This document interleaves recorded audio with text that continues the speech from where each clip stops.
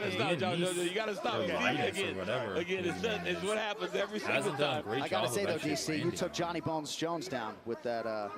Right? You got credit. I haven't been watching the fight that closely. I didn't get a takedown. No. Whenever I look at the screen, it always just looks like Linus is throwing big bombs. Good right hand connection by Weeks. So I guess they did come to slam as a takedown. Okay. Okay. Oh. His lower back development. Stop. Much better round for Weeks. Yeah, you're right. A lot of people miss that. All right, right here you see the big exchange. Weeks throws the front Dude, kick. Melissa Martinez. Boom. But Landis also landed a straight left hand. Now here, he gets his hips in, gets him up. That's why he messed up right there. You see, I went in the middle. If he would have just collected both legs and kept them, when they would have hit the mat, he would have had a little bit more control. Dude, I might do a parlay with her and D-Rod. I actually feel like D-Rod's going to beat the Weeks. Just and much more I'll explain my reasoning why. You're doing great. He's tired. Some level changes. And this is my reasoning why. You're doing perfect, okay? What you're just doing keep your chin down. You're slipping the in the Leech's last he wasted fight, a lot of energy. He's getting tired. He was he's fighting. He's going to get desperate. He's going to run into your takedown. Throw those big ones. And you know he has step center, so and take my advantage biggest of it. I know those criticism shots make you tired. Let's do it. 5 more minutes. We got this shit. Was that it seemed like he was waiting a lot for Salikov to come in. Well, next Saturday, brilliant bantamweight set to light up Vegas as well-versed finisher Corey Sandhagen trades hostilities with rising Chinese star. Yeah. Okay. Jesus Christ, dude! I just realized I was streaming the fight audio instead of your audio. But it's the corner, so it's probably okay. But that's how you get copyright striked. No, Muslim Salikov, that was the Leech's last performance. Yep, true. And it seemed like the Leech was waiting to land like the perfect shot. Yeah, you said that, yeah. The thing is, I didn't feel like he was doing that against any of the other fights I saw him in. Well, I mean, against Neil Magny, he got controlled through grappling, and he. That's different though. And Neil Magny is an awkward style to deal with. Like. No, I know it's different. I'm just saying, like, are there scenarios that he creates for himself? Because I felt like he kind of played the counter striker against Ponzinibbio also.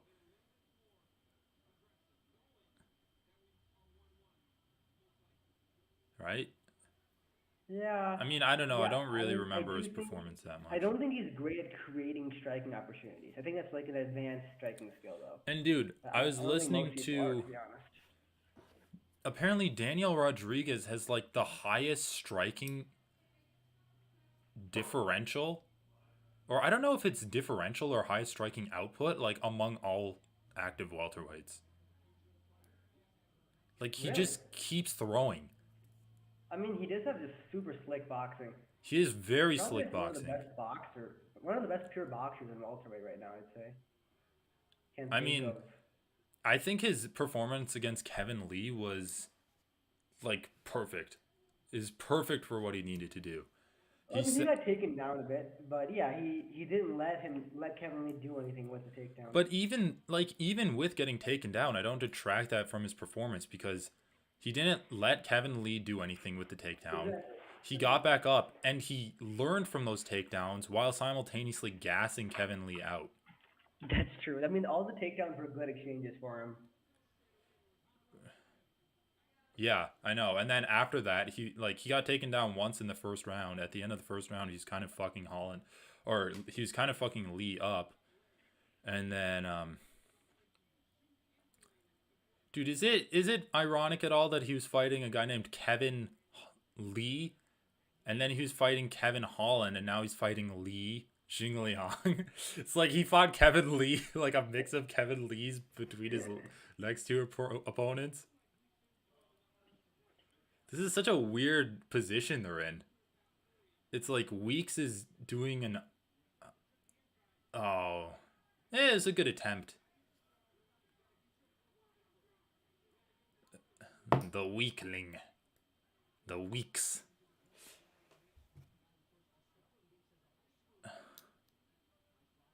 Lannis. I don't even know who's winning this round. Lannis. Alanis Morissette. La Ines. Okay, but dude, Can we just talk about the like fucking crazy series of events that occurred this weekend to have, like, honestly, in my opinion, a better fight card? Dude, way better fight card. That's the thing that's turning my tinfoil hat shit on, man. Like, But dude, it's so how is crazy. it that by chance they failed into a better card? Okay, but dude, for sure, Dana White had to be thinking, we put Tony Ferguson on this card at welterweight because of Nate Diaz, right? Like, it was just so out of the blue. Tony Ferguson versus the Leech at welterweight? That Tony Ferguson would functionally be the backup fighter. Yes. Right. Like, and there were no rumblings of that. It makes sense for Tony to move up. It also does just make sense for Tony to move to welterweight. I mean, I to be honest, I wasn't really seeing it at all. I was thinking if anyone was going to move up to welterweight, it'd be guys like Dustin Poirier or Michael Chandler. Tony's lost 3 in a row at lightweight. When you lose 3 in a row in the weight divisions, you change weight divisions. That's pretty common. Yeah, I guess, but it's just he's never really talked about moving up. He's never talked about it. You're right. All right, this is an interesting fight. Guillotine? Just pull guillotine. There's only 10 seconds left. Yeah, just pull guard, bro. Get some torque on it. All right. Weird. Actually, Lanus, really. Dude, if this was Lanus for like a minute more, he would have won the fight. I honestly think like Lanus won that third round just because he did have some good guillotines when Weeks went for some shitty takedown attempts.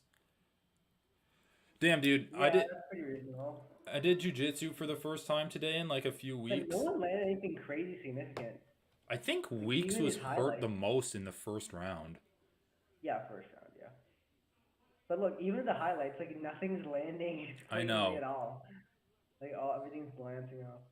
Yeah, it is kind of just a weird positional battle. This was such a weird. He like lifted him up vertically, like so he's parallel to the ground. Yeah, dude, these highlights suck. Highlights do suck. Even that body kick, I think that body kick was like the cleanest strike of the fight. Dude, that was like a good strike. Oh yeah, the front kick to the face. But even that one, like it barely touched. Yeah, but it definitely.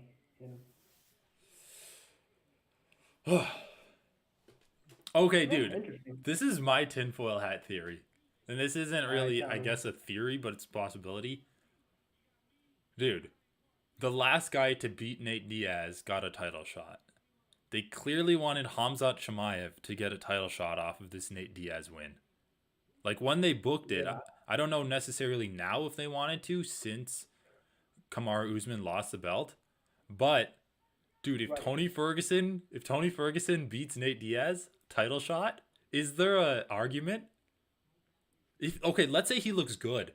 Let's say he looks as good as he did against Michael Chandler. Like, remember he dropped Michael Chandler with like a clean 1-2? Like, let's say... The next title shot's taken up by Kamaru Usman for sure. Okay, but I'm just saying, is there an argument? Is there going to be people claiming for him to get a title shot?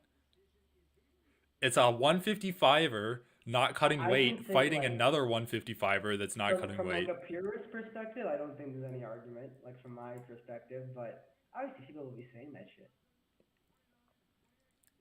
Split division, huh? Split decision. Oh.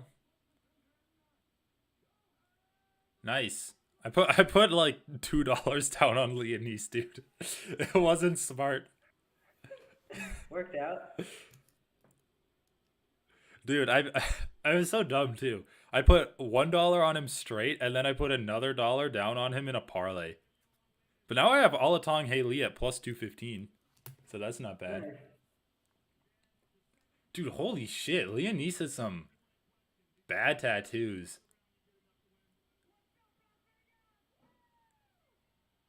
Dude, these kind of tattoos where it's just so busy, it just reminds me of like when you write on a piece of paper and then you smudge it with an eraser that doesn't work properly. It just looks all smudged up. Oh, dude, I should have done a Canadian parlay.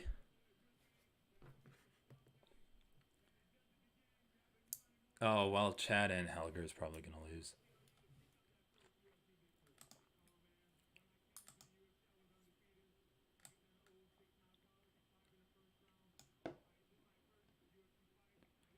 Dude, I do love seeing these, like, cocky guys come in and just get humbled.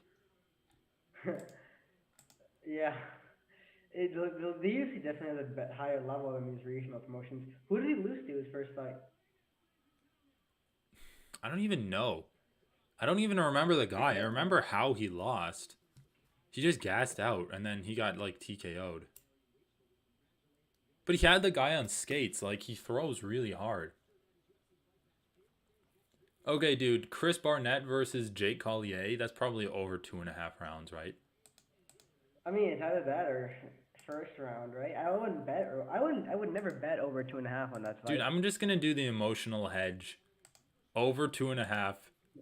It is a good emotional hedge. If we get, I know. If we get slopped, Barnett, Collier, what the fuck? over. His record up on Topology. Whose? Leonis's? Leonis's, yeah. I don't even think that's his name. Oh, there you go.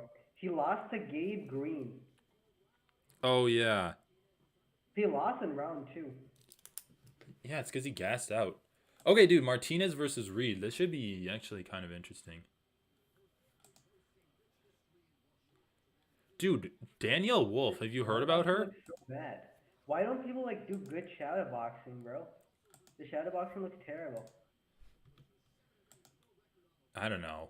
People aren't good.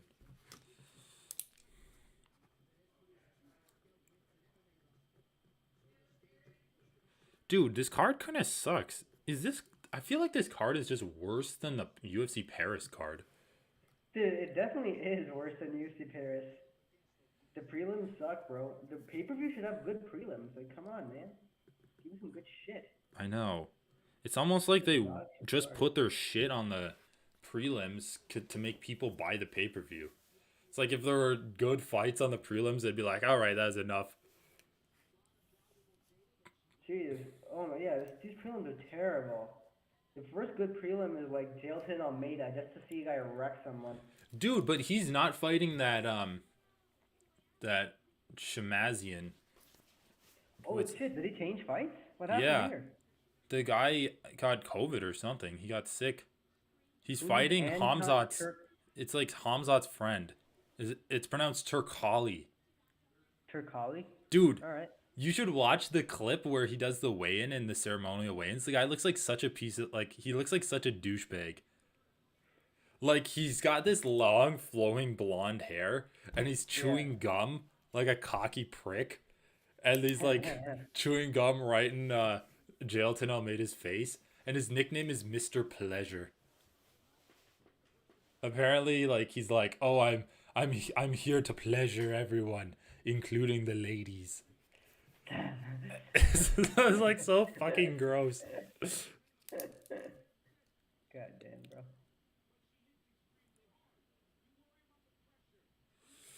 All right. Is this the card to do a dream parlay? I've kind of stopped doing those.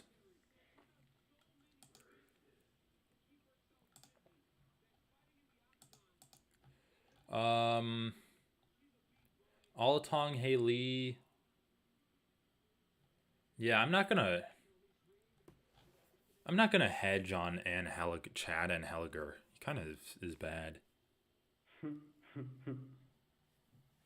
But I mean, I could. Nah, fuck it. All right, let's do a dream parlay. I'll take Martinez. I'll take. Oh goddamn, dude, Danielle Wolf is plus 303. Norma Dumont looked horrible in her last fight.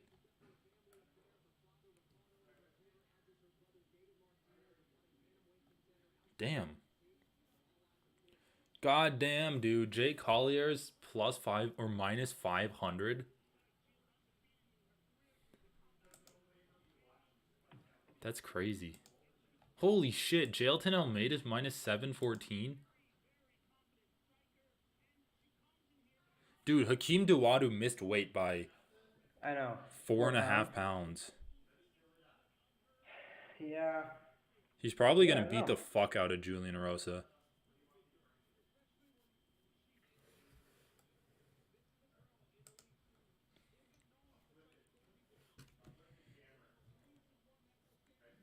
Still not a good sign.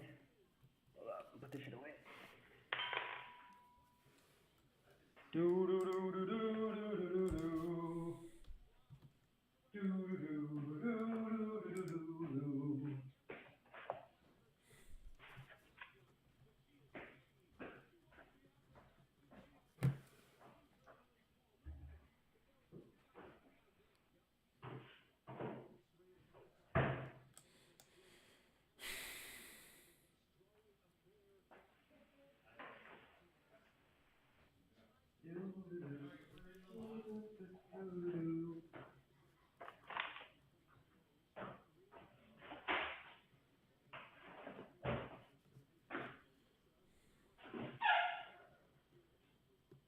Oh, yeah, shit.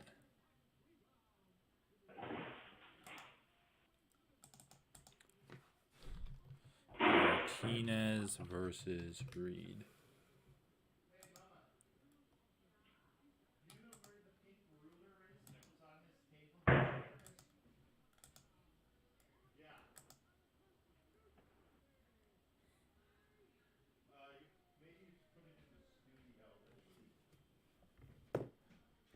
Check that trunk. What? Check that trunk. What trunk? That's by this table.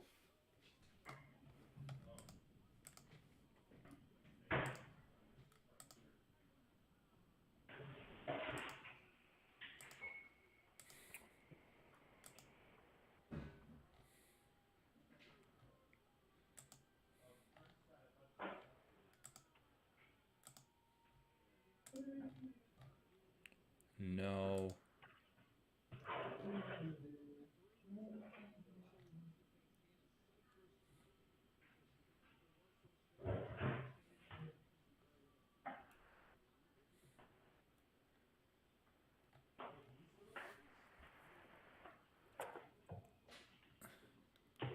Dude, Nate Diaz is plus 117. Am I crazy in thinking that he's like being way undervalued here?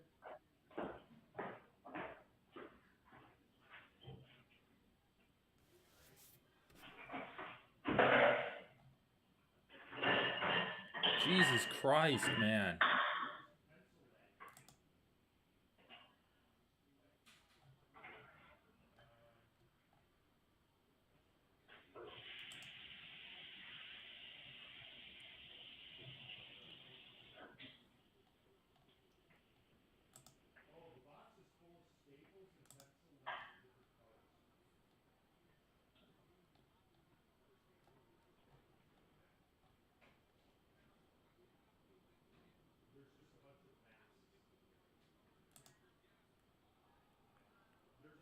Holy shit.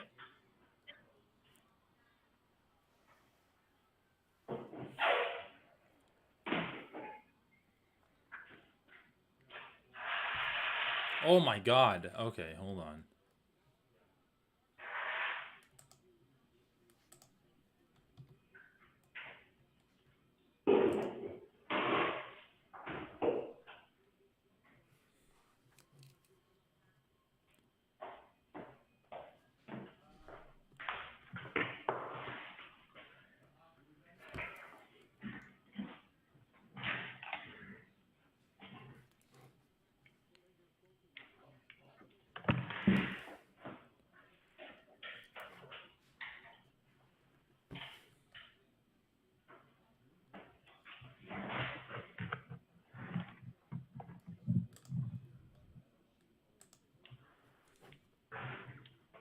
Alrighty. What?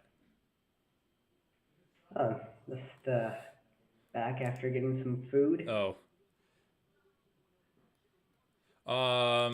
Martinez got dropped. Oh. Holy shit.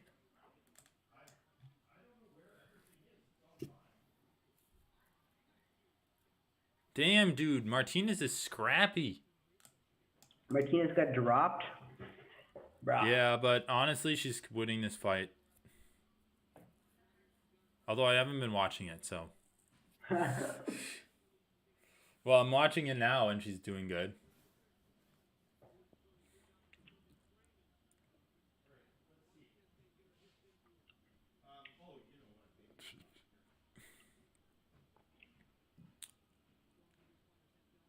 Huh, for some reason I thought Elise Reed was smaller than Martinez. It looks like those body shots are pretty good from Reed, but she can't get off of this clinch. And it's just a precarious position to be in.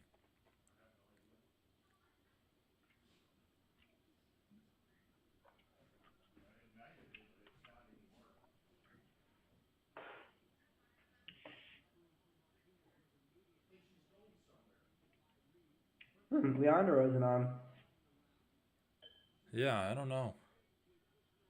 I'm gonna expect him.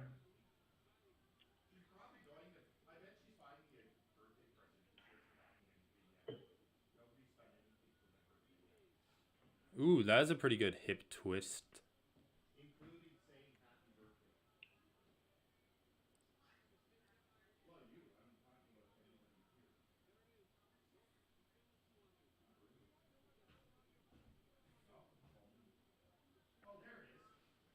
Oh shit.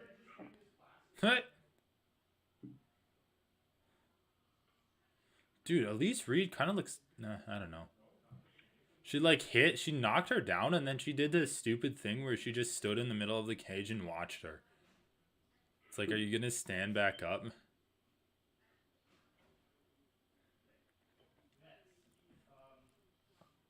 Those kicks are good from Reed, though. Martinez... Also, it looks like Martinez is playing with her mouth guard a bit. Am I wrong? Or is it her mouth just extremely small?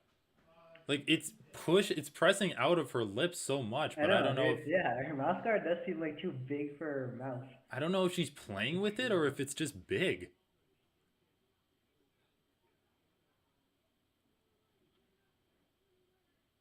This clinch is,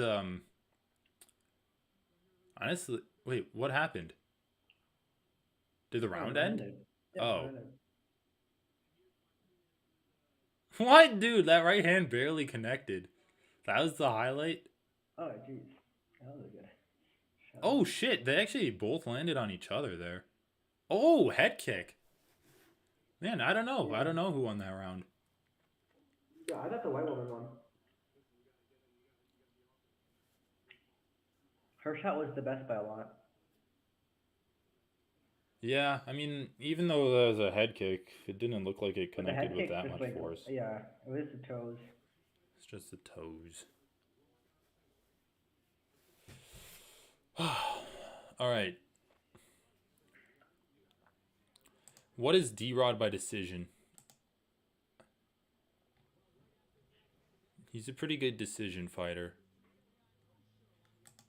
Plus 127.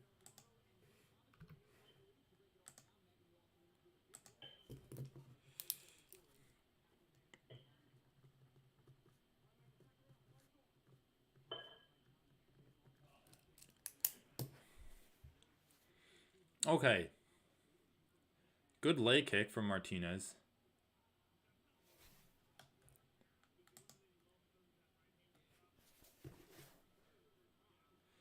Okay, dude, I just figured out who Martinez looks like. Or not Martinez, who Reed looks like. Do you remember the movie? Zuckerberg? No, dude. Do you remember the movie The Lion, the Witch, and the Wardrobe? Yeah. She looks like the Ice Queen. She does, bro. Holy shit. It's her eyes and like the bridge of her nose and forehead. Yeah, and with the shape of her face too, yeah. Yeah. Holy shit. Look at her. What is she doing? You just got kicked in the stomach and she's like showboating. Like, come at me. Yeah, it was a good leg kick. Bro, I did just come at you. Dude, her corner literally was yelling at her to throw more punches. Dude, it's kind of embarrassing when the first couple rows of people aren't filled in at all. Oh shit. Damn. Oh shit, dude. Martinez threw back. Yeah, she did hit I back. thought she was gonna get like a little bit overwhelmed, but immediately she started throwing back. Dude, I like having this connection to the fighters through Eric Gonzalez, Ghost. Dude, I wanted to ask him about his nickname. Reason to root for someone in this fight now. Before I just wouldn't have given a shit. I wanted to ask him where he got his nickname from, because it's actually a pretty cool nickname. It is a good nickname. Ghost Pepper. Ghost Pepper. Dude, those body push kicks from Martinez are actually really nice. Yeah, dude, Martinez is doing a good job of just like targeting the legs and pushing up with her kicks, pushing to the body.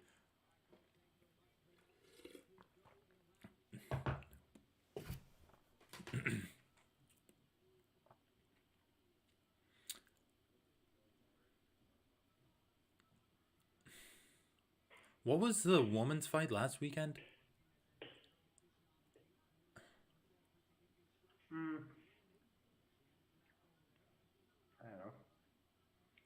Let me look it up. Is there only one? Yeah, there was only one. I was thinking, oh, why was last weekend? I'm like excited about watching nowadays. Yeah. Like Manon Fiorot and Jessica Andrade. Dude, there are some that are kind of scrappy though. I like Mackenzie Dern. Oh yeah, I like Mackenzie Dern too.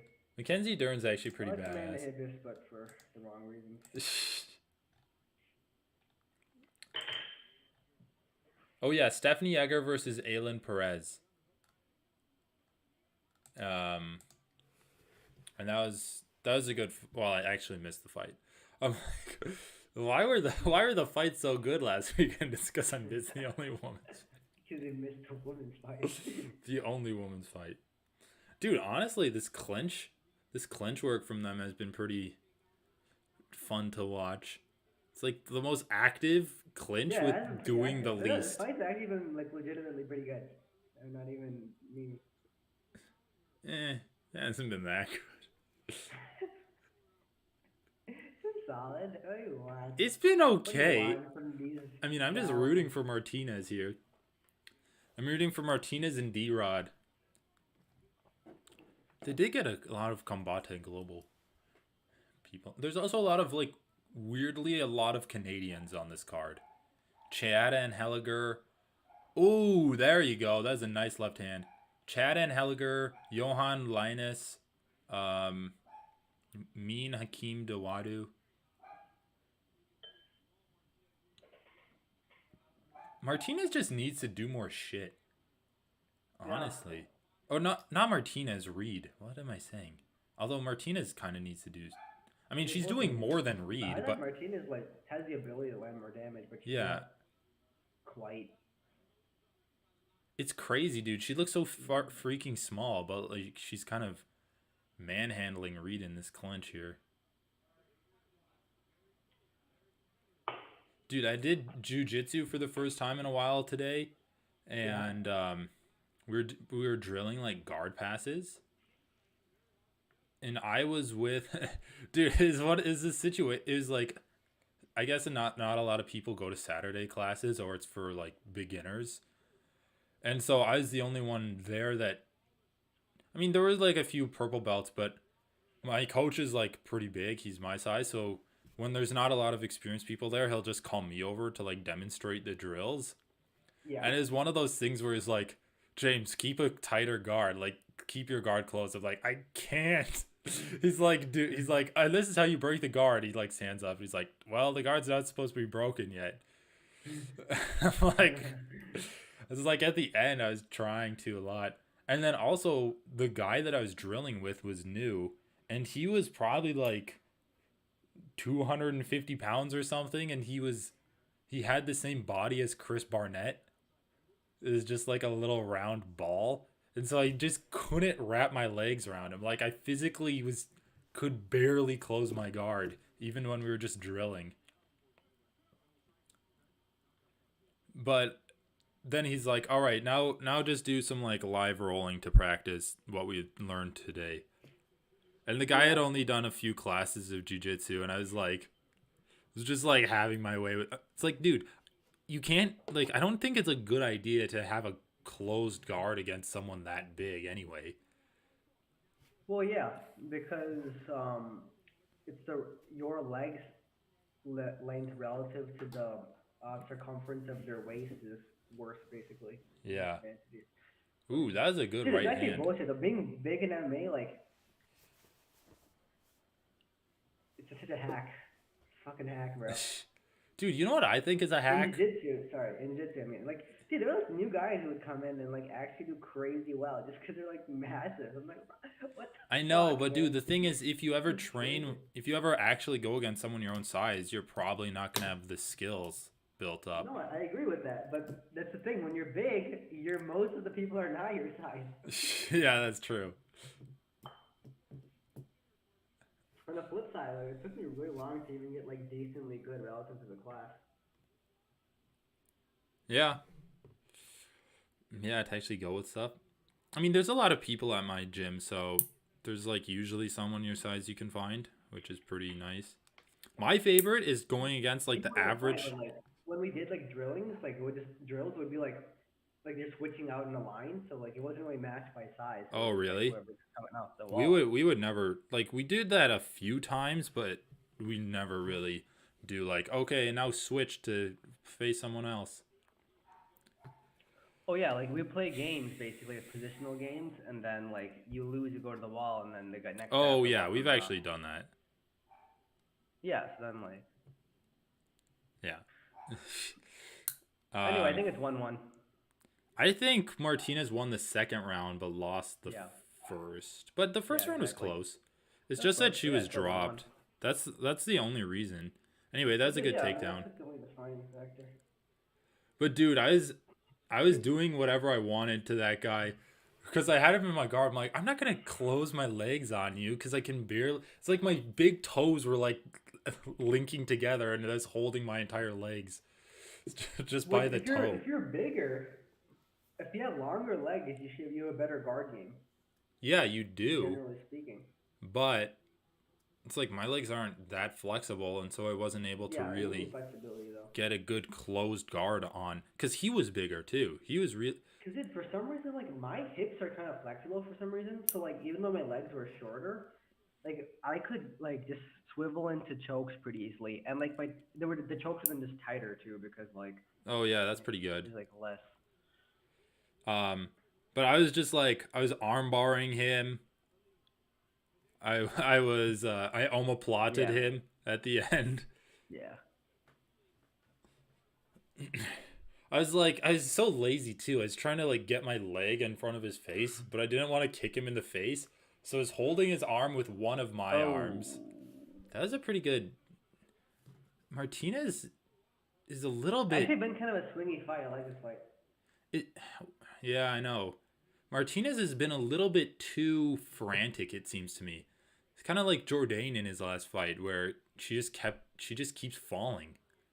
Like, she tried to go for a throw there, and she ended up getting her back taken.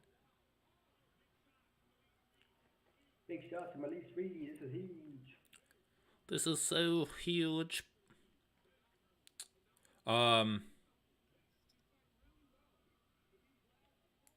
So Martinez is a Combate Global Champion, and this is her performance. I know, she's made some, like, pretty basic mistakes. Yeah.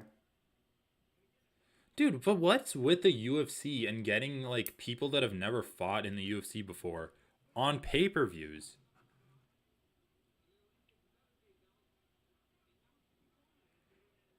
Holy fuck, dude. I thought Martinez was going to win this round when she took Elise Reed down. But I don't even know how she let Reed get back up to her feet. And now she's just, like, in this horrible position. Dude, okay, everyone's talking about how Khamzat missed weight by 8 pounds or whatever. Obviously, he didn't weigh in at his lowest weight. He has stopped cutting weight in the middle of the night, he said. So he'd probably be hydrated. I know. Well, yeah, didn't the doctors say, like, dude, he didn't look drawn out at all when he was on the scales. Yeah, no, like that wasn't the lowest he got in the weight cut process.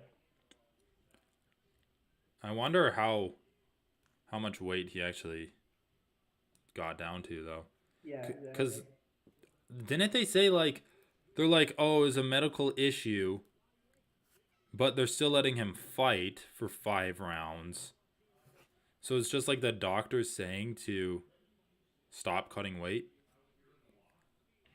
I mean, I guess, but that's always like the doctor. If once you call in a doctor's always going to say to stop cutting weight. So like, I don't really put a lot of stock. Yeah, in that, I mean, I don't know how. I don't know. Yes, weight cutting isn't good. I don't know how involved doctors are just as like a baseline for fighters doing UFC weight cuts. Right? Does that make sense? Like, I don't know if it's like every fighter has to go through a doctor as they're cutting weight. I think he probably stopped losing water, or they got too gnarly. The coach called him a doctor and then called it. I mean, it's not. Yeah, and like I don't really. It's ultimately their decision. It's ultimately the fighter's decision. Well, yeah, it's ultimately on the fighter, of course. Yeah. Especially because you could have just been like, oh well, if he was at this position at this time, he just screwed up a long time ago. But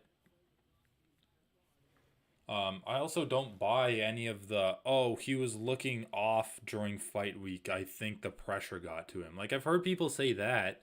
Nah. And I just don't buy that whatsoever.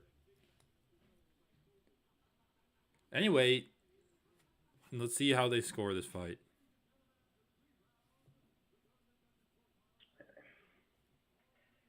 Throw some pizza rolls in the oven after this? Yeah.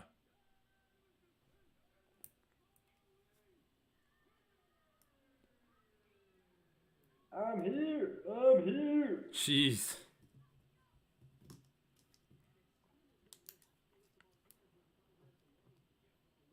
Yeah, I don't know who won the 3rd round. I mean, I guess it's fair enough.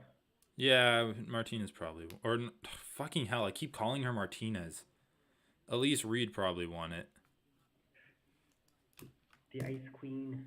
The Ice Queen. Dude, that shit was like nightmare material for me at that time. I know. All right, Chad and Helliger versus Alatang Eli. Being around white women.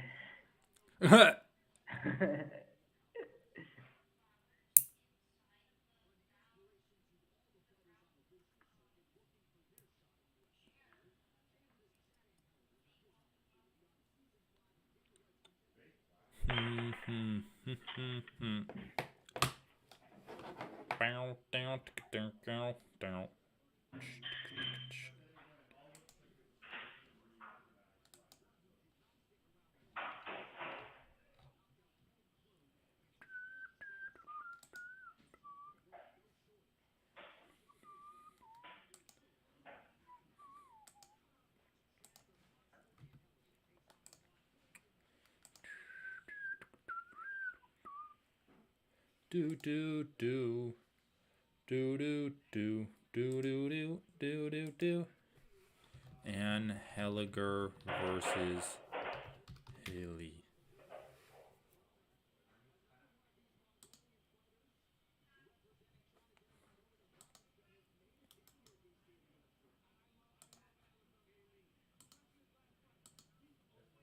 Oh shit.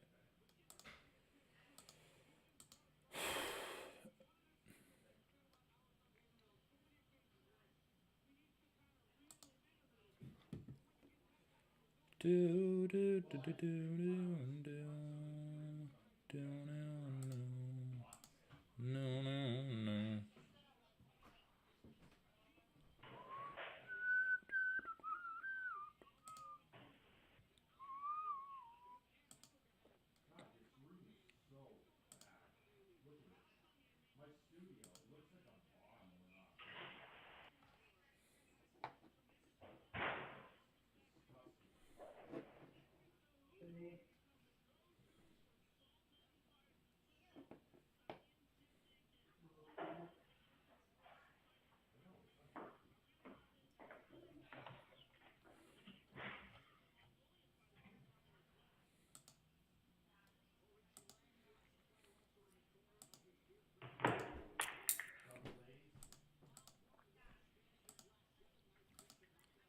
All right.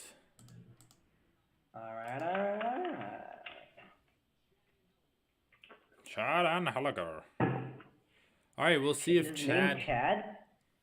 I know, Dude, dude. it would kind of suck to be named Chad, I feel like. Or A lot of Karen. expectations to live up to. Oh, Karen is more like directly bad though. Chad, like everyone wants to be a Jesus, dude. Chad, I guess. Jesus Christ, I'm just trying to lower the volume. Oh my god. It's like 17 fucking pop-ups before I can lower the goddamn volume. All right. Dude, this guy looks like a fucking Canadian redneck. Oh, it's this guy. This guy's actually kind of good, I feel like. Dude, really? Yeah, I liked him last time. He was like the guy who was like starting a mullet train going, you know? He was starting the Oh, mullet that's train? No, he was in the middle of it. But remember there's a period where a bunch of guys in mullets were doing well? Yeah, you're right. And now it's only Ricky Simon, but he shaved the mullet, didn't he? Did Ricky Simon save his mullet? That's sad. I thought he did.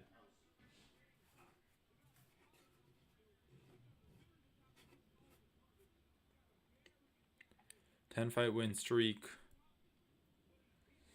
3 knockdowns in 2. Oh. Dude, did Nate Diaz posted like some deleted interview footage where like he was making fun of the footwear they're making them wear now? Really? How did he get his hands on that? Was this corner filming it or something? I don't know. Someone. I don't know how he got it, but he was interviewed with Megan O'Leary, and then like they cut out the interview footage. But he's like, they're making me wear these shitty shoes. These shoes are shit. And dude, the like, shoes are so dumb. The room off. Dude, first of all, how do they only have one color? Okay? Dude, I know. It's so bad. Dude, he just has like last day on the job energy right now. And I love it. I love that shit.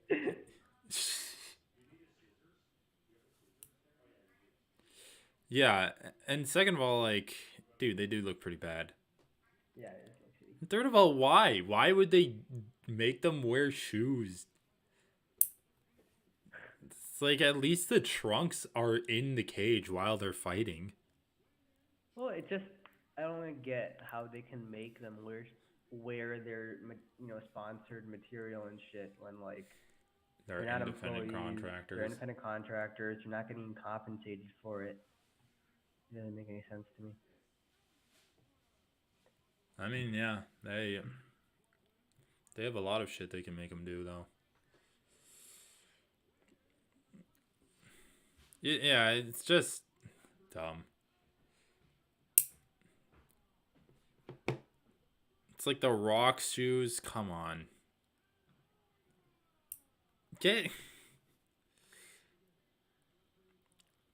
Dude, that's why I love what that Kevin Holland like took him off and chucked him into the crowd. Did you see that? Kevin Holland took him off, yeah. Yeah. All right, this should be a good I fight. didn't realize that was an act of protest. Well, I don't know. It could have been. It probably was. Could have been. Because Kevin Holland's like a shoe collector. I'm a collector of shoes. Okay, well. Haley's probably going to win.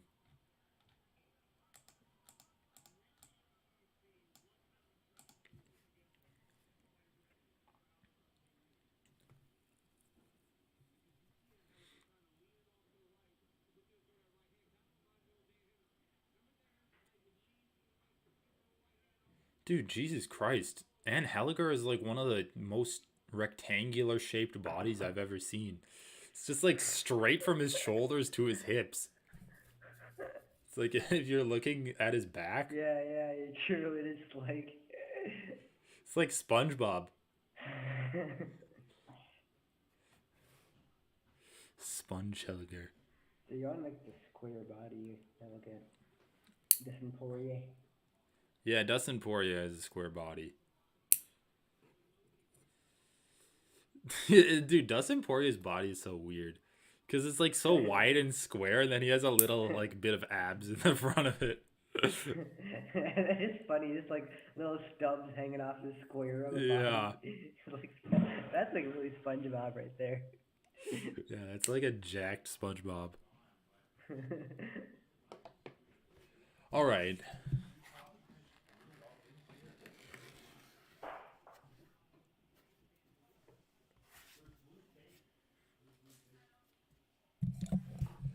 All right, what are these guys doing? Are they fighting? Dude, the thing is, like, these fights are new guys, but they also don't even seem to be like that skilled. It's like the lowest tier of UFC fights they could put on, and it always seems like they throw it on the early prelims of pay-per-views.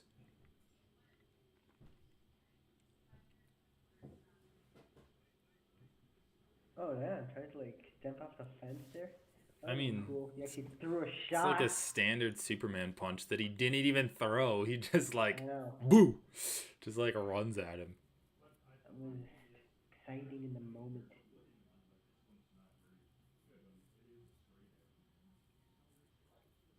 There you go. That's a left hand. Dude, he did that same Superman punch again. What is he, dude? What is Chad and Halliger doing? He's chatting, bro. He's chatting.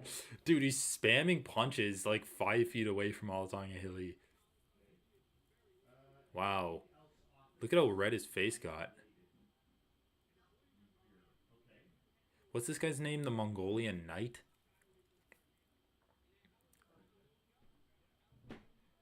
Alright, just throw some more punches.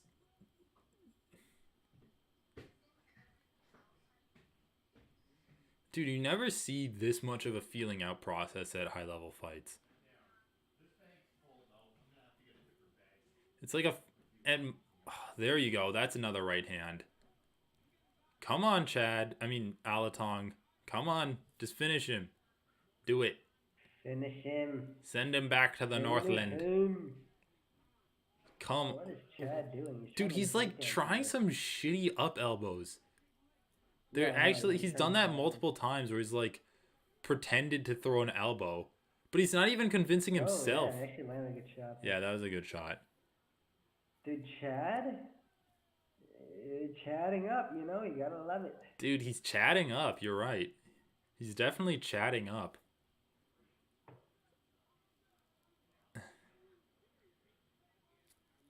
Come on, man. You gotta be a little bit more aggressive when you have him that hurt.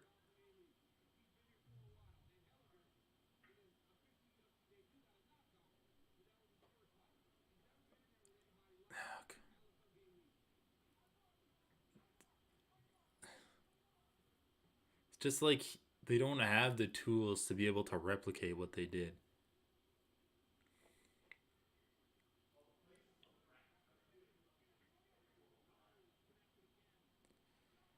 Dude, goddamn, it's feel like Chad's been hit with 2 punches and his face is that busted up. I know, but honestly, Halliger's landing basically everything he throws. So like, I don't know. Alatong-Hae-Lee. I mean, Alatong-Hae-Lee is just taking his foot off the gas. But when and Helliger, my boy Chad and Helliger got hurt. Yeah, exactly. I don't understand it, bro. Oh shit. Yeah, makes no sense. That punch must have connected right on his eye. You can see like a scrape above it and below it. Jesus, oh god, I hate that shit. Fuck.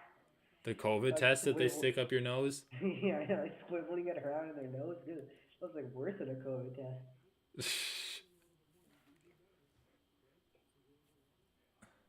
Alright, what is this punch? A left, he landed a left and a right. Ooh, so that broke his nose. And then this one hit him in the eye. Oh, right on the nose again. Yeah. I mean, you got to give him that round just from those punches. Yeah, and just proximity to finish.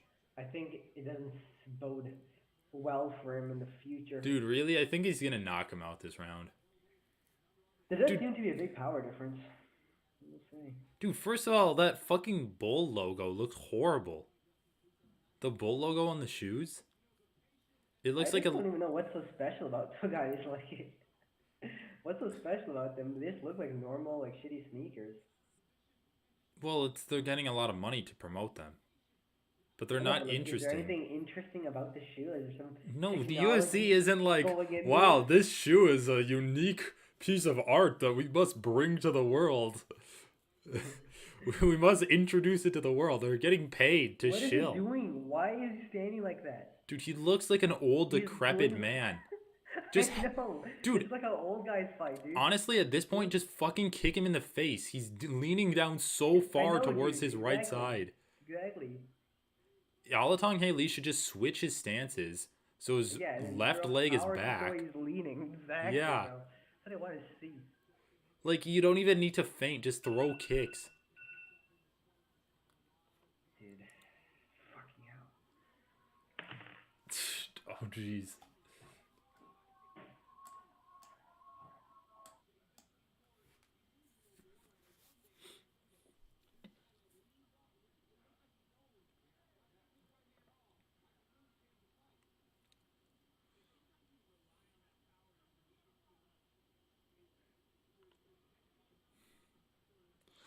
That was a decent leg kick from Alatong.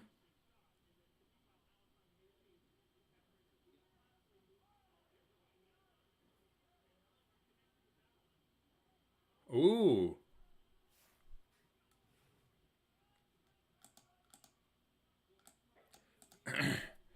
Okay. Add Helliger. I keep wanting to call him Chan Ad Helliger. We have better name than Chad. I know, it'd be such a better name. I'll just call him Chad Helliger. There you go. We'll split the difference. Chad Helliger. Chad Helliger started landing some good shit. Oh, but there he goes. Dude, basically, Alatong Haley has the power. Alatong Haley Helliger needs has to the just moves. his finishing capability sucks ass though. It's actually horrible. He's landed like 3 power shots that have rocked at Chad Helliger so much. Like the weird Philly shell thing he was doing, like this. Yeah. And then just get kicked in the face. Yeah. Dude, are front kicks to the face underutilized in MMA? It's like, how do you get punished for it?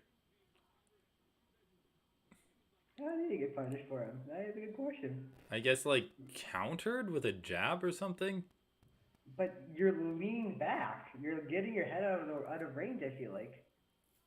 Yeah, like, even if you miss, you're still far away from your opponent. I mean, you're off balance. I guess they can get caught on the way down, and then you get. They could like slip. I guess if you're spamming it, they could slip, and then they try to counter you. But like, dude, I really feel like it's just like kicks in general are underused in MMA. People are still just in love with their hands. It's always the main thing's a takedown, right? I know, but now the modern day MMA fighter has like such good takedown defense.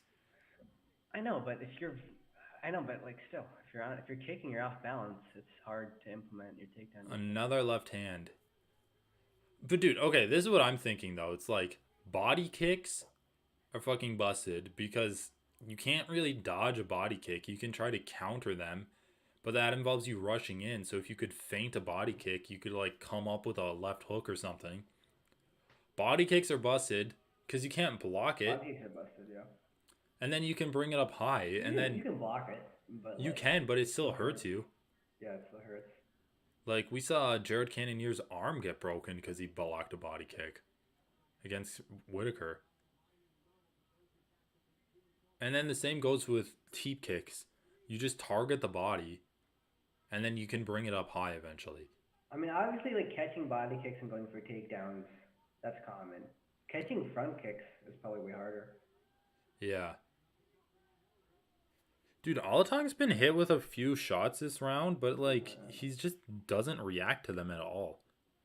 It's like if you're I swear to God, dude, Asians have crazy chins. I've noticed this. Every Asian fighter I've seen, probably like head, they get hit in the head and they just don't even fucking react. They literally. They probably just have a better like diet and are healthier than American fighters. Maybe. But dude, he's being completely unfazed by these punches, and whenever he lands, Chad Helliger is just like falling back to the fence. Just like sit in a phone booth and just brawl with him and finish him. Jesus. Alex has like way better power and a better chin. Like the power chin differential here is like. I know, it is crazy.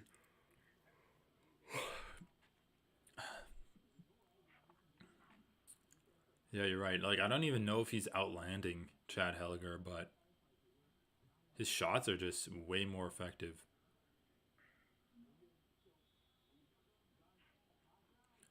What is this bantamweight?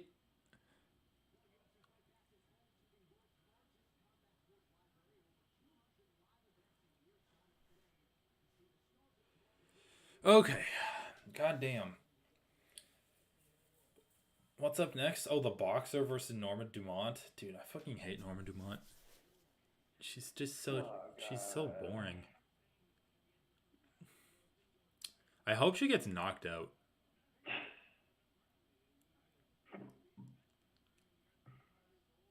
Dude, the prelims are like at least gonna pick up the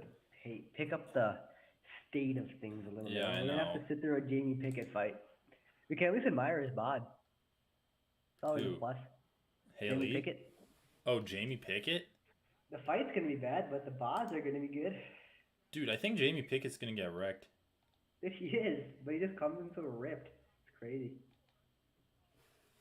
He's got like. Dude, do you even know who Jamie Pickett is? Yeah, what are you talking about? You don't like his bod? I don't think it's anything special. Dude, it's crazy. Are you talking about Jailton Almeida? No, dude, Jamie Pickett, bro. It's actually like really aesthetic, like a crazy like V. Dude, like, he's like let me look it up. Back. He has a really big back. Dude, I think you're confused. Dude, I saw him in the weigh-ins. Are you talking about Joaquin Buckley? I've seen him other places as well. Oh shit, you're actually right. He does have like a pretty V-shaped body. Yeah, it's like I don't know. I guess I just thought he looked like a regular skinny toned muscle guy. No, dude, he's actually jacked as hell. I mean, he's gonna get knocked out. Let's be honest. Yeah, he sucks. He's fighting Teo Leo Lin. Jesus Christ, that's what I'm saying. He sucks, but I like his bod. Holy shit. Dude, Teo Leo Lin's probably gonna KO him. Let's be honest. Dude, I was watching the weigh-in show, and it was so funny.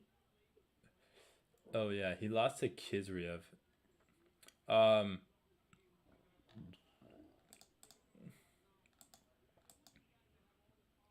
was watching the weigh-in show, and it was hilarious. It was like Dean Thomas was talking about Jamie Pickett, because you know how they always have to give like a 15-second blurb about the fighters when they weigh in. Yeah. So Dean Thomas was he had Jamie Pickett, and he's like, Jamie Pickett was mad at me in his last fight. He cornered me in the hallway and is like, you picked against me, didn't you? I'm like, no, I didn't. But I really did pick against him. But I also didn't even know who he was. He's like, and before that, I mistook him for a different fighter. And then, dude, during the ceremonial weigh-ins, he goes to weigh in, and Joe Rogan's like, first to the scale. And he sees him, and he's like, Dennis Talulin. It's like he's getting so disrespected. It's fucking hilarious. Dude, I just feel like that would happen to me so much if I were in their positions. Like, I'd be talking mad shit about fighters, and then they get mad at me. I'd be like, what? What are you talking about? Yeah, I know. No, I didn't, but I did pick against him. Oh, yeah, Jamie Pickett beat Joseph Holmes. I remember that. Dude, remember he got lost to Kyle Dawkins? Like, dude, he got fucked by Kyle Dawkins. I know, dude. He got fucked up on him.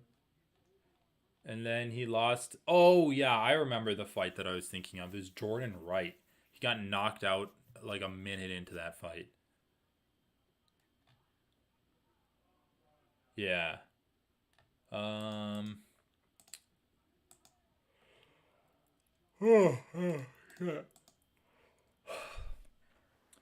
God damn, this fight's still going? Dude, this is what I don't understand from like fighters in their corners. It's like Chad Hellinger's been doing the same thing for 15 minutes and he's losing the fight. It's like, can you tell him to change it up? Like, you're losing. Feinting, dude, you're a minute left in the fight. Feints are not really good. He's doing fucking hip feints. What are you trying to set up? A minute left in the fight. Just throw the thing you're trying to feint at this point.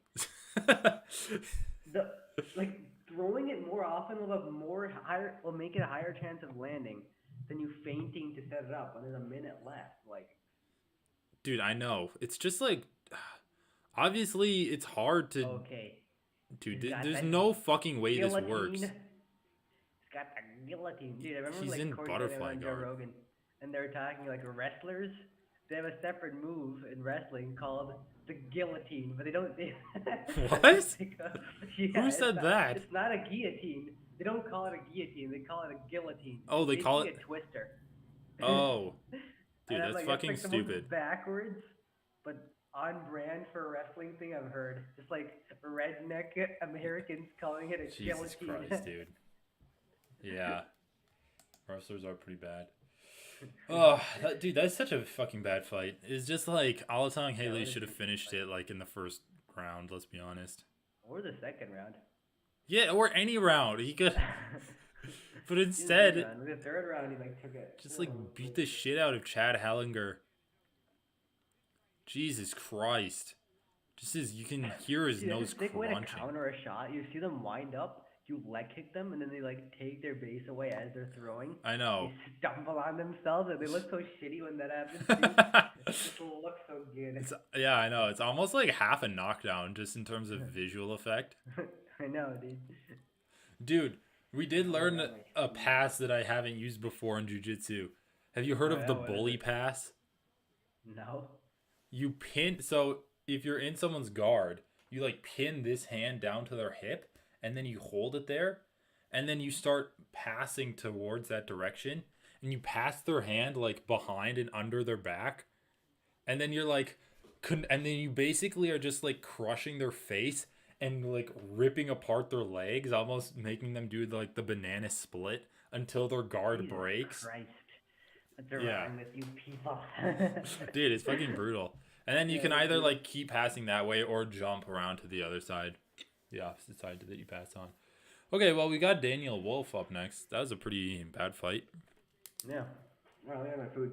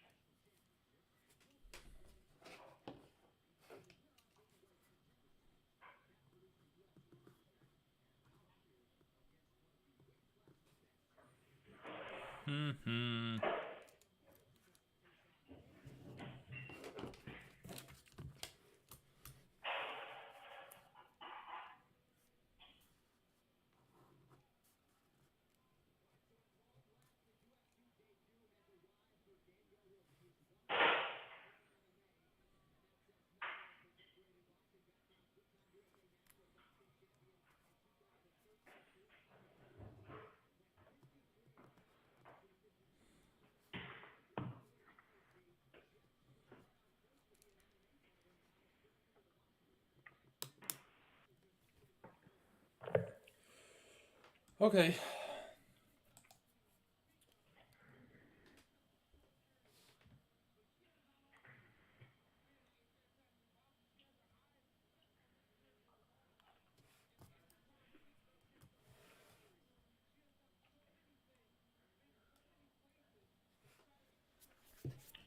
Danielle Wolf. Former national Golden Gloves boxing champion. That's pretty cool. Danielle. I know. Seriously. Her parents just had to be different. Dude, I don't understand the point of spelling a common name differently to try to be unique. It's like it still sounds like a common name. Yeah, I agree. Wolf versus Dumont.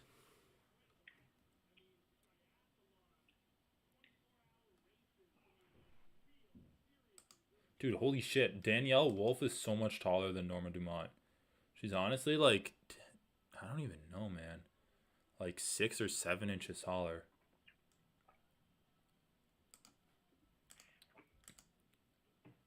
It's kind of embarrassing. Embarrassingly small. Oh yeah, she's Brazilian. Dude, Johnny Walker is gonna get knocked out. Dude, did you watch the embeddeds with Johnny Walker's girlfriend there? I didn't watch all of them. I guess I missed that one. It was like the first and second one or something. She was like, "Oh yeah, Johnny Walker gets hurt a lot in his fight, so now I'm with him." It's like, what's the difference gonna make?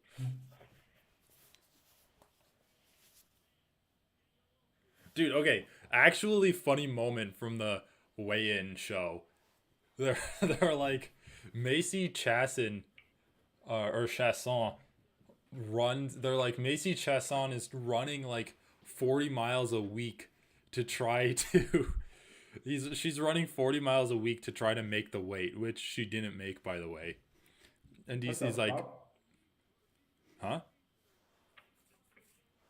40 miles a week, bro? Yeah. So then DC's like, miles a day? Fuck, bro. So DC's like, there's no way she's doing that. How is she running 40 miles a week? You only need to run like 1 mile for every round. And then they're like, yeah, but DC, that's only 5 miles a day. He's like, what? It's like Laura Sanko said that. He's like, what? What are you talking about? 5? It's like, if 7 times 5 is 40 now? He is actually roasting them so hard. And then D. Thomas is like, I'm from the streets, and I even know that doesn't work. Okay, 5'11". Third tallest female on UFC roster? Who's taller than 5'11"? Caitlin Chikagian? Is she 6 foot? I don't think she's that tall, though. Isn't she just, like, long?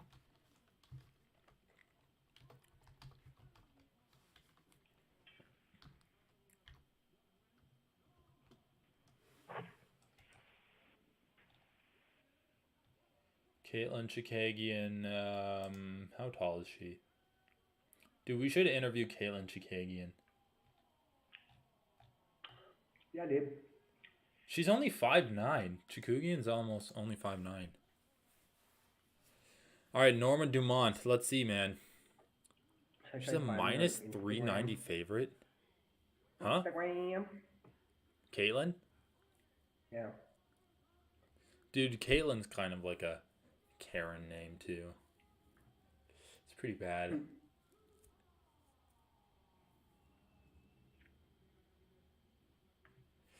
Alright, let's go. Dude, holy shit. It's so embarrassing, man. It's like the UFC goes to France and the entire arena's filled with people for like the very first fight. And then it's like no one of them even bothers to show up.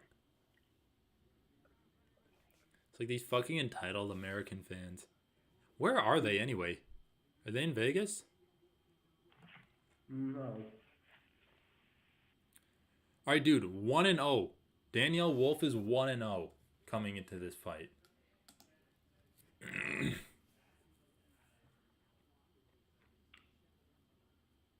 Damn, holy shit. Norma Dumont's thighs are fucking huge.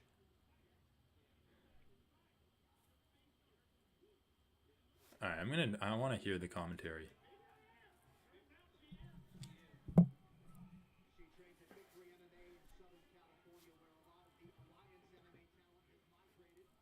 Dude, holy shit. Wolf needs to, like, throw some kicks, man. Look at how long her legs are. Wolf is kind of a sick nickname, though. Yeah.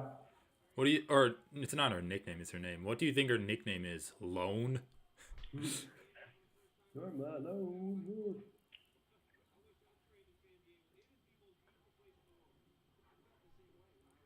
Danielle Wolf, Jesus, dude, you were a boxer. Set up your strikes. Don't just throw a single, like, overhand right. Damn, she is. Also throw some kicks. Come on, look at how long her legs are, bro. Yeah, her legs are so long. Also, they're... And look at how fucking thick Norma's legs are. It's crazy.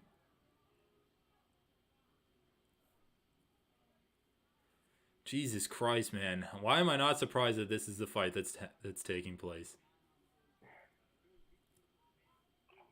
Literally just like tit for tat. But more like it's shit for tat.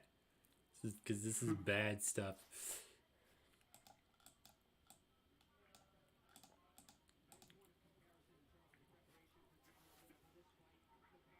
There you go. That was a kick. Oh my... Dude, I cannot understand how a Golden Gloves boxer isn't setting up her strikes. It's like she's just throwing single shots, but she's not even feinting, bro. It's like she's doing the little, like, moving the hand. She's literally losing this fight to leg kicks. Bro, I just opened up Instagram to find... let me guess. Banned. No. Oh. Where you know how like how come you're not getting banned? I don't know, man. You know how you have to follow someone? Oh yeah. Who'd you follow? I followed Islam Makhachev. Dude, his Instagram, like, I feel like he's just living every guy's dream, dude. All he did is work out, play basketball, like shoot guns, and like I don't know his repeat. Oh, that was a good right hand. Oh. Dude, holy shit. Danielle Wolf looks like a fucking cartoon character. Look at her face. Her facial features are so exaggerated. She looks like a Pixar mom. It kind of looks like anime features. Like the eyes and like the eyebrows are so like animated. Yeah, I know. I'm exaggerating her. Okay, so dude, Wolf bent down and then Norma caught her with a good right hand. So she bent to her right, and then Norma caught her when she came in, but then she caught Norma with a good shot, too.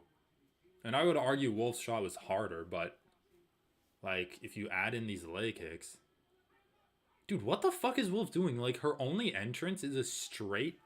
it's like, she's entering in a straight line and just double jabbing her way in. I mean, I guess it's better than nothing. But it just seems so rudimentary. It's like, I feel like that's the first thing you learn just from watching the sport. Like, jab, cross.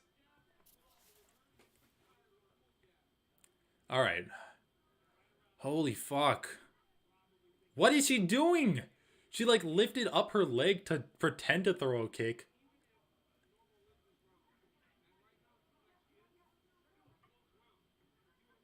What the... Dude, what the fuck is going on, bro? I'm losing so much respect for boxers. Dude, this is pretty much as close to sheer boxing as you can get in MMA. Right? No. It's just like little tit-tat leg kicks from her opponent. Other than that, it's just been boxing. And you're kind of losing. Like, in just boxing, she's losing. Dude, and she was going to the fucking Olympics, bro. She's going to the Olympics for this shit.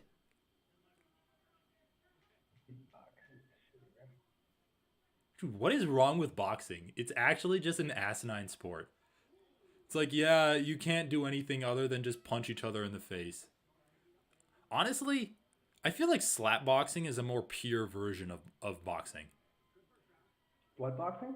Slap fighting? Where you just actually see whose chin is better and who can like... Oh, slap fighting. Yeah, and who can strike like more cleanly. I feel like boxing's just a shitty version of that. It's like if you distill it down to its purest form, then you get slap fighting. Dude, look at this. Look at this. Clean right hand. Dude, what is she doing, bro? Tell me. She's going like this. This is her defense. She throws a punch and goes like this. She's not even leaving her hand up. She's putting it behind her. She's like doing the walk like an Egyptian thing. And she's a fucking boxer. Dude, this is embarrassing. Boxing sucks. Change.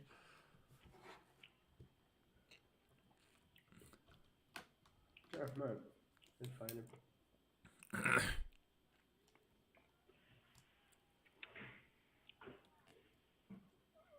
God damn, bro. Oh. I did the emotional hedge of this round being over 2.5 rounds. Alright, I think you'll get there. But I'd rather it not. I'd rather lose the money.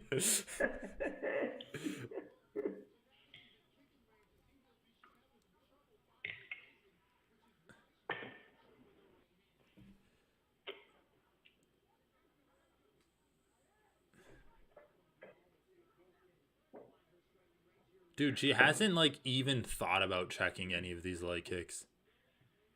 Look at this, dude. Oh, my God. This is such an embarrassing performance. It's not even like she's landing clean. So at this point, if she knocks out Dumont, it'd be like a lucky blow. She's had 5 minutes to, like, find openings on Dumont, and she hasn't done anything.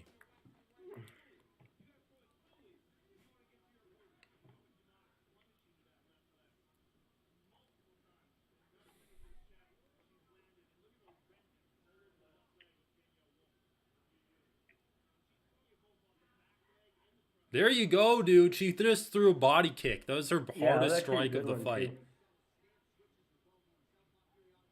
Too. Dumont 11 leg kicks. I mean, that's not even an impressive stat. It's like, show me how many kicks she hasn't thrown. That'd be more impressive. She could have thrown 21. I don't know why Wolf isn't kicking more. Like, I know she's a boxer, but you should still be comfortable kicking. Oh, that was probably her best shot she's landed. Okay, here's the first clinch scenario. Oh, Jesus Christ, and she just folded like a paper bag. Oh. I'm Dude, like, Danielle sucks, bro. Holy shit. She sucks. I thought she'd do good in the striking. She didn't even have good stand out. She just didn't have, like, boxing. I would just expect you to have a high output. Like, the sport is all about. Well, dude, look at fucking Holly Holm. Holly Holm sucks in the striking. Boxers just are bad. What the hell is Dumont doing, bro? Dumont just let her stand up. I think she landed some clinch strikes for trebles. I mean... God, it's only round 2. This is torture, okay. Dude. Dude, this is... It's not... There's still 2.5 minutes left of this round. This is actually torturous. I don't know. For a second, I was like... I'd convinced myself it was round 3. I was like, alright, only 2 minutes left. I can get through this. Dude, it's just bad all around. I don't think Norma Dumont's a good fighter at all. Like, a good fighter should be dusting off this woman. Also, why are you putting up that tweet, bro? It's just eyes? I'm watching. Why would she even write that she was watching this fight? Well, I guess she didn't specifically write the fight. She just said, I'm watching UFC 279. Oh, they're in her weight class. Dude, holy fuck. Wolf is so much taller than Dumont. How can you... I'm just wondering, dude. How can you not break away from the clinch? Not even take the opponent down. Break away. Okay, she did it, but it took her like a minute and a half. Holy Christ. Dude, she's going to need to finish her now. If she wants to win. Or do some good damage this round and then win the third also. Because honestly, this round is fucking sucked. Like, this still any...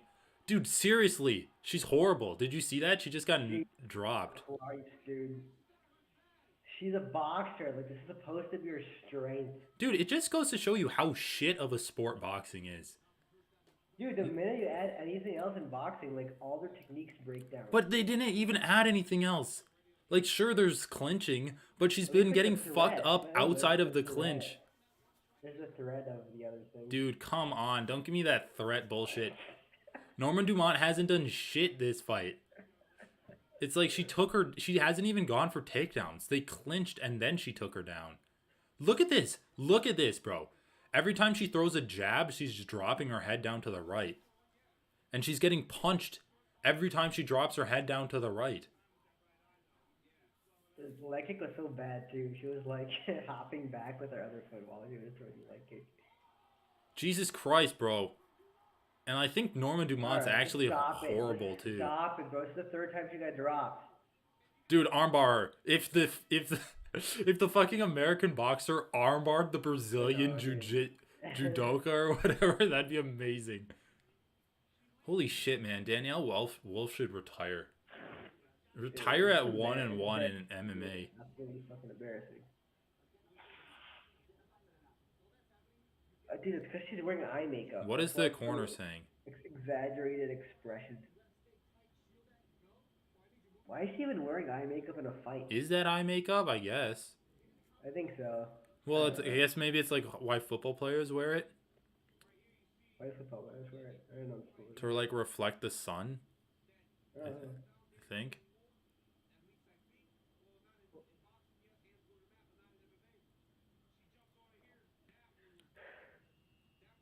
Dude, holy shit. Wolf should honestly just tap out. Like, let's save a... Look at her, bro. Her hands aren't up at all. She literally puts her arm... She's getting hit so cleanly with like... It's because she ducks her head to the side and then she leaves her arms down. She's a fucking... She was an Olympic boxer. Fucking hell, dude. I think she's like trained herself to keep her hands down to protect the takedown or something. I don't even know, man. Dude, that doesn't make any sense. Dude, in one fight, she's lost all of her boxing skill. I feel like Wolf assumed Dumont wouldn't fight her so confidently on the feet. I mean, would she assume that she wasn't going to get punched at all? Alright, please just finish her. Oh my god. You're almost in full mount. She literally stepped over into mount like nothing. Like that was literally... Well, she doesn't have mount quite yet. Yeah, I guess not. Just arm triangle her. Actually, just eye gouge her. Just make her blind so we don't have to see her fight again.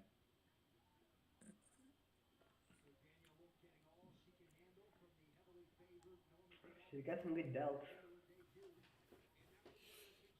Yeah, I mean, she does look like she's on steroids. Dude, did she just spend all of her time training jiu-jitsu? She's going for like a go-go plotter or something? She almost had an armbar. She could have stood up there. What is... Oh, God. I really don't understand why fighters don't prioritize getting up more off of their back. Especially when they have a horrible guard game. Like a boxer would. What are you doing, Norma? Please. Please. Like, actually... Dude, I'm telling you, Norma Dumont sucks. There's not even that much shit. Norma Dumont's actually not good. What is Wolf doing, bro? Oh, Jesus. Dude, what? This is actually embarrassing. You have a 1-0 boxer who's 1-0 in MMA, and she's on her back. You're from Brazil, and you're doing this shit? You can't pass her guard and submit her? What is going on? At least she's got long legs, so like I'll give her some slack. Oh, okay, that looks kind of hurt. Alright, there you go. Dude, is it just me or is Dumont's, or I mean, is Wolf's ground defense better than her boxing? Yeah, I know, dude. That's what I'm saying. Her ground defense is like, alright, solid. You got the feet on the hips. Just give your back and get choked out.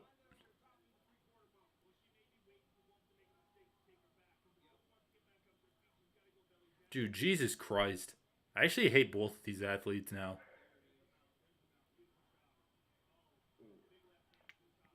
Dude, there's no way she fucking finishes this fight. There's actually no way. Nah, dude. Like, Wolf's ground defense is the best part of her game. Dude, it is. They call me the long-limbed Lobo. Dude, she got her guard back out of full mount. What is going on? How, dude?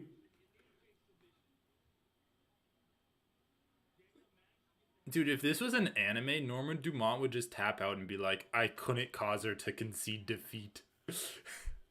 I actually lose this match. She's like, I'll do the honorable thing and respect her fighting spirit. Jesus Christ. Can Norma Dumont be any more lackluster? It's always like, oh, is she going to do something? No.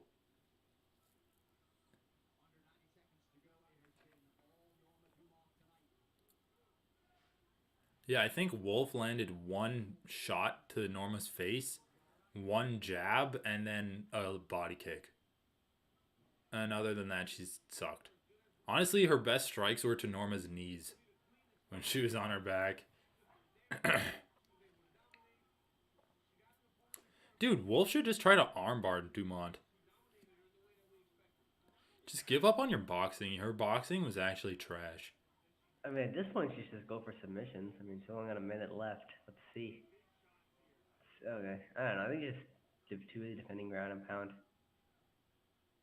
Dude, yeah, she's wearing so much eye makeup. That's why, like, her So face weird. is so expressive. Maybe she so, like, is trying to cartoonish. be an Egyptian. She's doing the secret striking defense of walking like an Egyptian. This is one of the worst fights that I've ever seen. Yeah. Like, it was just a person that had nothing, and then a person who had some stuff but didn't really seem to care enough to actually try to finish the fight. I mean, I guess she's trying to. She's just doesn't have enough skills to actually be an effective finisher. It felt like Wolf's arms were extended the whole time. Like, she should have been able to turn that into something, I feel like. Dude, Norma Dumont literally went in for 0 takedowns that fight. She went in for clinches, and then from the clinch, she worked throws and shit. But she went for 0 double legs. Okay, dude, can you tell me that this logo of a bull is not shit? It looks horrible. It looks like a little fucking cartoon sticker. Or it looks like an emoji that you would send. And honestly, The Rock looks bad too. Dude, The Rock's, like, head's gotten really big from the steroid use, dude. The Rock kind of looks like a transgender woman. Dude, also, how are you a Golden Gloves boxer going to the Olympics and you have no chin? Like, with striking defense that bad, you'd expect that she at least has a chin. Yeah, I know. Yeah, that's a good point. Dude, I think it's just like the MMA variables messed her up or something. Dude, god damn it. She couldn't have been given an easier fight than that, to be honest with you. Like, Norma Dumont's pretty bad. Like we saw in that fight, rudimentary striking, nothing exceptional on the ground whatsoever, nothing exceptional on the feet, and she just like fell short in even those.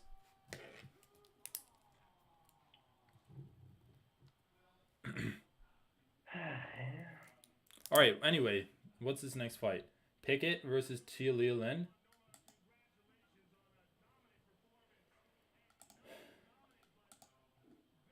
All right, dude. Yeah, at least it'll be like athletic guy. Oh wait, no, it's Barnett versus Jake. Oh yeah, that'll be funny. Jake's probably gonna win. Fuck me, man. I don't even know. What do you want me to be excited for anymore? I'll take what I can get after that fight. That fight was painful. Dude, that fight was very bad. Painful shit. They call me Pain. Over 2.5 is plus 114. Why would they think that this fight is gonna be under 2.5 rounds? Like, that implies a finish out of these guys. Dude, Jake Collier just got beaten by Andrei Arlovsky.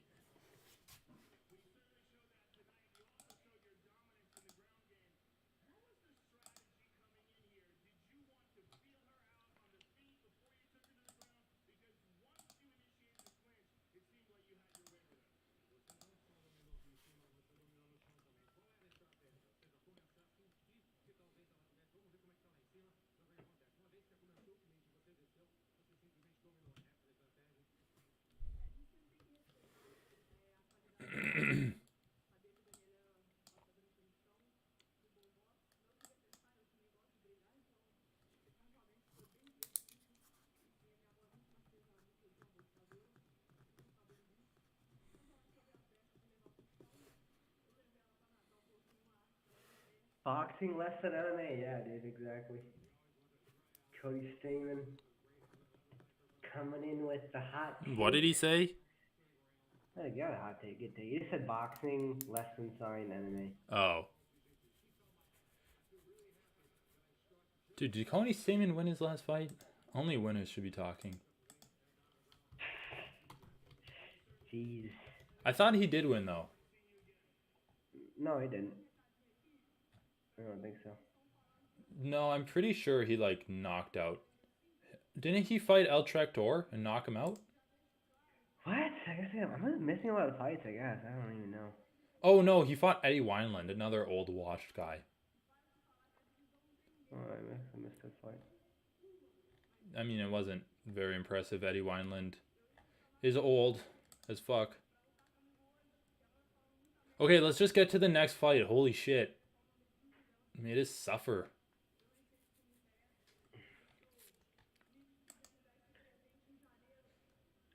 Dude, I don't care. I don't fucking care. Move on.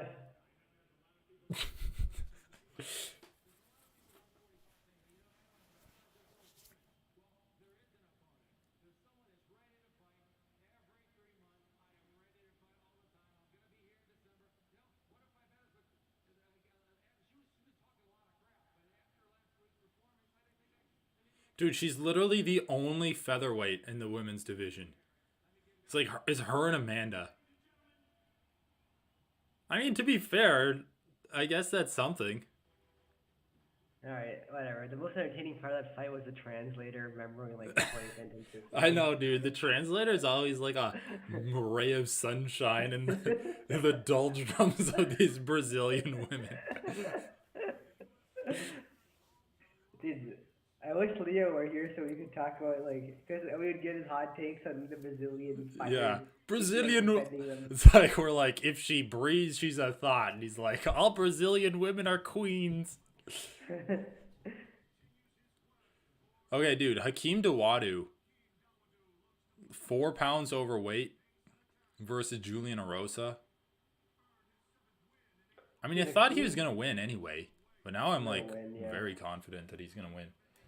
He's minus 222. Maybe a bad weight cut. I never know if I value a bad weight cut because on one hand. But it looks like he gave up, dude. He missed weight by 4 pounds. Yeah.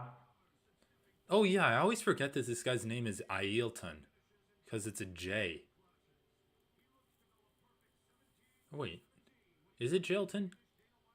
Dude, look at this guy, the Pleasure Man. Okay, it's not. Honestly, Mr. Pleasure would be a better nickname than the Pleasure Man. Pleasure Man. Dude, he's such a douchebag. Holy shit, he dabbed when he got his hand raised. Holy shit. He's chewing gum. What the fuck? Dude, Erosa is a crazy motherfucker. He really is.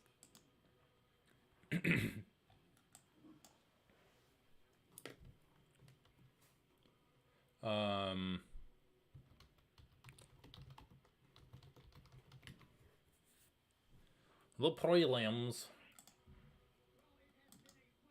Dude, I'm never gonna get tired of watching Chris Barnett dance his way out there.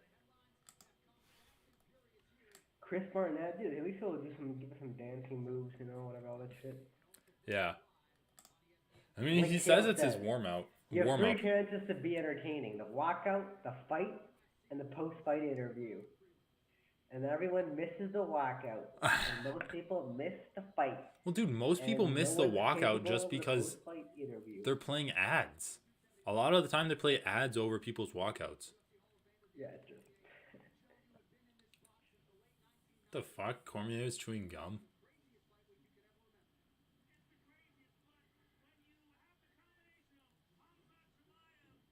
I mean, dude, this is a historical event just in the aspect of, like, how crazy the fight week was.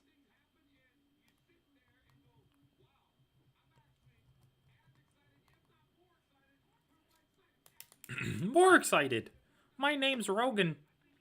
I get excited for things. I can't wait till Joe Rogan reverts to how he was at childhood.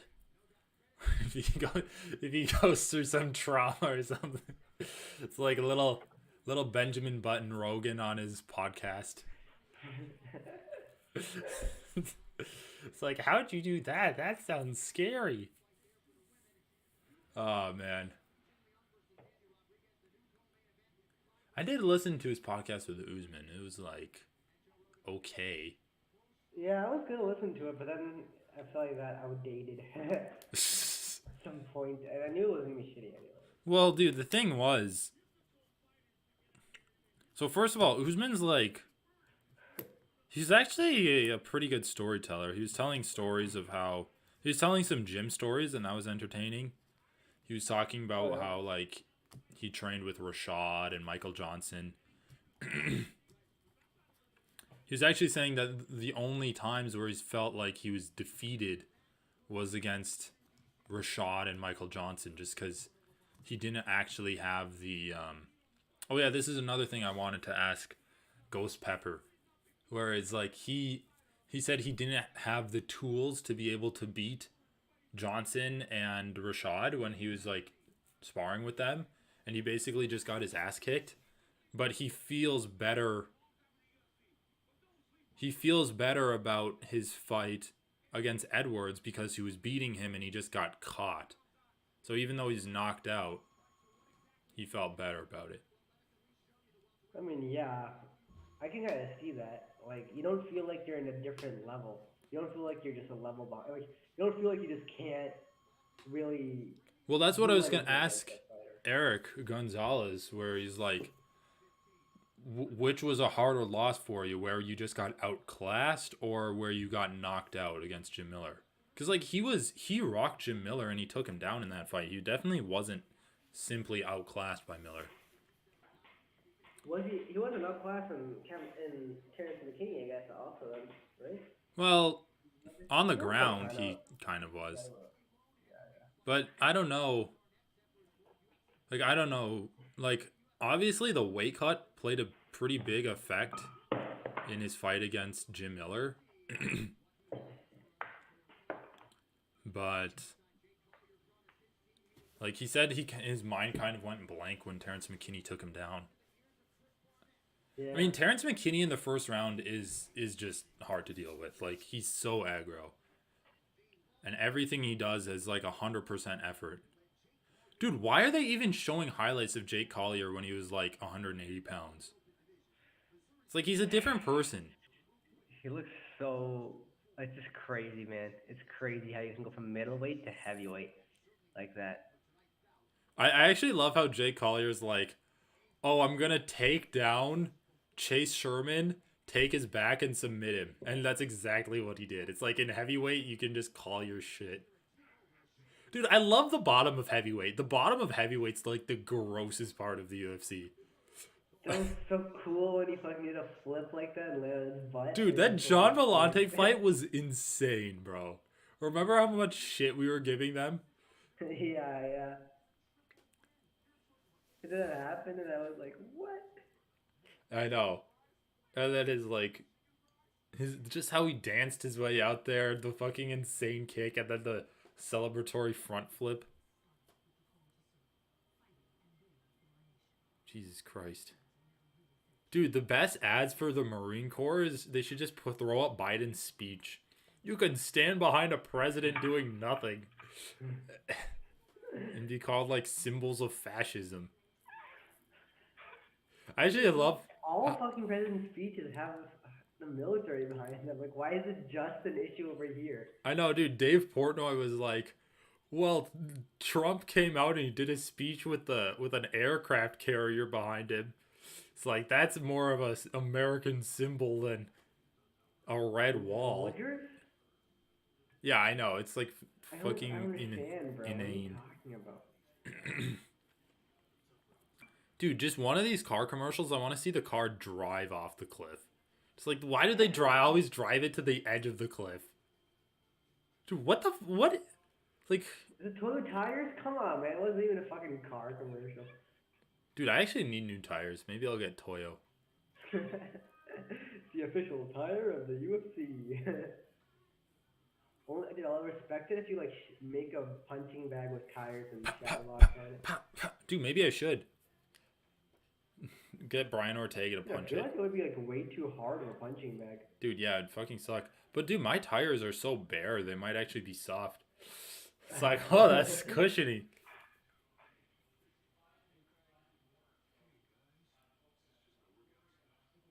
Why are they playing so many commercials? Weren't they actually walking out? I don't know, are they gonna not show us the Chris Barnett walkout? That'd be a mistake. Wait, dude, is this that woman from Captain Marvel?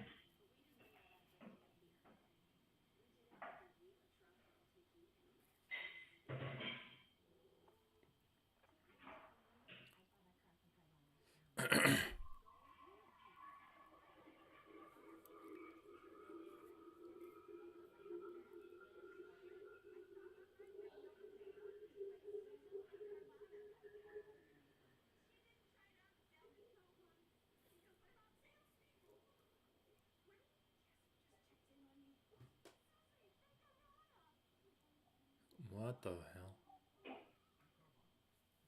hell? Nice. Taking a spiritual symbol and turning it capitalistic.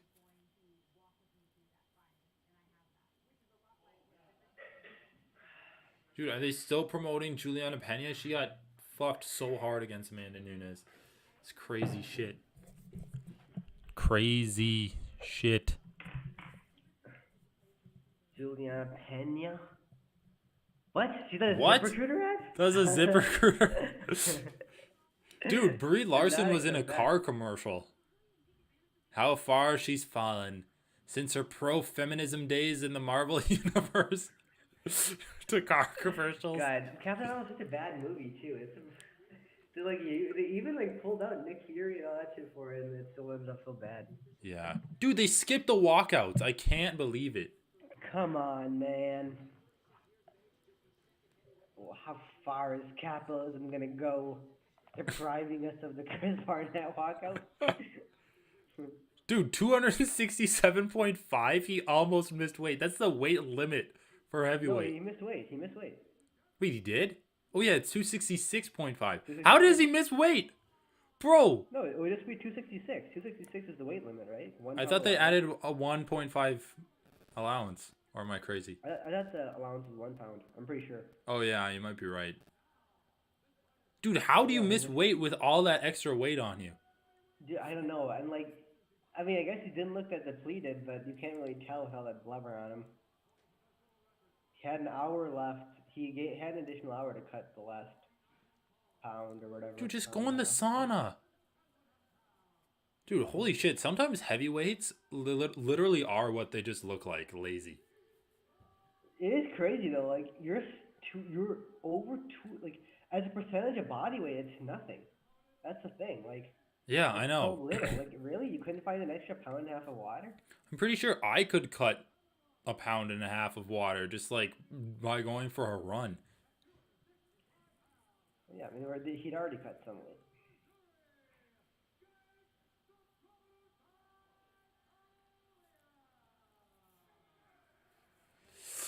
Oh, Jesus. All right. Crowd cam. Pretty good.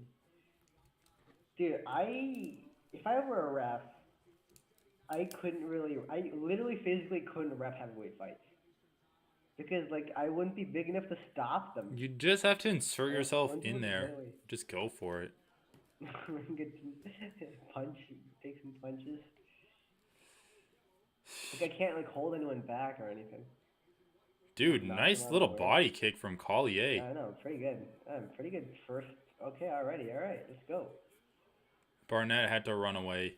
Oh, yeah, I took the emotional hedge on this as over 2.5. Nice front kick, too. Good. Yeah, those body kicks are nice. Oh my god, what the fuck, Jake? Oh! Yeah, that is a good drop. He's rocked, man. But you know what? I was watching some of Chris Barnett's earlier fights, and the guy is actually kind of crazy. He gets into these crazy brawls. What the hell? Dude, this is like a shot of adrenaline directly into this event so far. I know, dude. Seriously. Holy shit, dude. Barnett's fucked. Barnett is fucked up, and Jake can't miss. The thing is, Barnett's landing, too. That's the thing. He's landing. Looks pretty sloppy, though. Ah. Well, yeah, it looks sloppy. Dude, I was noting like. Christ, dude, how can you be a professional athlete and look like this? How, dude? Like, Dude, I think Collier actually caught weight too to make the weight class. Oh yeah. Dude, I was so. He said if he weren't dieting, he'd be weighing like over 300 pounds. What? Yeah. What is his diet?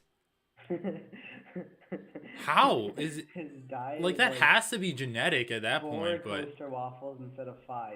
Dude, he was a ripped middleweight. I don't even think you can say it's genetic. He was a ripped middleweight. Like, how did he mean? I mean, yeah, like people always talk about you're suppressing your body weight when you're fighting. Like I just heard about Habib. Like, oh, there's no way he probably can never make 155 again because he's just let his body grow like what it would naturally be at if it was eating what he wanted to be eating, pretty much. Yeah. Dude, that's crazy. How old is he? He can't be more than 30 years old. No, he's not. Dude, also Barnett just landed some good fucking punches. I love how Barnett has a single win in the UFC, but that one win was so legendary that they're keeping him around for all of these fights. Dude, this is why I picked over 2.5 rounds. Oh, he is 33? Well, I mean, that's still a pretty young 30. I don't think he... I mean, yeah, like, he was a shredded middleweight. Well, especially at heavyweight, bro. Like... Dude, it just can't be healthy for you. Like, let alone your fighting style, whatever, who cares? But just carrying that much more weight on your body, it's just not good. Dude, Barnett just landed a really solid leg kick. Oh shit, dude. Barnett's actually landing some good shots on the cauliflower. Dude, if Barnett wins this, that'd be insane. Oh shit, dude. He just threw a spinny shit. Spinny shit? Barnett's the only person that I won't lambast for throwing spinny shit. Dude, if he wins this, that would actually be legendary. Dude, he's not into mount. Look at how they fall, too. Look at how they fall. It just, like, splatter on the ground. It's satisfying. Oh, flattened out. Dude, the thing is, Barnett's been in this position before, obviously against a lower talent, a lower level, but he, like, actually won the fight.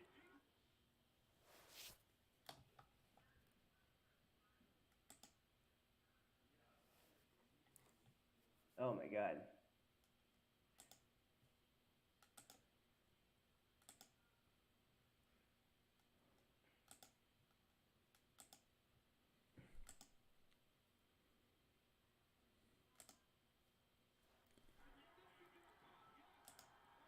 Damn, dude, what a crazy fucking fight. Chest to the upper back. Dude, this is what I was saying. Barnett, like, I just watched some of Barnett's earlier fights, and he was in this position where he's fully mounted, and he, like, survived it. All right, buddy, finish it. Let's go. Dude, he's not gonna finish it. What are you talking about? Just throw some strikes, man. Dude, Barnett got up. I'm telling you, bro. Barnett was in that exact same position in this highlight video that I watched. What? They just said something's off with his mouth. Yeah. Are they saying his jaw's broken? It doesn't look broken to me. I mean, his jaw is hanging open. I don't know. Apparently, It is hanging out to the side a little bit. Oh, yeah, you're right. It might actually be broken. Dude, his jaw it looks like it's going to his left side too easily. Dude, holy shit. I thought... Dude, how did Andrei Arlovsky... Dude, Andrei Arlovsky's actually, like, so underrated. Why are they playing an ad, bro? This is actually kind of pissing me off. I want to hear what the corner's saying. I know, dude.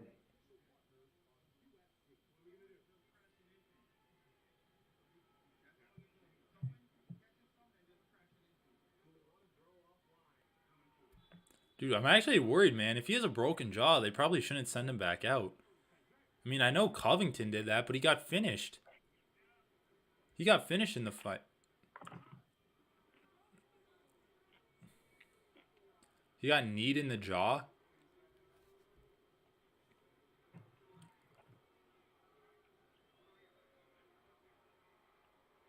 I mean, yeah, dude, his eyes are working. His cheek's a little swollen up.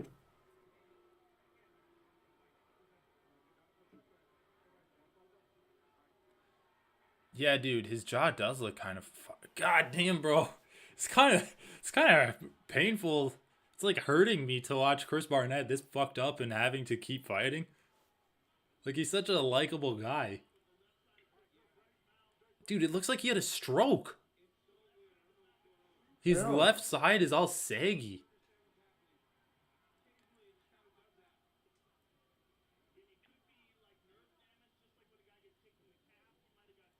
Yeah, dude, like... Oh! Holy fuck! Dude! Dude, I mean, Chris Barnett has a serious chance of winning this fight. Like, I don't want to say don't have him go out there, but... Jesus, dude. Collier is kind of tired. Oh my god! Oh my god! Holy shit! Dude, the blitzes! And he's so little and round and sweaty. Collier can't get a grip on him to clinch. He just wriggles out of those clinches like a wet mole through a tangle of grass. Oh, dude, did you see that knee to the body from Barnett? That's a good-ass knee. Come on, dude. He's got to do the cup grab. The cup defense. Where he, like, puts his hand between Collier's legs. Oh, shit! Let's go!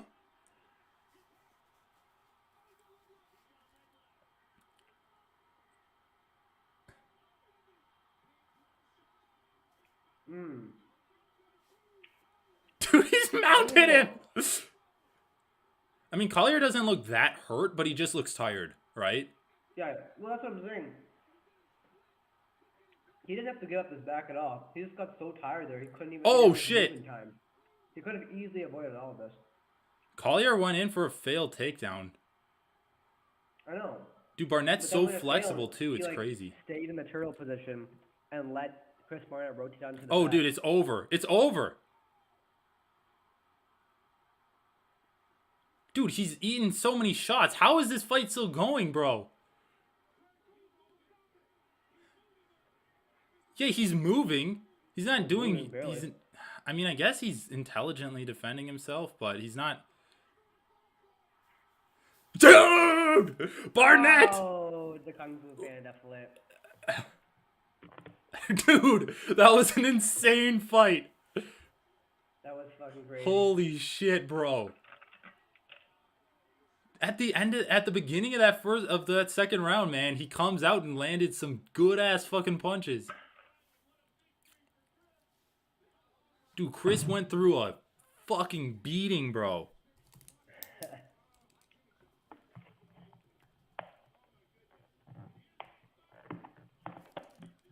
Yeah, he stays so long over here.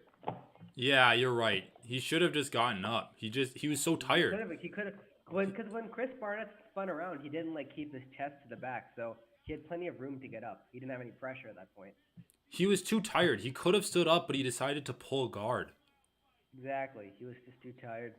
You saw him roll to get to his back. Oh my god, dude.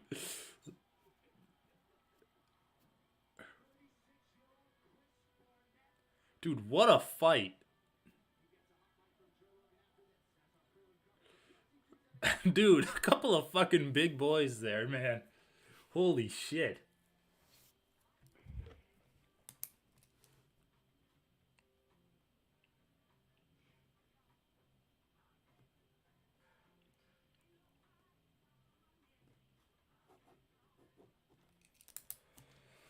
Oh, man.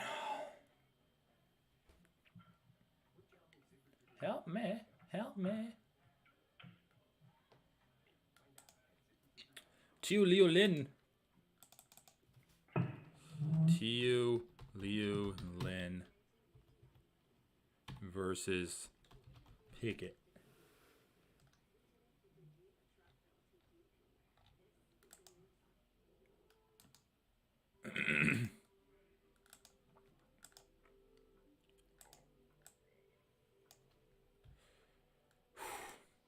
Goddamn, bro. Chris Barnett went through it, man, to get that win.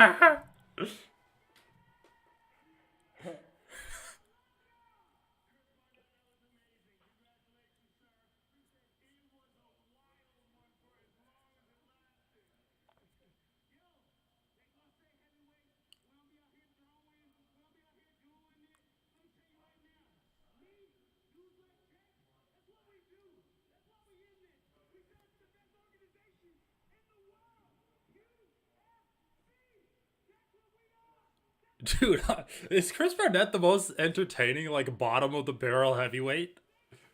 I think he is by a long shot. That UFC promo there to make Uncle Dana happy. You gotta do what you gotta do. Well, dude, also the average fan is like, UFC, oh my god, it's just so good.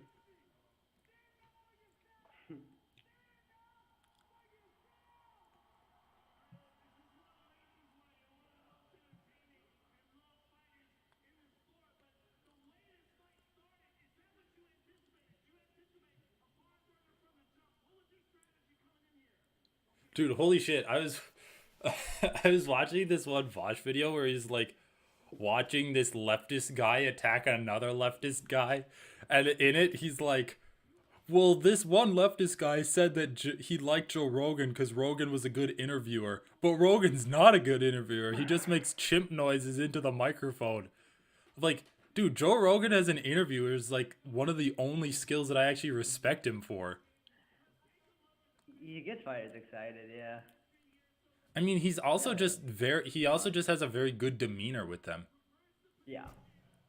Dude, right here, you're right. He could have stood up right here. Because Chris Barnett didn't use like good technique to circle back. You have to like slide your chest on there. Well, also, even when he was kind of standing over Collier, Collier could have stood up.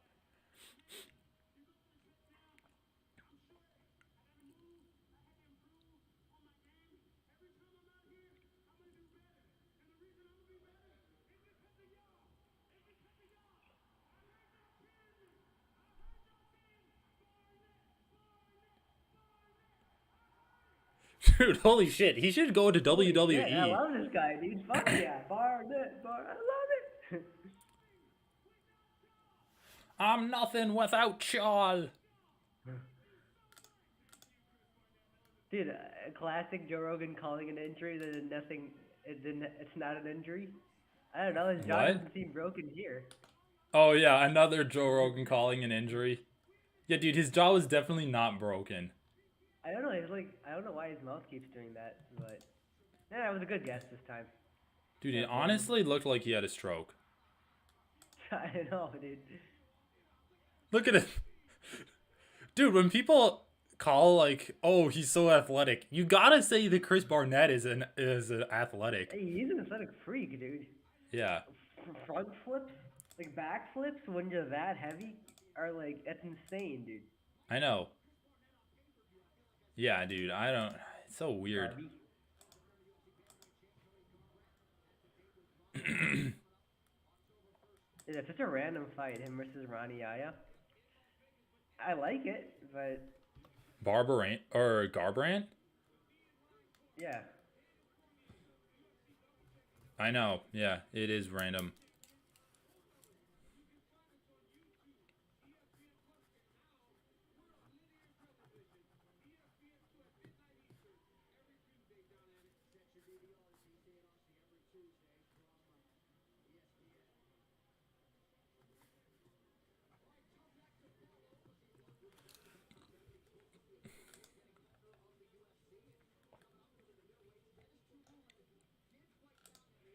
Tululin.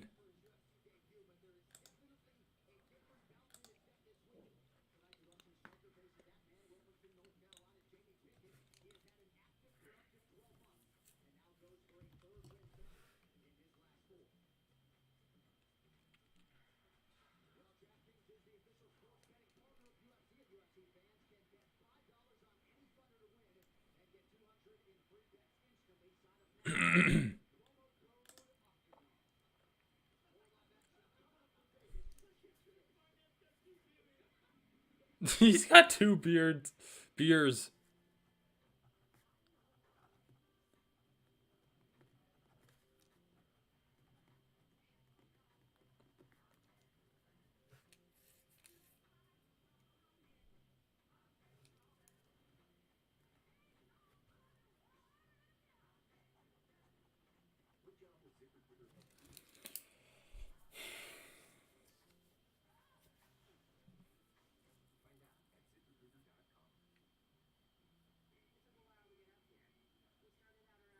Jesus Christ, dude.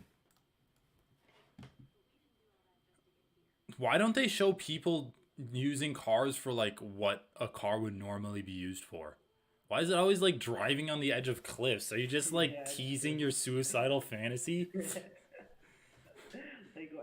yeah, it is.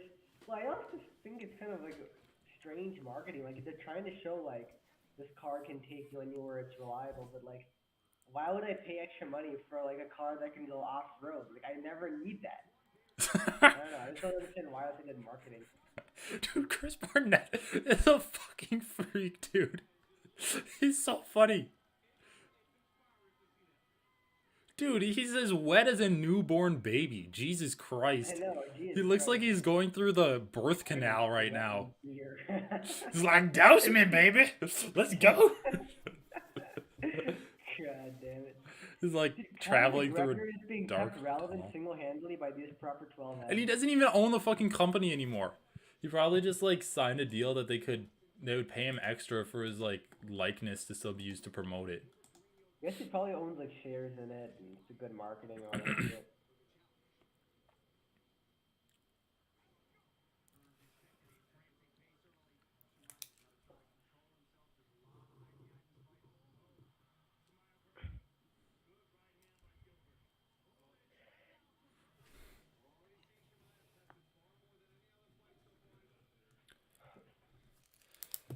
Oh man. All right. Deadlifting today. Back is. Tio Liolin versus Jamie Pickett.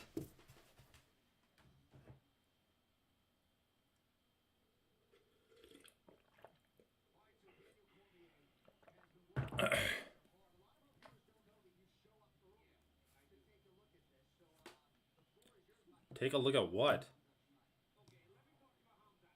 Oh, he does the Telecaster or whatever that's called.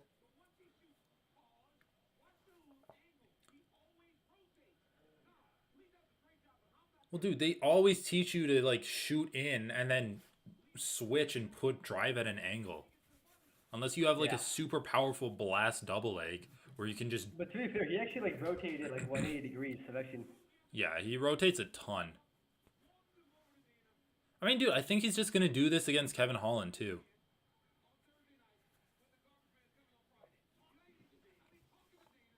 Dude, that fucking 2-week period last year where it was like Islam versus Hooker, Jan versus Sandhagen, and then the next week was Poirier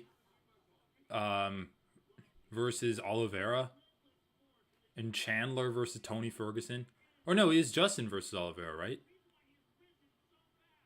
What are you talking about? I'm talking about that 2-week period where it was Islam versus Hooker, and then you had like Jan versus Sandhagen and Chimaev versus the Leech, and then the very next week was Poirier versus Oliveira and Tony versus. Wait, was it Poirier versus Oliveira? I know it was Tony versus. It was Gaethje. Oh no, it was Gaethje versus Chandler, And then Rose versus Zhang Weili 2, and Usman versus Colby 2. It's like those two stacked pay-per-views back to back. Like that was like crazy 2-week stretch. Cuz those are two like super stacked pay-per-views. Yeah. And they delivered for the most part. Once in a while. Yeah, I feel like this year has been kind of I feel like this year's pay-per-views have been like there's been one or two really good ones, I feel like, but the rest have just been kind of duds. But UFC 280 is stacked. UFC 280 is like they put effort into that one. Like even Usman versus Edwards, the last pay-per-view. Yeah, it wasn't that good. It's like Usman versus Edwards wasn't that good of a fight, and like the co-main event turned out to be entertaining, but in terms of divisional relevance, like it wasn't good. It wasn't stacked in that regard where, oh, this will determine a new number one contender. Like, honestly, it's just been the fight nights that have been super impressive. What was that whole promo that they were doing? I don't even fucking know, dude. It's like, we're gonna pretend that our fighters are paintings. Dennis Tululin. Dude, I want if Jamie Pickett wins, Bruce Buffer accidentally says Dennis Tululin. And the winner by unanimous decision, Dennis Tululin. Oh, I meant Jamie Pickett. Or if it was by knockout, that'd be even better.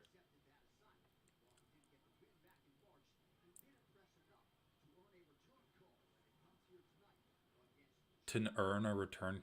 Yeah, dude, Jamie Pickett, I remember the most because of his fucking, like, vampire teeth mouth guard. I mean, you're right that the guy's jacked, but I wouldn't say he was, like, ridiculously jacked.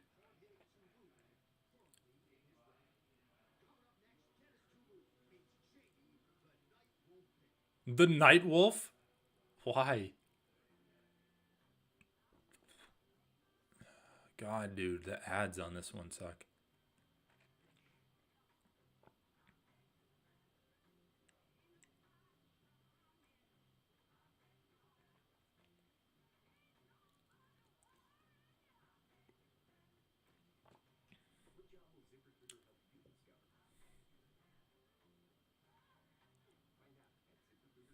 Dude, she'd rather be like a forest ranger.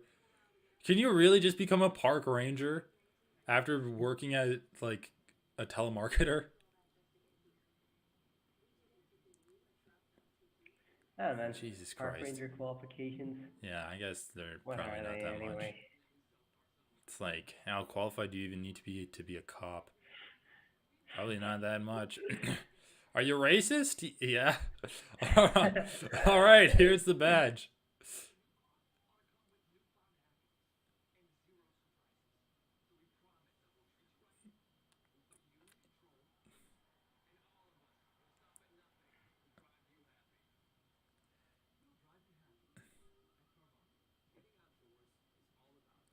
Dude, oh my god, these fucking soaps that are targeted to men are so funny. It's like they have to be like, it's okay to be clean, but they're like trying to make it as manly as possible. Every man Jack is what they call it.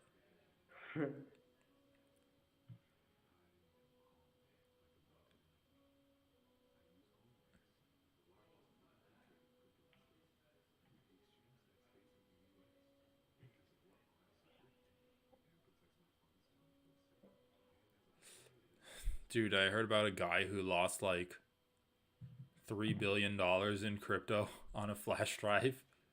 And he threw the flash drive away. And he's been spending like 2.5 years trying to find it in this landfill.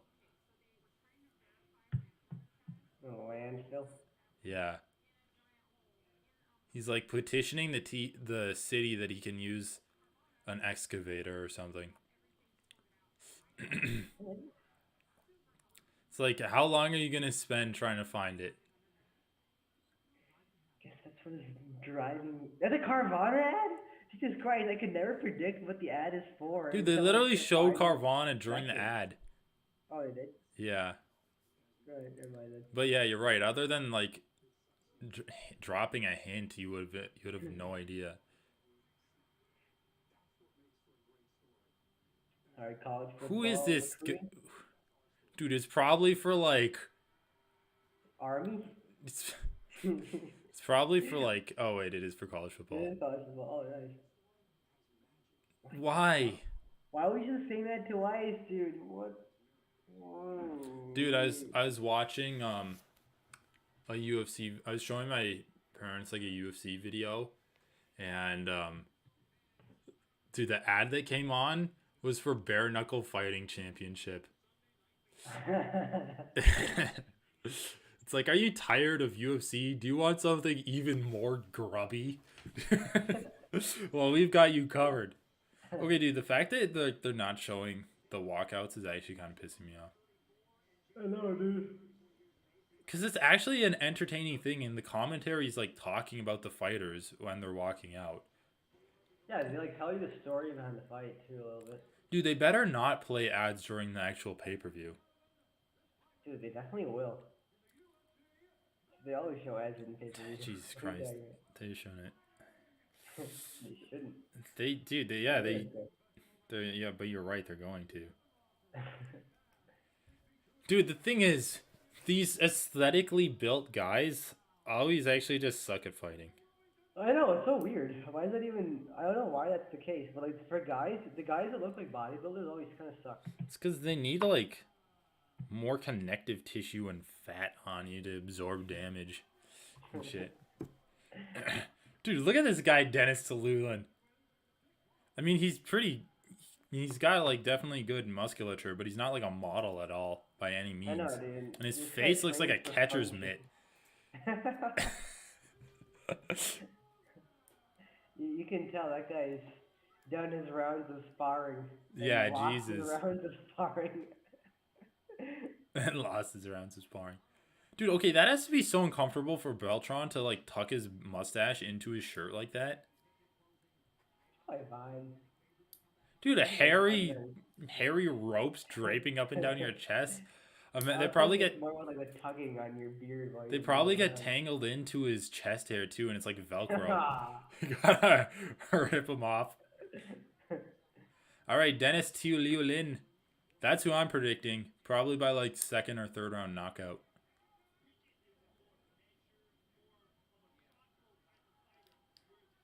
Jesus Christ, dude.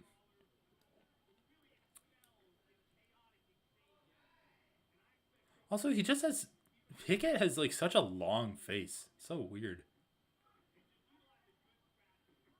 Like, look at how long his nose is, bro.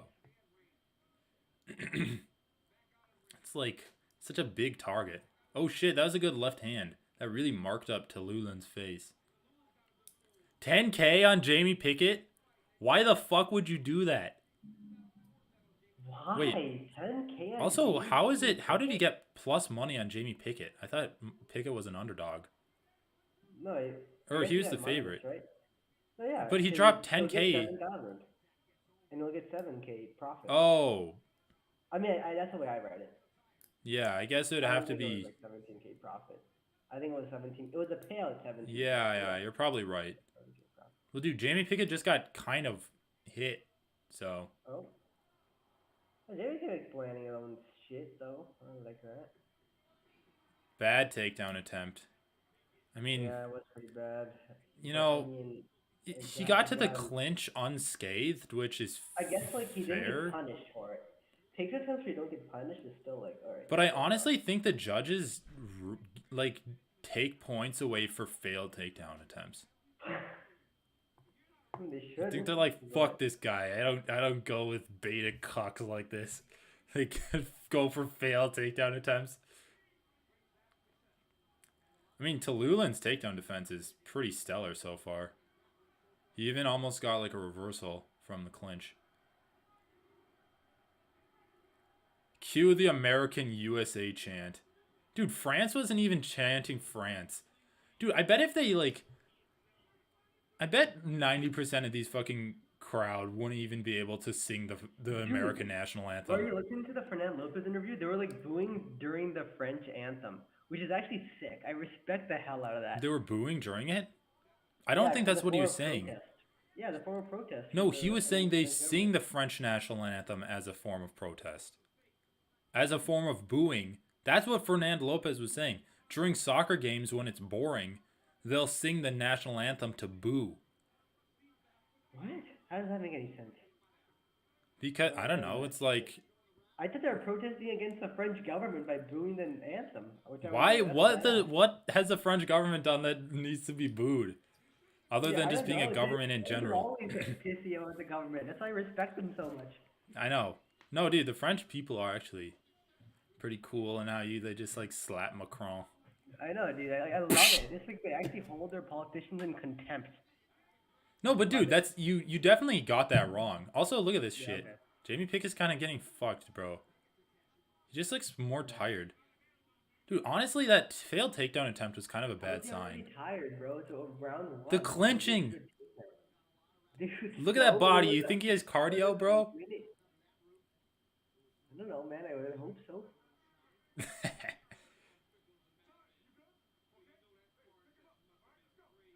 Pick him up. I want him higher into his nuts next time. He just grazed him.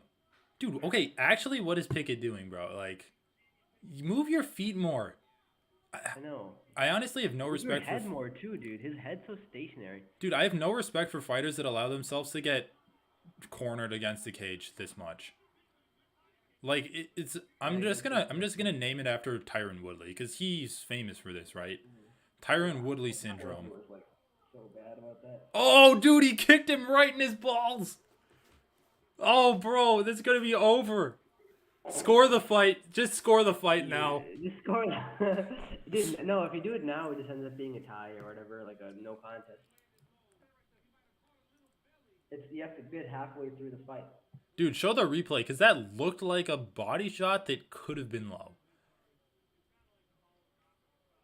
Let's see it. If he's faking it, and then the replay shows it's not faking, that's...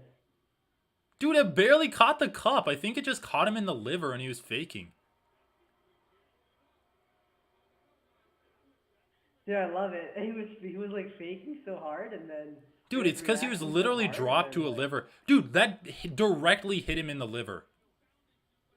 And look, if you see the replay, at first he's holding his side. He's definitely holding his side and not his cup first. Yeah, I think you're right, bro. I think you're fucking right. Dude, he just gamed assist. Why do refs believe fighters? I actually don't understand why refs will be like, oh, he's holding his eye. He must have been eye poked. I know, they should need to actually see the fucking... Or do a replay that's quicker so that you know. Like, look at the instant replay. Well, don't they... Yeah, they have instant replays. Yeah, they can do instant replay now. It's like, why not? And honestly, if a fighter's... Like, while he's giving him time, he should be checking the instant replay. Or be having an earpiece with another ref, like, in his ear, right? I don't know. That might be dangerous to have an earpiece in as a ref. Yeah, I don't... But I don't think it... You can still ask for... The refs can ask for instant replay. So I know, but like check. I don't know why they don't just always check. If you figure out that they were... Dude, if you figure out they're lying, you should... The thing is, Jamie Pickett... No, if you figure out they're lying, just resume the fight right away. Like, it's still your fault because you stopped the fight. I know. Yeah, that's the thing. But yeah, it's fine. If you figure out they're Dude, lying, now they're showing ads between rounds? They always show ads between rounds. They always do all of this shit. They didn't show ads between rounds last time. They showed a little bit of a DraftKings ad. We're on a different stream, bro. Huh? Different viewing mechanism, bro. What are you talking about? Different than the last fight? Or different from the last week? Fight? Yeah, I was talking about the last week. I thought they had been showing rounds. Or like corners. You know, they have been trying partially. They're showing it part. They showed that... Dude, I'm pretty sure this is the first ad between rounds. Because they showed that DraftKings ad where they had, like, the partial clip of it. We need a VPN, bro, so we can, like... Because they don't even do this in foreign countries. Dude, I don't even understand how this is, like... I just don't understand how this is even reasonable. Like, showing corners is, like, an established part of combat sports. I know. And showing the walkouts, too. Like, show all of that shit. If anything, skip the post-fight interview. Because they put that up on YouTube. Exactly. Dude, no one even calls out anyone anymore. Like, that's the only interesting thing about post-fight interviews. Anyway, Liu Lin won that round. Liu Lin? Dude, Jamie Pickett's like a candle. He melts when the heat gets turned up.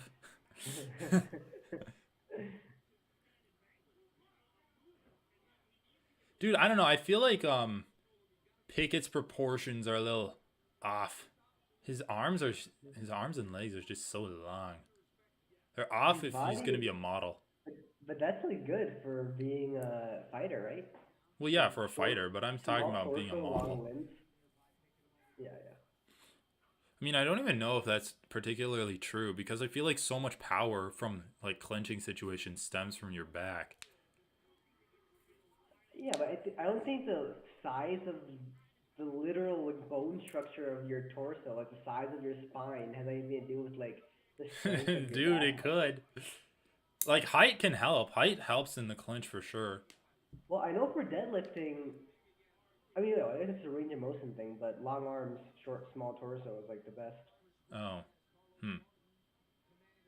That's just because like it's lesser range of motion. Dude, Pickett needs to start moving forward. Is it Tululin? It's just that Tululin's not giving like a shit about anything he does. Also, Tululin's doing a great job of targeting the body. Like, he's hit it with some vicious kicks. They're saying wrong way. He's switching left and they don't want him to because he's actually getting the cage cut off. Oh shit, dude. Those are some big shots from Liu. Oh my god, dude. He's just spammed like 5. Dude, Liu was actually like, kind of impressing me. Dude, he's...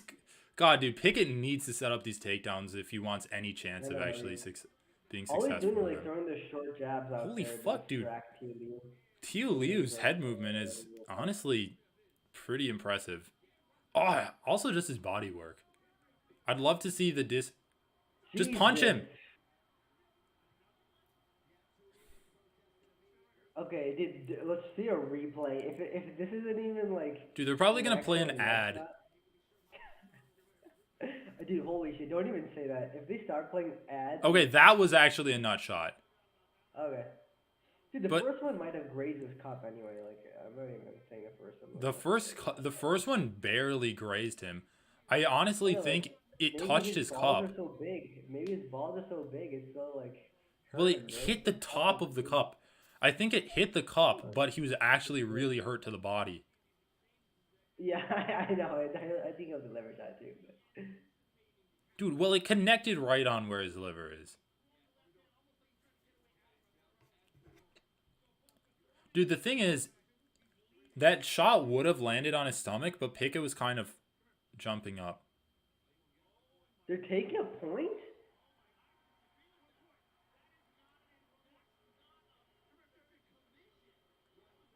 Exactly. Durgan's right, bro.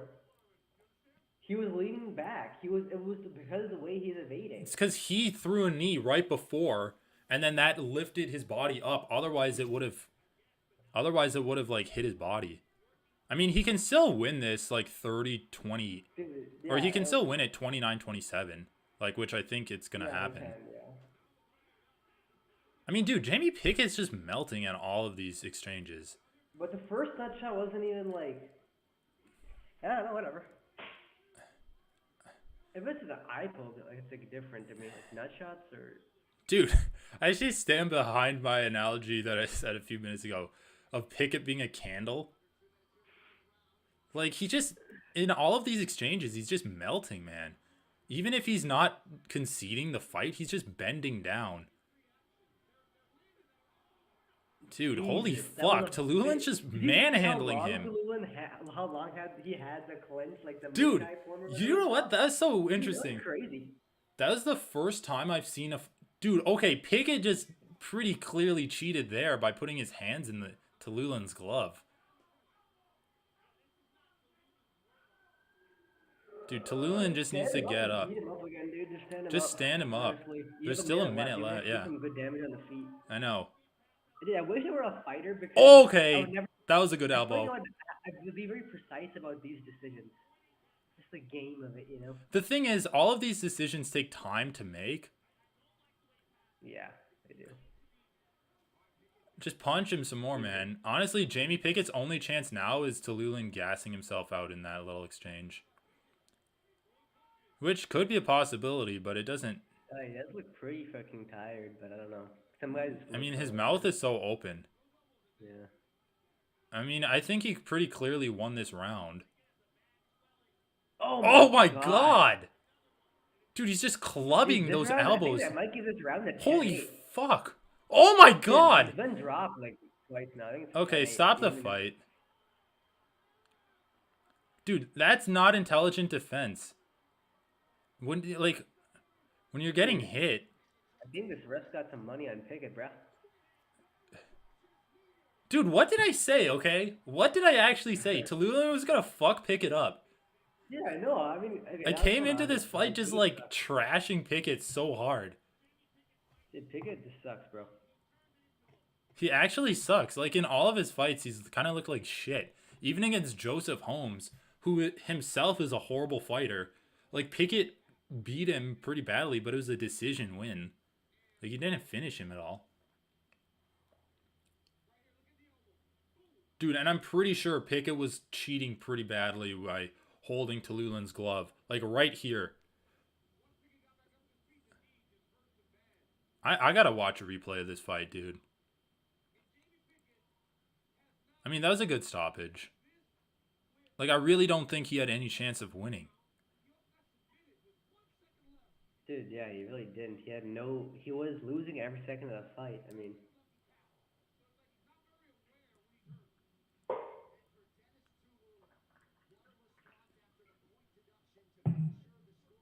Dude, he just beat the shit out of him. That's kind of crazy, bro. Alright, dude, Jailton Almeida's up next. Yep. Turkali versus Almeida.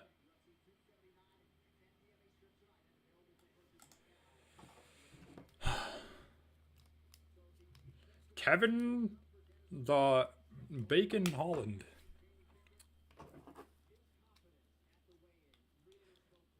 Dude, I love how vitriolic we get against fighters that disappoint us. Like, he's shit. He sucks. We should just retire. Fucking cut him now. We're like, Danielle Wolf should just get her eyes gouged out so she doesn't fight anymore. that even threw me off a little bit. That was like, dude, I was just sick of it, man. I was sick of watching shit happen. I hated that fight, but damn, I was like, okay, I mean, geez, I wasn't gonna go that far, but okay. All right, Almeida versus the Pleasure Man.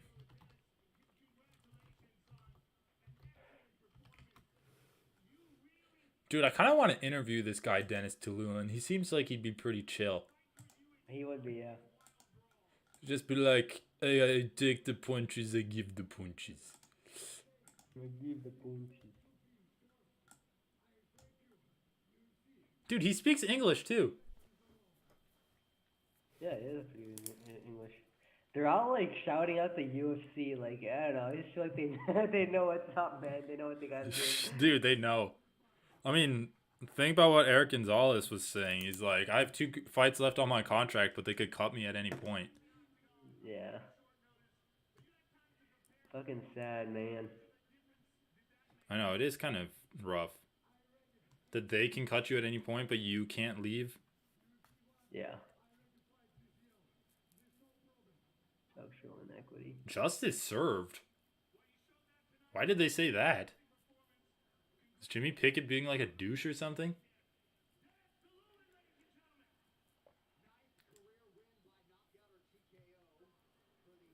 Dude, these fucking Russians with like decent stand-up, like last week is Roman Kopylov, this week Dennis Tallulah.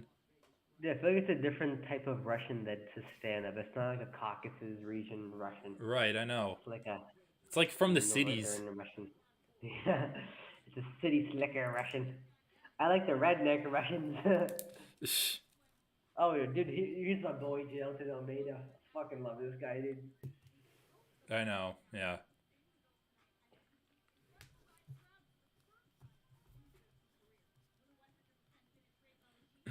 Jailton Almeida is pretty fucking good. Dude, he's just properly roided up, you know? Yeah, you're right. He is on those nice little Brazilian... Dude, he just looks like the fucking bulls that they ride in Brazil. Like, let's be honest, man. He's on those bull hormones. Dude, holy shit. What is going to happen in the main event? Okay, we haven't talked about this at all. This is a good shot of Kwanzaa, jeez. Yeah, that's a creepy-ass picture. The shit out of me, holy fuck. Dude, at least he's not bald in that one. Like, bald Hamzat's just, like, another level of creep. Alright, I'm gonna be right back. I'm gonna use the bathroom before this fight. Yeah, sure.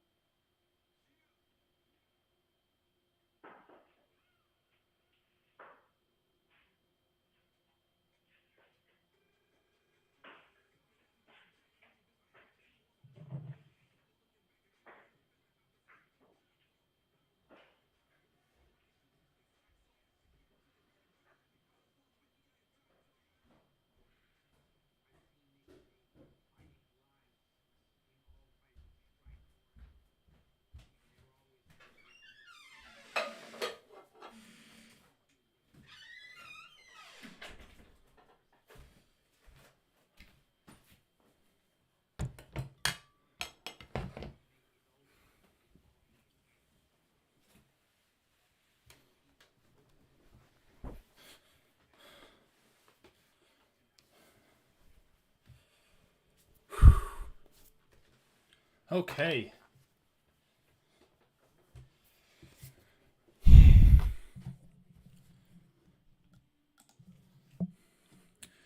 Almeida versus Turkali. Turkali.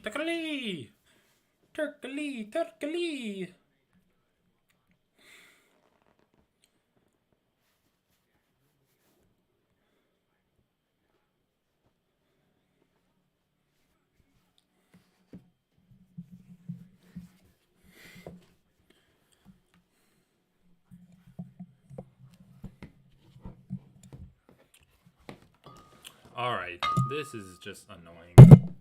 This is just really annoying me.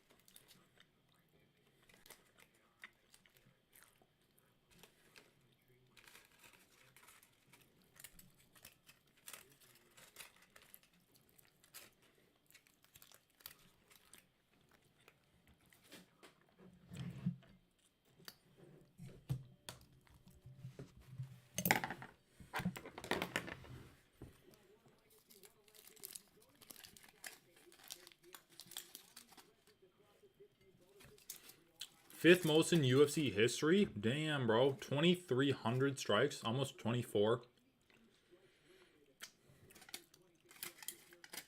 I mean, he's not the first in any of those categories, but...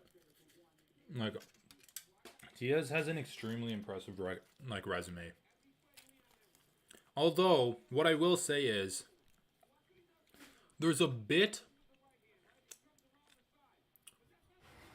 well, I'll wait till the yak gets back.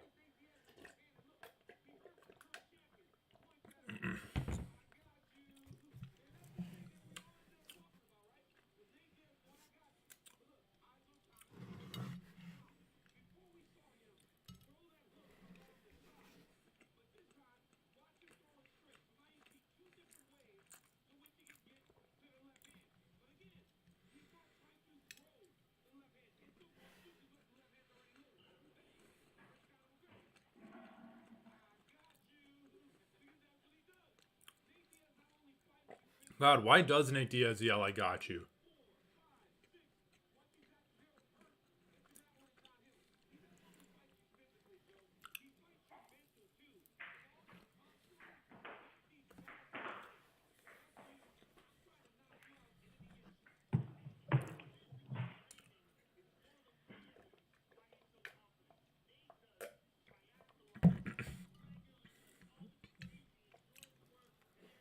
Okay, dude.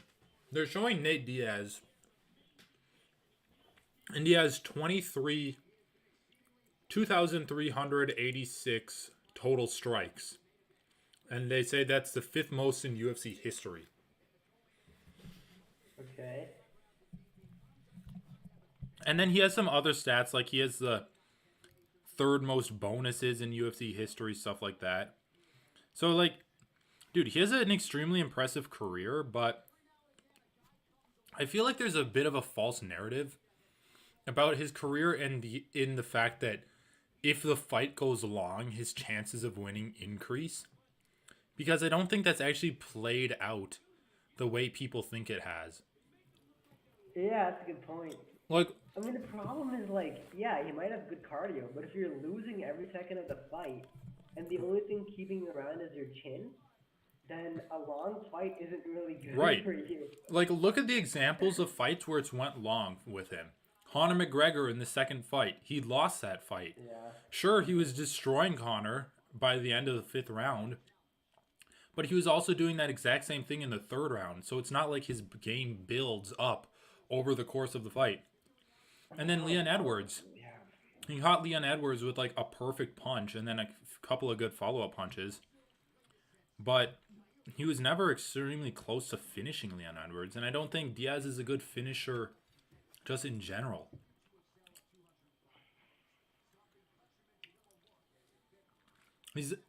Okay, what I'll say is I don't think Diaz is a good TKO finisher. I think he's pretty good at finding the submissions when they present themselves to him, but that's not the same thing as hurting your opponent on the feet. Look, dude, look at this fucker. Jesus fucking Christ, I hate this guy. I hate him so much. I know, dude. And the thing that I hate the most about him is that his hair kind of reminds me of my own hair. Because, like, it's getting to that point where I need to tie it up during BJJ. I want Almeida to beat some respect into him. I know, dude.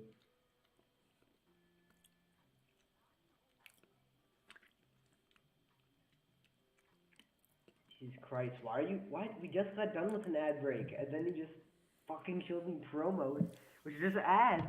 Dude, it wasn't ads, it was a Diaz promo. They did like a little breakdown on Diaz. Promos are just ads in it themselves, bro. I know, but it's actually ads of content we want.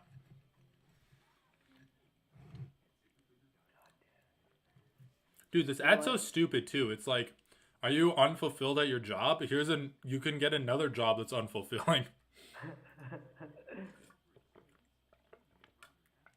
It's like one of their success stories from ZipRecruiter is literally a woman like, oh, I don't like working on a computer at the office. I'd rather work at a computer from my home.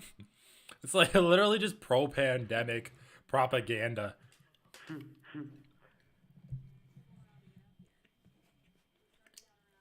Also, I don't want to see Brie Larson fucking side-eye me. Dude, holy shit. And why is every shot the same? She's like, are you intimidated by a woman driving a car? In Marvel, women...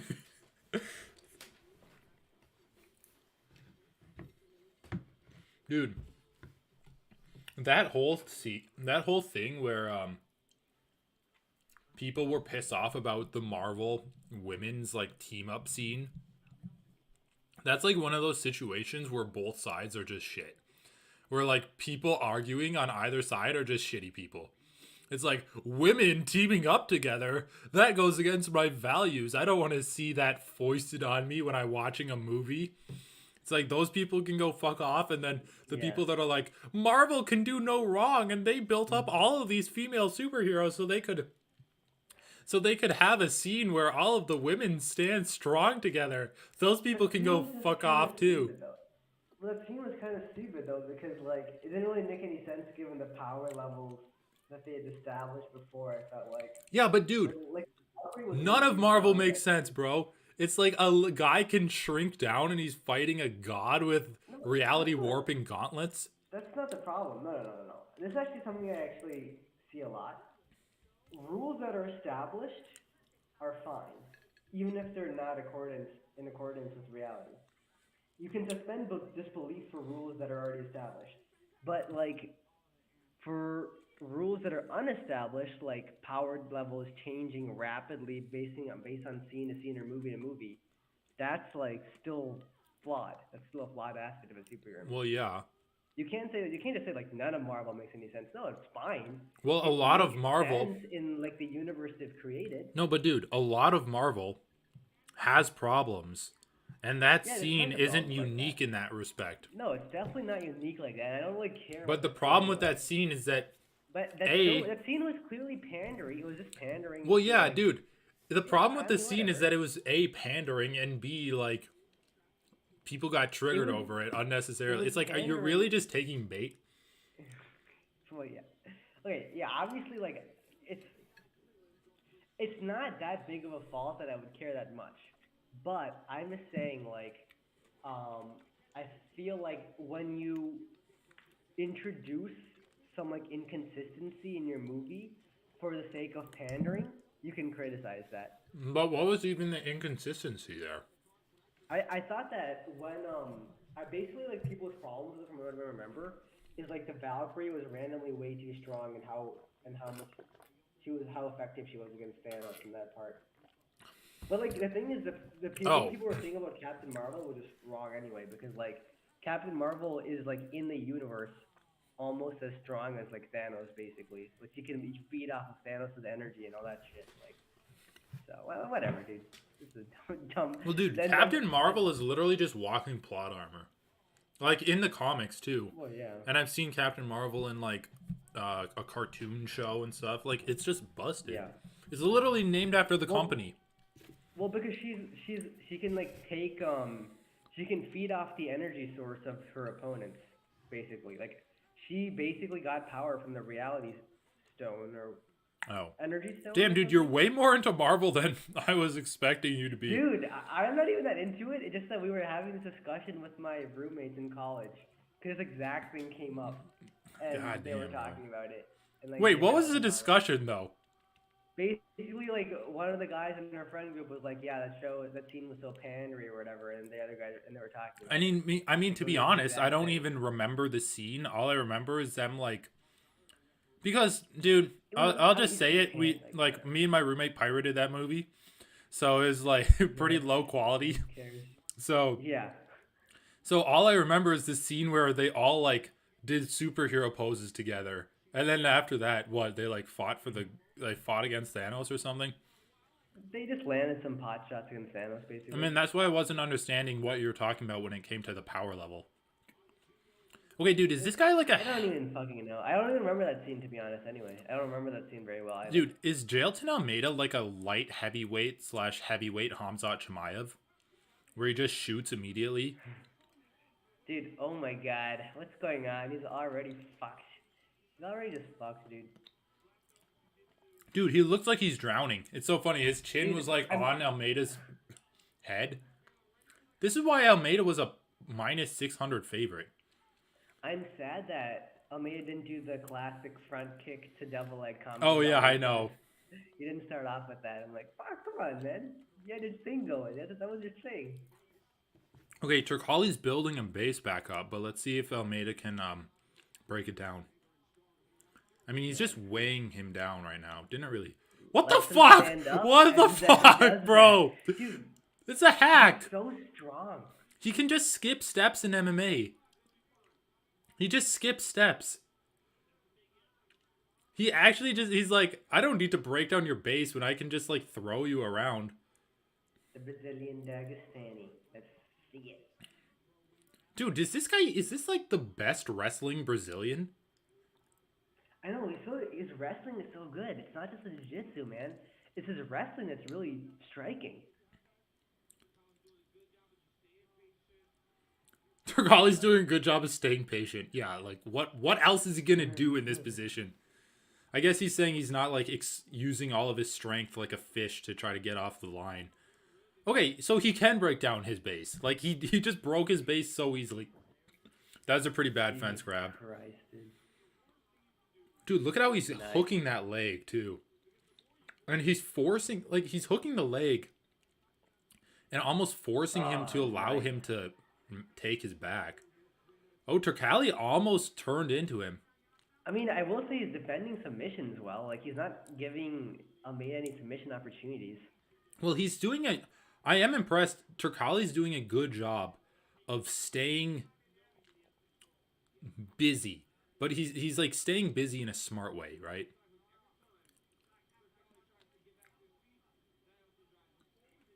Almeida's head position is so good though. Like his head pressure. Like he just pressed his head against Turkali's shoulder and that prevented him from turning into him, which would have cost him basically this back control position that he has. Oh yeah, he does have a lot of amateur experience. It's always good. Fence grab there, no problem. It could have been bad, but lucky for him, Almeida didn't really do anything in that position. Wow, dude, the little weight switch. I know, dude. So he's just got such good understanding of where his weight's pressuring at all points, and like just how to use it optimally. 3 out of 3 takedowns. How are you even marking these as takedowns? It's just a distribution of weight. It's not like he... Oh my god, dude. You're seeing a guy dominate the other person and you're just booing? What's wrong with these people, bro? Dude, I swear to God, American audiences are honestly the worst. Yeah, I know. American audiences is shit, dude. It's not even like they show up and are loud. Okay, I do want to see more action from Almeida. See some more ground and pound, I guess. He's about to pass. He's really focused on passing, but actually... Okay, there you go. That was nice. Let's see if he goes for that arm triangle. I mean, he still wins this round easily. Oh yeah, I know, but I want to give him. He's going for a rear naked choke, bro. Yeah, I mean, Turkali keeps turning away, but it's making it so awkward. Oh, arm triangle. Oh, that's a... Dude, his transitions. Arm is pretty tight, but like the front part of the triangle isn't that close. Let's see if he's able to adjust it. No. He let it go. Oh! Oh my god! Dude. He just, it looked like he grabbed him by his eye sockets. All right, that's in. That's completely in, brother. His O had got to go. Damn, you got cut up. This is the first cut in the octagon. Damn, bro. He actually did get cut. Dude, how was the American audience booing that? That was domination from start to finish. The American audience is terrible. It's just terrible, man. That's why people were like, oh, like I heard Ariel say this multiple times. I wasn't sure if the French audience would be like educated on the sport. Like if they'd understand the wrestling. It's like, bro, look around you. You're in America. No one gives a fuck about wrestling. Yeah.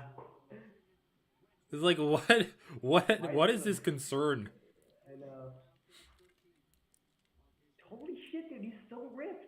He's so ripped. Crazy. I mean, you can see why I compare him to a bull, right? He normally comes in. He normally comes in even leaner. Yeah, I know. This is like, this is crazy, man. His back, his traps are insane, dude. I mean, you can see why I compared him to a bull. The guy just looks like a beast in there.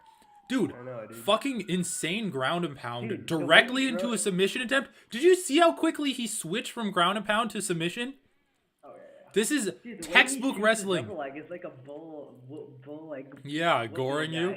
Like dude, that ground and pound to a submission was actually beautiful. He starts pounding on him, literally forces him to turn to his back to protect his face. And as soon as he starts turning, he sinks in the rear naked choke.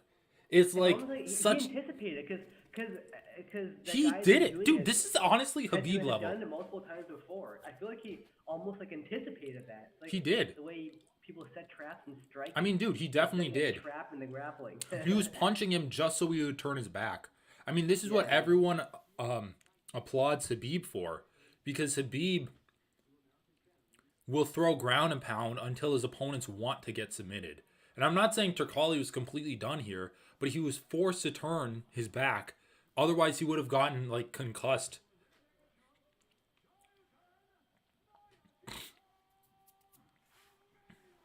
Yeah, Jailton Almeida's a freak, dude. He's just a freak, man. He's such a freak. And he has 2 losses. Freak. He's not even undefeated. Who are the monsters that beat him? Who beat him? Jesus.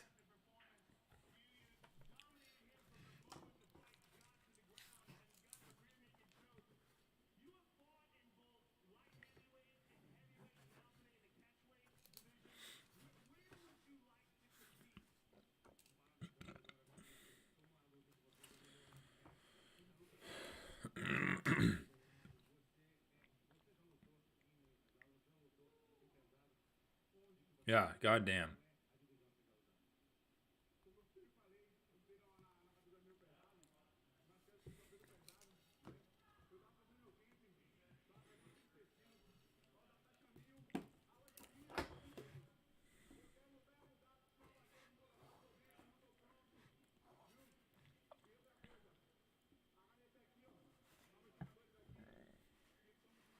Jailton Almeida. Too fucking good, man.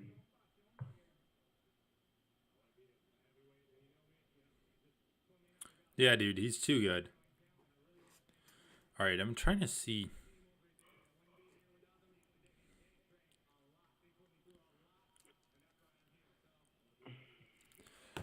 Okay.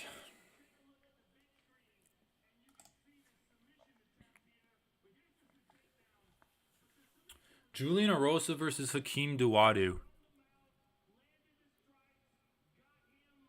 Dude, I'm realizing people eat up the UFC's marketing like so well. You know how the UFC has been pushing the Leech this week? With oh yeah, I know. Stuff? People love the Leech. Dude, now. the comments are crazy. All sorts of fucking reasons why Leech is a good person. I'm seeing this post. It's like the Leech cooked for 8 people on the embedded, and only 5 people are on camera. That just shows what type of person he is. Like, dude, they fucking love this guy. Dude, if anything, it's crazy. It's actually crazy. Like, what? Dude, if anything, this fight week has made me like him less. Why? Because he's like chilling, having a great time with all of his lady friends, and meanwhile his wife and kids are back home God knows doing what in their own filth. It's like, come on, man. It's actually crazy how much people love this guy. All right, dude, is Julian Erosa going to win? Dude, no, he's not. He kind of sucks.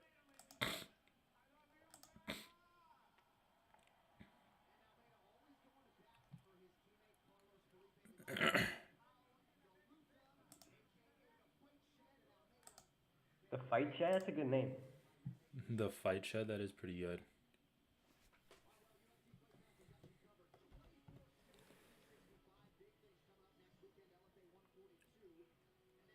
Dude, the guy who bet 10K on Jamie Pickett.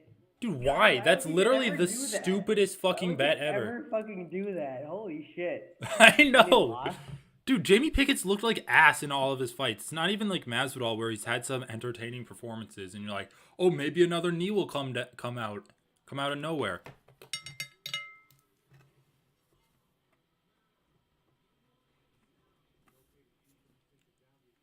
Dude, I feel like I was thinking about that fight some more. Like, I feel like the ref giving him a foul like pissed him off, and then like he was trying to shit on Pickett even more. So I was like, oh okay, well fuck this. Yeah, I know.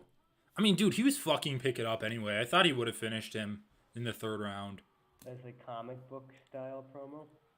It was actually a pretty good promo. I saw it on YouTube. It's like, dude, someone needs to make an anime about this. Like, just think of all, like, dude, the character arcs are so good. Dude, like, I'm actually surprised they're doing this much promo for him if this is his last fight in the UFC. I mean, who knows? But, dude, okay. Like, one of my favorite things in television, books, like TV shows and anime and shit is like character progression. Like a good story with good character progression just seems like you're getting way more than your money's worth. It's like Vinland Saga. Dude, the character progression in that is some crazy shit.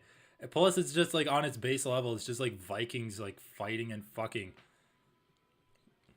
And yeah, dude. And then in MMA, like, dude, so there's been anime about boxing. There's a boxing anime. There's a volleyball anime.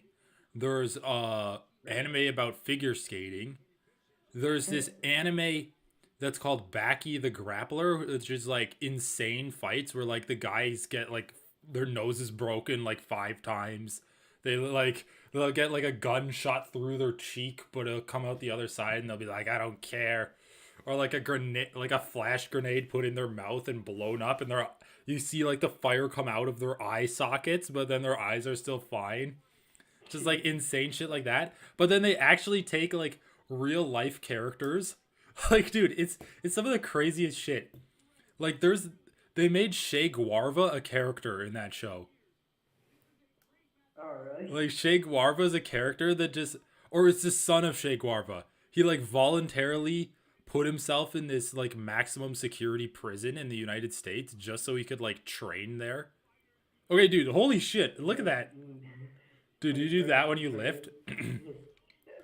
Just hold the 145 and like your leg raises. Yeah.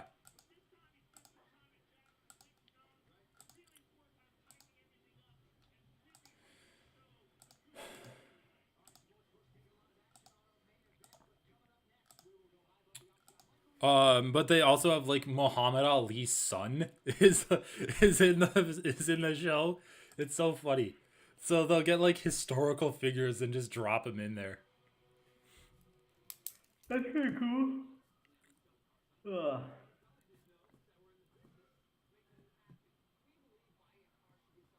Ugh. But anyway, dude, they should make an anime about these guys. First of all, it'd be fucking hilarious to see anime fights, like MMA anime fights. Like they're so over the top. It's funny. And also to just see real life figures like animated, like Cyril Gahn animated. But I'm just thinking like, dude, the character development would be so good. So it's like Cyril Gahn, an athletic specimen, but he's never known defeat. So he doesn't have a holistic view of himself as a person. And he loses to Ngannou. And he And that loss was important for him to come back even better. And then he gets hurt against Tai Tuivasa for the first time in his career. And he realizes while his ass is on the canvas that he's a true fighter. And he comes up and he finishes Tai Tuivasa. Dude, yeah, you can make lots of like anime arcs off of MMA, like Charles Oliveira's career. Right. Yeah, dude, MMA is just an anime. Let's be honest. It literally is. It's just like all the soap opera shit, and then they fight at the end.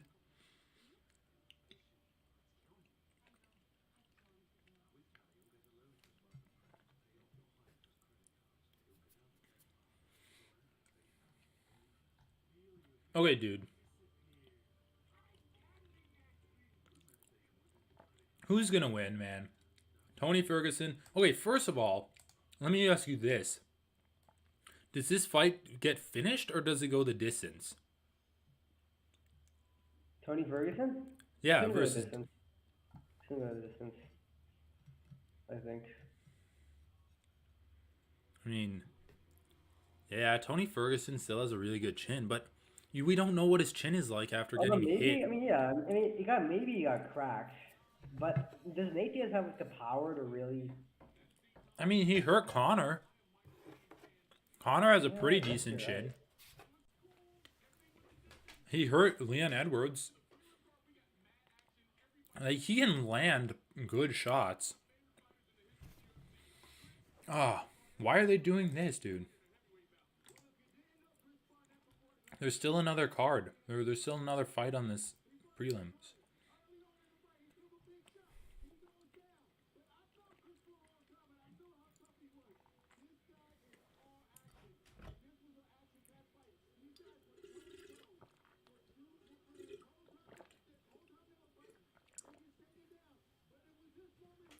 All right, but dude, tell me who wins. Come on.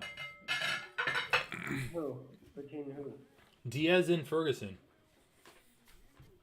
Man, I got Tony Ferguson. I feel like he at least gives a shit. Nate Diaz just looked like he was like the last day on the job. Just get in. He literally said, like, if you want to beat me, just beat me. Like, I'm not really trying that hard for this fight. I know. Didn't he say he gave up training for Hamzat? Yeah, he basically said that. So, like, the thing is, dude, I think it's awesome. I actually think it's kind of hilarious, but I have a few. My initial prediction was Tony too, but I have a few reservations, and I'll lay them out for you. First of all, we don't know how bad Tony's chin has gotten. Like, granted, he didn't get finished against Dariush or Oliveira, but they also didn't throw that many strikes. And then against Chandler, he got hit with a shot that would knock out anyone. So we don't really know the level of his chin based off of those fights. Yeah, we don't. The other thing is... I'm still going to assume it's pretty good just because the baseline is so high, I guess. Yeah, that's true. The other thing is, though, against Oliveira and against Dariush, Tony's looked extremely gun-shy and unwilling to go forward. And if he's fights like that against Diaz, he's going to get wrecked. We'll see. I don't know. I mean, he looked pretty good against Michael Chandler in the beginning. Yeah, that's the thing. Like, he threw against Chandler, but how did he get caught? He was backing up with his hands down. No, I thought he just got taken down. Well, no, how did he get caught by Chandler? Oh, yeah. I mean, yeah, I guess you're right. But still, overall. I mean, overall, maybe, but like one half of a round where he looked good against 2 rounds. Like, honestly, after the first round against Gaethje, he was outclassed against in his other losses. Like, he was just outclassed. So, like, it's hard to say he was gun shy when he was so. But he was outclassed on the ground against them. It's like he got beaten so fucking hard against Gaethje that he was. But Dariush and Oliveira are really, really good grapplers. Like, I don't know if Nate Diaz is at that level. But I'm saying he wasn't getting outclassed on the feet by them. He could have still been throwing on the feet. No, he was getting outclassed on the feet by Oliveira at least. What? Oliveira was beating up on the feet too. Oh yeah, that's true. Yeah, you're actually right about that. It's hard to say. Like, I don't think he was able to pressure forward. It's not really whether or not he wanted to. Like, he was just so far behind in those fights.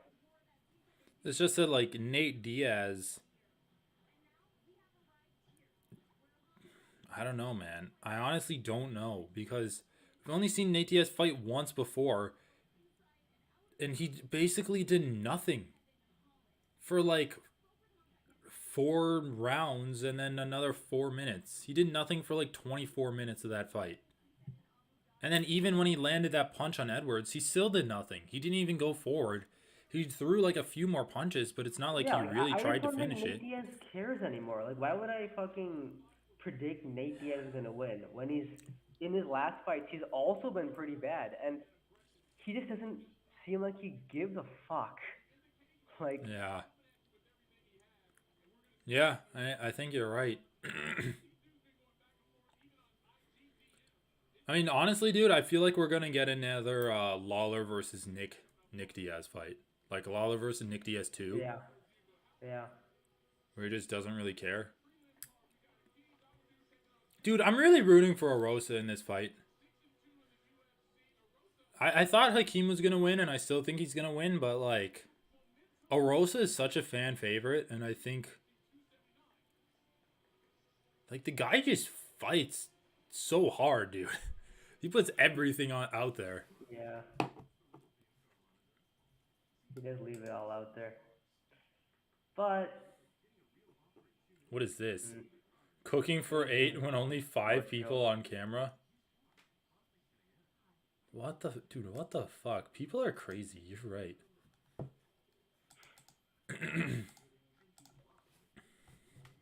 Arosa versus Hakeem.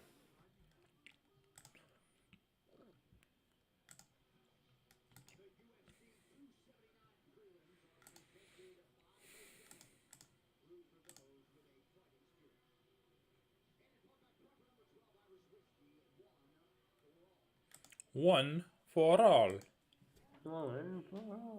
Proper number 12. God damn it, dude. Proper number 12. They better get a new sponsor soon. I'm kind of getting sick of seeing that gif of Connor walking forwards and backwards. I'm kind of used to it now. It's kind of funny almost. It's like the one constant I can rely on. Dude, the one constant I can rely on in MMA is the monster symbol in the middle of the octagon. Honestly, I've gotten so used to that like when I just see the monster, I think that it's like UFC automatically. Like, no, I don't think any other. Dude, it's an ugly logo though. It kind of fucks. I just kind of the octagon ads make it look so cluttered too. I don't know. To be honest, I don't really think it's that cluttered. I guess I just don't really. I guess I'm just not distracted by it that much. Some guy was like, really post like, this is what the octagon would look like without the logos, and he just photoshopped the logos out, and it looked so much better. Yeah, you might be right. I think it just adds a little bit of geography to it. You might lose your like place in what's going on without the logos. Yeah, I could see that. Your sense of direction.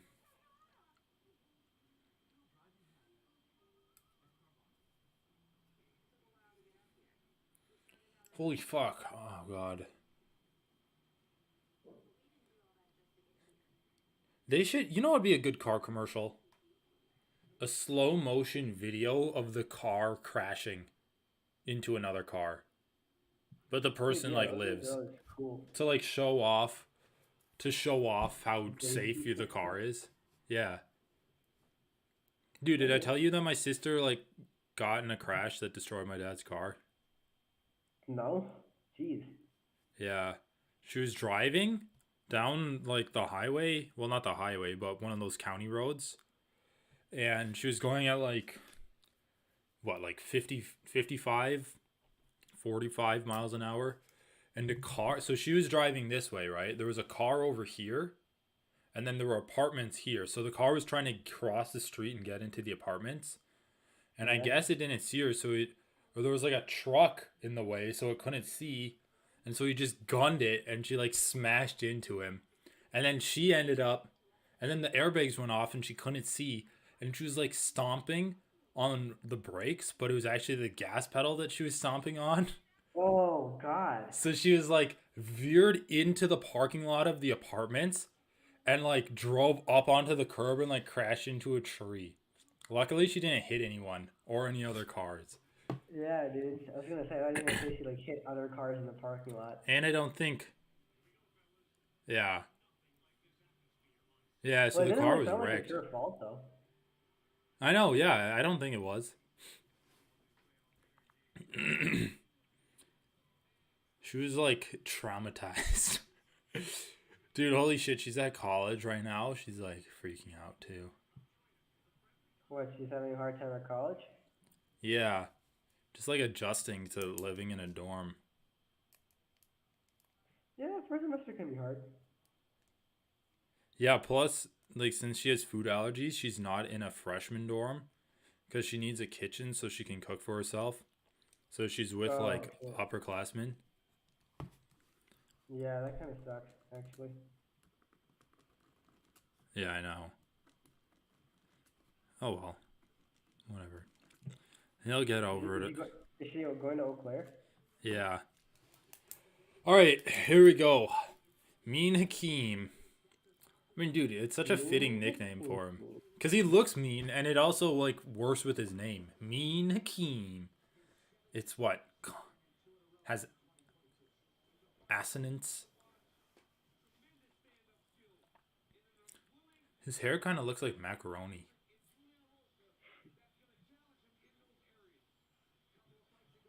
Dude, Julian Rosa is always moving like he's listening to some hip-hop music or something. He's always like hangdog, like with a little bop in his head. This is gonna be a good fight, man. Movsar Evloev almost got knocked out by Hakeem, and like, dude, Evloev, I honestly feel like is the second best featherweight, maybe third best.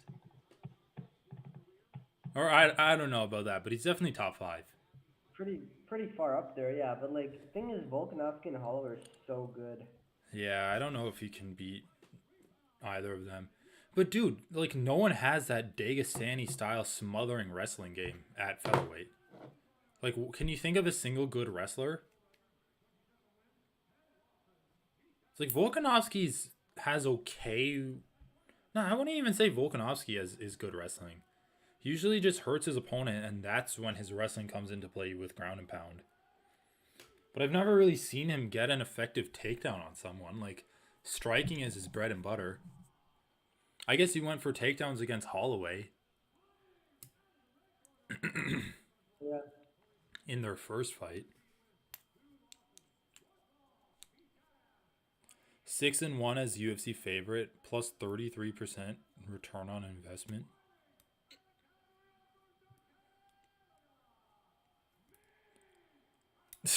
Dude, I love this guy's face. Even though I hope he loses. Dude, I was thinking to myself, like, when he walked out for the ceremonial weigh-ins, because I didn't see him weigh in the first time. And yeah, I'm like, this guy looks huge. Like, he could easily be a lightweight, bro. Like, look at him. He just is big, and he is very heavily muscled. Yeah. Like, I was thinking, this guy looks really big, and then he missed weight by 4 pounds. I'm like, oh, yeah, he is big. I don't know. I always thought he looked like a featherweight to me, because he looks a bit shorter than most lightweights to me. Well, I know, but just look at how muscled he is. I know, but dude, the lightweights are also crazy muscled. Yeah. I mean, wouldn't be a big lightweight. He's cutting a shit ton of weight. Nice little leg kick battle they're having right now.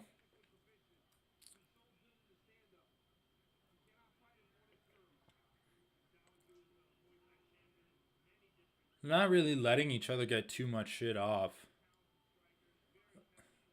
Dude, what the fuck is that tattoo on Rosa's leg? Did his daughter grab the Sharpie marker?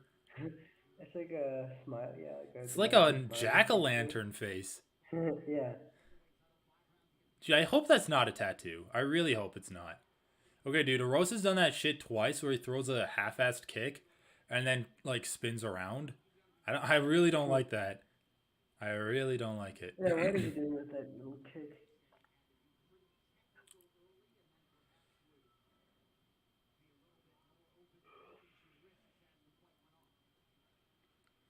I mean, Rosa's doing a good job of staying out of Hakeem's range, but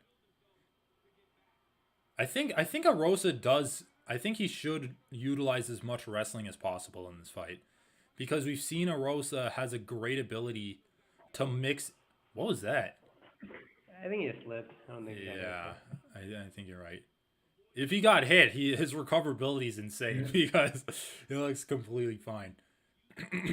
But we've seen Rosa have a very good ability to mix in scrambles, at least with his striking, and then like find submissions in the chaos of the scramble.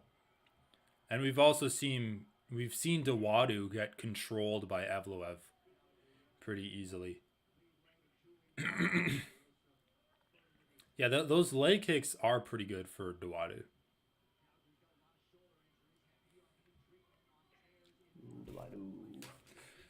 I think Dawadu just has like cleaner striking, but we'll see if Rosa can force some shit to happen here.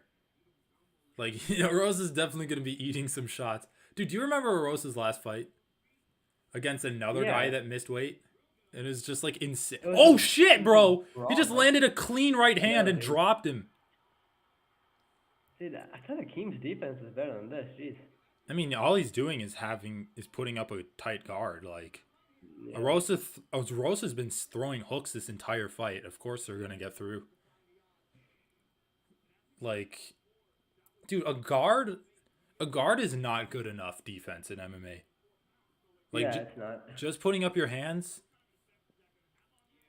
Like, I don't think any elite fighters put their hands up and just hold guard. Like, can you think of anyone in the top 5 that does that? Well, I mean, a guard needs to be a component of your defense, but it's not like the end-all, be-all. Well, I would say, like, their go-to defense. Like, can you think of any fighters who's, like, Poirier's guard is very impressive. Even Gaethje likes to shell up, too, and just take some shots. That's true. Yeah, you're right. He relies so much on his chin, though. Yeah. Gaethje's not the greatest example to point to of striking defense. Always keeps a really tight guard. Always very disciplined. Oh, yeah, that's a good point. That's actually a good point. Like, it's a good component. It's obviously it needs to be a component of your defense and it's effective. But, like, if you're stationary, your guard isn't going to do enough because they will just loop around it. Petr Yan does a great job of giving himself space so he can move backwards when his opponent is throwing at him. Because he shells up, but he moves backwards. By the way, I think Rosa's fighting a great fight right now to be I think this is the game plan to beat Hakeem. Turning it into a brawl, landing shots, taking some shots, and mixing in takedowns. Look at him. Dude, I actually think this is a great game plan. Even all of this showmanship that he's doing, he's just like fucking with him because Hakeem is such a serious guy. Oh my god. Dude, Rosa's on point, bro. I did not expect this at all. I thought Hakeem definitely had this fight. I don't know, really man. Rosa's a scrapper. I know, but we always see usually superior skills are gonna beat the scrappers. Usually. I mean, I would favor Hakeem to win more fights out of stumbling back over. Out of 10 fights, I would give Rosa the majority of those, or I would give Hakeem over half, right?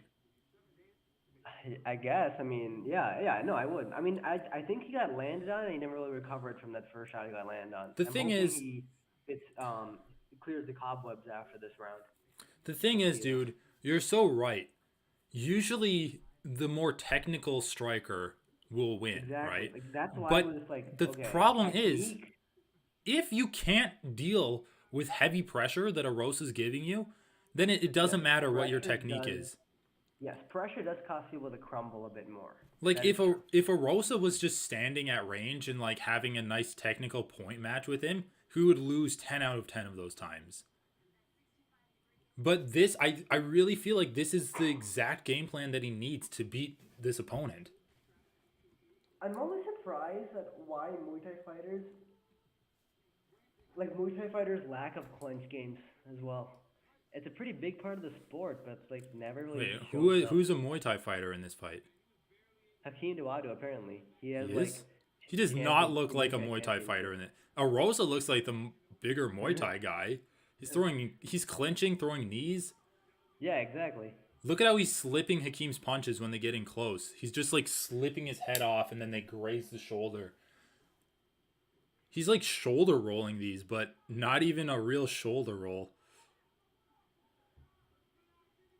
Also, holy shit, Arosa's distance management is pretty good. Like, he's just past those jabs.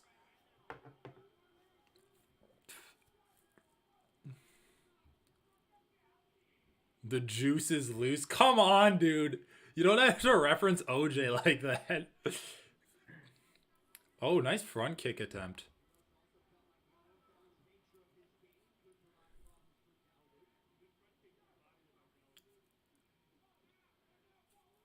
All right.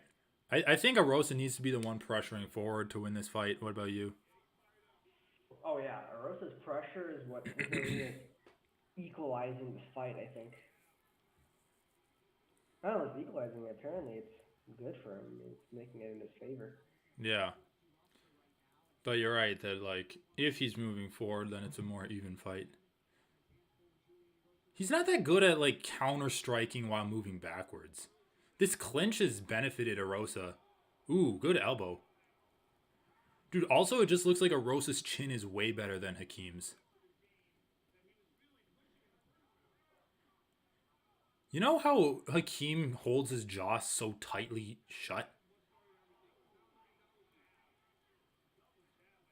Like, dude, do you think the fact that Hakeem's jaw is clenched so hard, like, affects his chin? Oh my god, dude, this fight is crazy.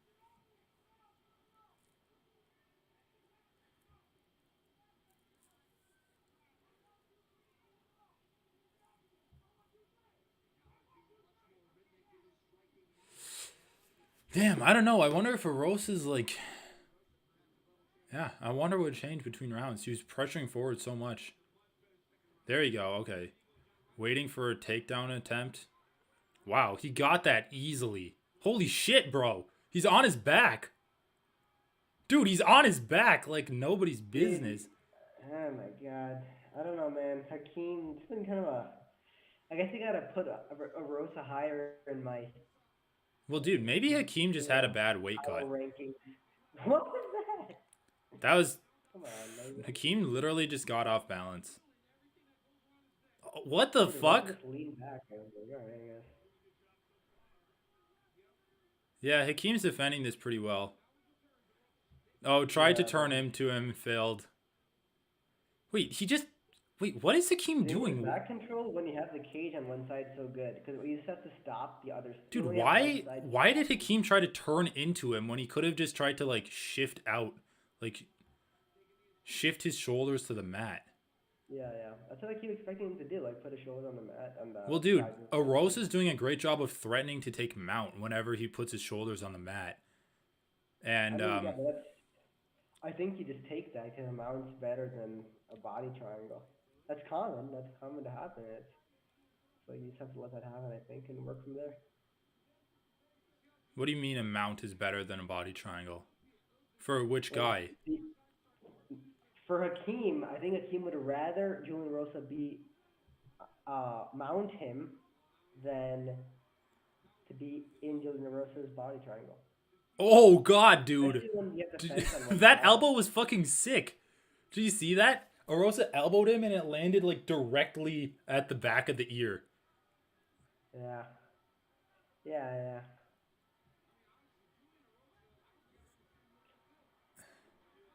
Dude, what is DC saying, man? Arosa did not look good in his last fight. He was getting hit with some huge shots. Unless there was a fight that I missed. Oh, I thought DC said at 2 in a row. I've never seen it. Oh, is he talking about 2 in a row rounds? 2 rounds in a row or 2 fights in a row? Okay, I thought he was, for some reason, I thought two fights in a row. Yeah, no, I will say, he looks way better. He looks really fucking good in this fight. I don't know what to say. Dude, Hakeem is busted up. Pressure and then his clinch is Dude, so his good. back control shots actually did damage. Like, he had You never see that. You, like, very rarely see that. He had Hakeem in back control for long enough and was willing to throw, like, enough strikes that it actually did shit. Dude, I'm gonna send you a message on Discord. Alright. Hold on.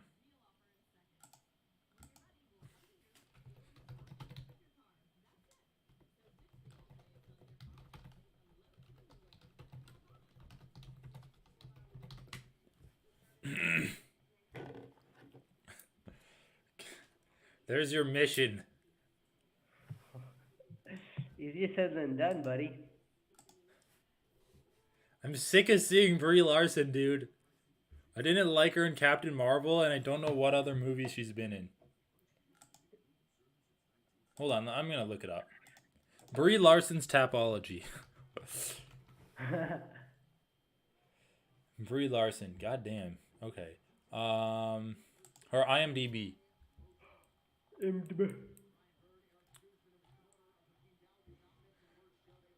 Lessons in Chemistry. Wait, that's a TV series? Wait, is she a scientist? Alright, fuck it. There's a fight going on. Let me tag on, man. I don't give a shit about Brie Larson's. I just want to know if there's anything I've seen. Yeah, her Tapology. I just want to know if there's a fight or a movie she's been in that I've seen that I don't remember. Dude, if I was an MMA fighter, I'd get like a tattoo on my knee that said "Your face here."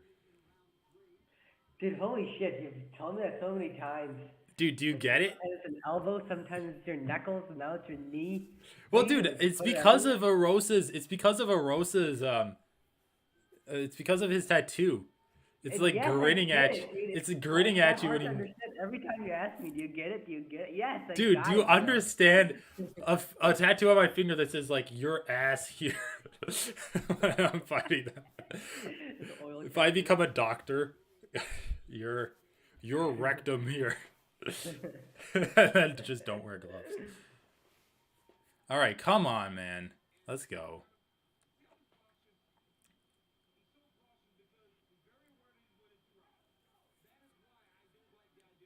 God damn, dude. Arosa's defense is actually good this fight. Dude, DC talking about... DC's argument right now against open scoring proves why that argument is flawed. Wait, what did he say? Because he doesn't want to know the score? Arosa's being cautious because he knows his... Oh, that was a good uppercut. That's why I'm against open scoring. But what? But he thinks he's up 2 rounds anyway. Exactly. It's already happening with that open scoring. It's just a shittier version of it because fighters are guessing. Dude, I have the only good argument against open scoring. It diverts attention away from the real flaws of the sport. Because there's I just don't think open scoring changes anything. So there's literally no good arguments against it. I think it lets fighters be strategic. Honestly, wait, you know what? I think it's wait, dude, hold on. I'm pro open scoring now. What? Dude, they do a little graphic between rounds that flashes up the score, and that means they can't play ads. Oh, good point, dude. Good point. Dude, it'd be against the sport. They couldn't play ads, because that's when you know the score. I don't want to see the score on the screen. Don't show me that. Do it between rounds. Dude, Arosa is landing, man. Arosa's landing good. Like, he's not even being as cautious as what DC is saying. What? He's not even being that cautious. Who's being cautious? Arosa? DC is saying that Arosa's fighting cautiously, and it's like... Dude, what? Not even really. Yeah, I know, it's not... Before he's in range of getting hit. And he's landing big shots, bro. He's winning this round. It's not like he's taking this round off. Dude, people in the sport are fucking retarded. Holy shit. People are so stupid. Yeah, I know. Dude, I just remember, like, fucking Aljamain Sterling, in his last fight, dude, holy shit, Hakeem's defense sucks. His takedown defense is trash. I know, dude. Holy shit. Arosa's going for, like... Yeah, Arosa's just going for, like, the weakest-ass takedown attempts. Like, they're good, but they're not stellar. And he's just getting them easily. Yeah. Okay, Hakeem just gave up. 30-27, let's go. I mean, Hakeem does look like he just gave up. I'll be willing to chalk this up to bad cardio due to a bad weight cut. Dude, Arosa just kissed his fist and then punched Hakeem in the side of the head.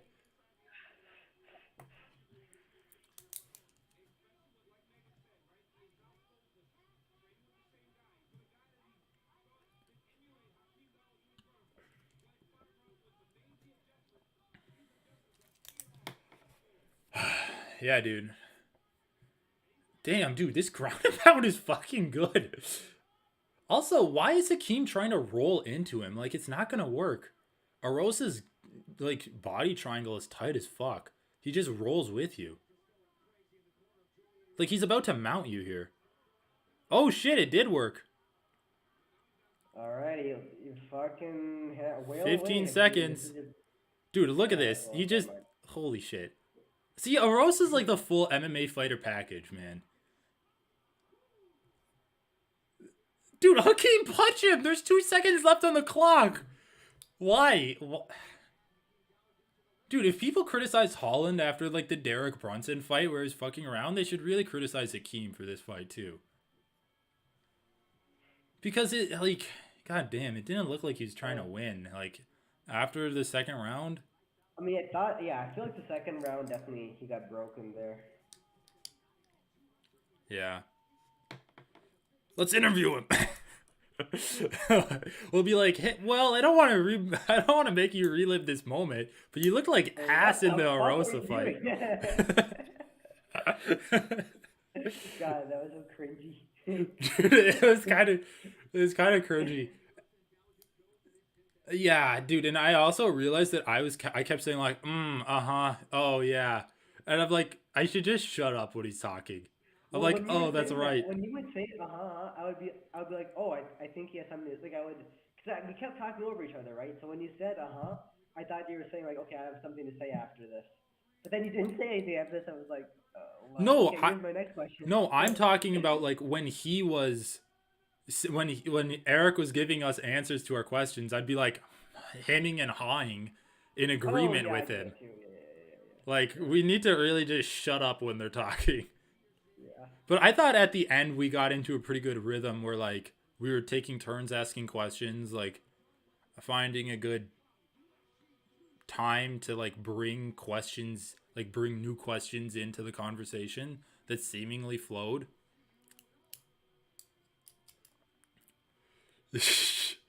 But yeah, dude, when you're like, were you trying to throw an axe kick or something? I do not think we can play the audio archive. We have like the audio will get copy struck. It'll be copyrighted. But you know what I can do? I'll throw up subtitles for you. I'm gonna get pay-per-view starting. Well, I can't even use my fallback anymore. Jesus Christ, dude. So now it's just the only gods, whether they'll let us watch this fight or not.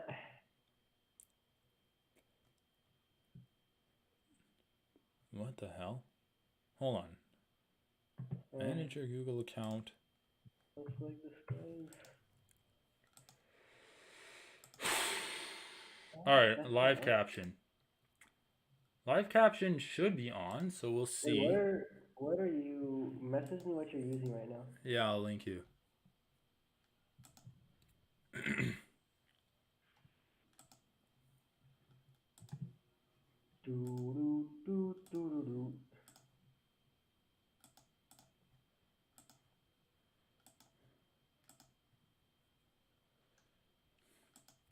All right, dude. Run down the pay-per-view and give me your predictions. Oh. We'll do it before every fight. For this next fight, I got Johnny Walker, though. Dude, I don't what? Think Ion has, There's no way. I don't think Ion has the skills to deal with superior height and reach of Johnny Walker. Dude, really? He got guillotined by Ryan Spann in his last fight. Pretty embarrassing. Johnny Walker did? No. Ian Cutelaba. Oh, yes, that just supports my point. But Johnny Walker's not going to high elbow guillotine him. Okay, what were you trying to say, though? I was thinking you were like... I'm really? saying that's how he lost. He's not going to lose to Johnny Walker.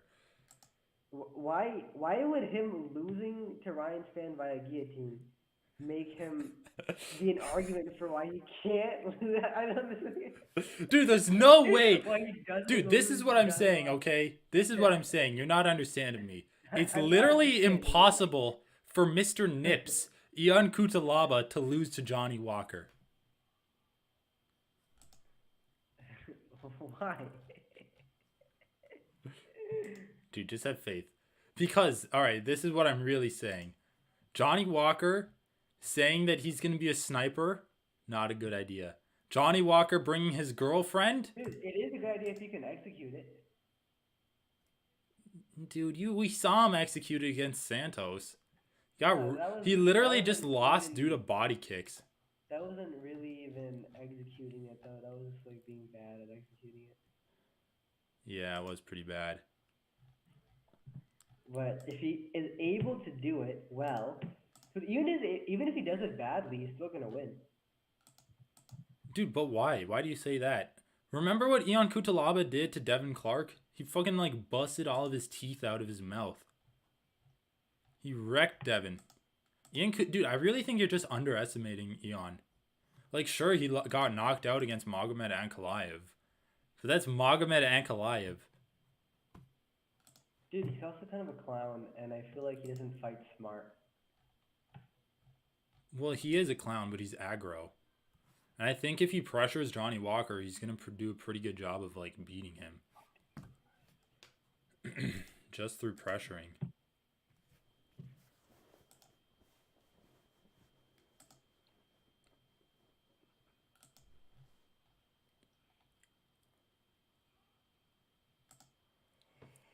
Oh, dude, my prediction,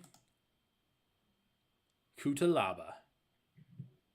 But you know what? I think that I really think that what does Cutelaba bring to the table? Dude, he brings an aggro personality, okay? It's like a reason he's gonna lose, dude. Dude, we saw Johnny Walker kind of get wrecked against Jamal Hill. Yeah, that's Jamal Hill, dude. Jamal Hill is really fucking good. Is he? Dude, is Jamal Hill that good? Yeah, he probably is. Dude, he's been doing pretty well, man. Yeah, you're God right. Damn it!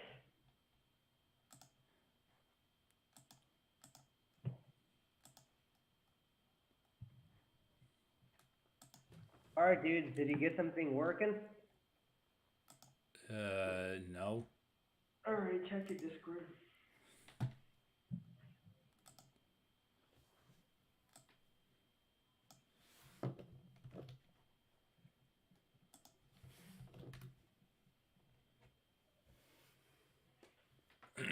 Okay.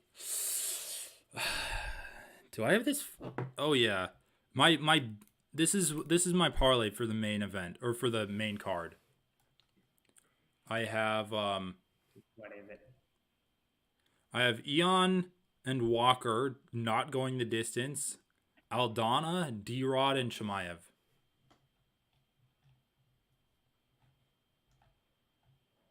Who's Aldana fighting again? Macy Chasson. Dude, you actually fucking put Nate Diaz in your parlay? Shit. Dude, I didn't put Nate Diaz. I thought you said Aldana, Diaz, and Chimaev. No, D-Rod. Oh, he definitely said Diaz, bro. Dude, you just heard me say D-Rod. And your brain filled in the blanks. Ugh. Dude.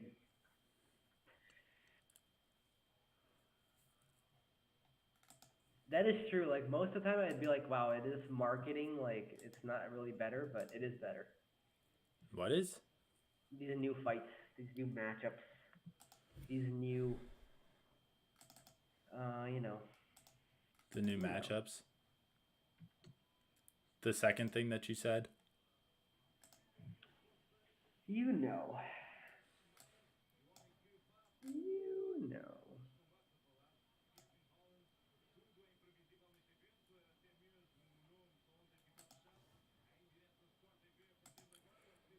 Ion Kutalaba. My name is Ion. Dude, it sounds to me sometimes like people say Elon. I think they're just like muskheads. Muskheads. It's funny. Ion Kutalaba. Elon Musk. Muske. Head. Muske-kun. Where are my Teslas? Dude, holy shit. Dariush called out for a Tesla after already ordering one, and the production delays were just so bad that he had to call out the owner of the company. It's kind of embarrassing for Elon Musk. It's like, it's not even like he gifted Dariush a Tesla or anything. He like bought one, and he just wasn't getting it. Dude, imagine buying a car and then not getting it for like months and months. Yeah, that's pretty shitty. I'm not gonna lie. Yeah, I mean, it's happening for a lot of electric cars right now, like the Mach 3s. Because apparently there are only 2 electric cars that are included in the subsidy thing. Yeah. That you can apply for tax breaks for, if you get them. And both those cars are like super backed up now. The Mach 3 and one other one. But not to mention, like, the companies just raise their prices for the cars by like basically exactly the subsidy amount. Actually, in some cases, like $1,000 more. Dude, capturing the entirety of the subsidy. That's like the fucking history of... I keep saying subsidy, it's tax rebate. I mean, basically the same thing, right? Yeah, yeah. Well, kind of. Yeah, kind of. Subsidies go to companies.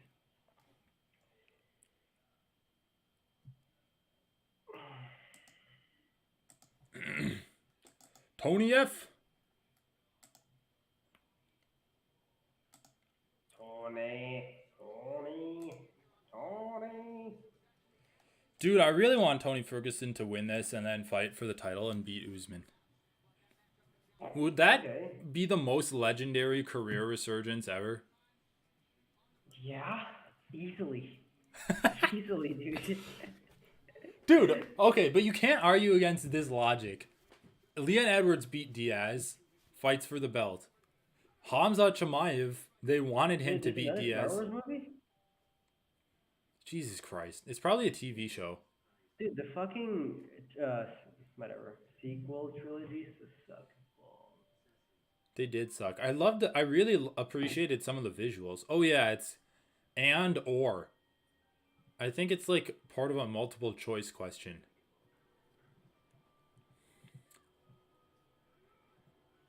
God damn it. It's gonna be Here. shitty. This is gonna be a tough night of watching the fights, I can already tell. Oh yeah, sure. Here, check Discord. Dude, I'm just waiting for the day where we're like sending these messages back and forth in the server.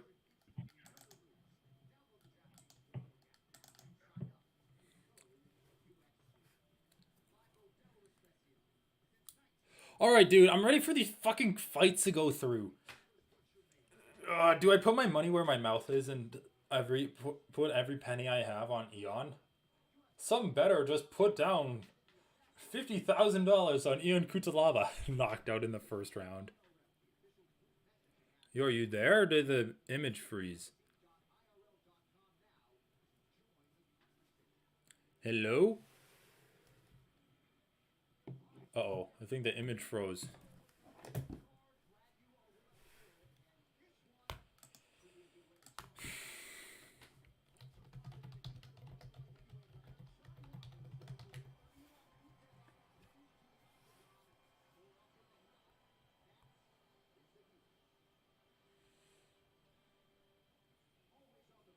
All right, well, we'll see. He's out. He's out. He's been defeated.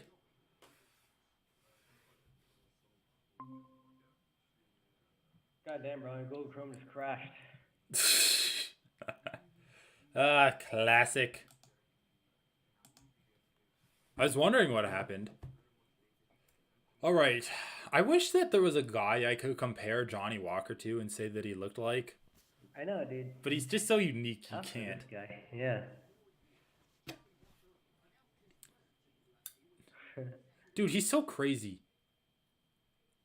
He's like one of those body types that's like, he's so jacked and muscular that his chin is bad. It's like Jamie Pickett. Astute observation. But the thing is, Kutalab's chin is also bad. Moldovan banger.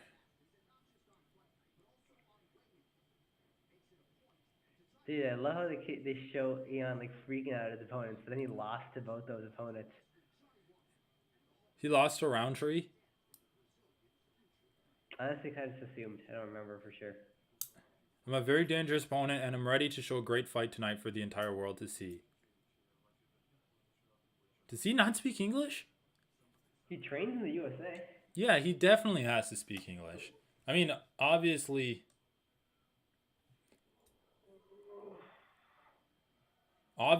he's more comfortable speaking in Moldovan or whatever language they speak in Moldova.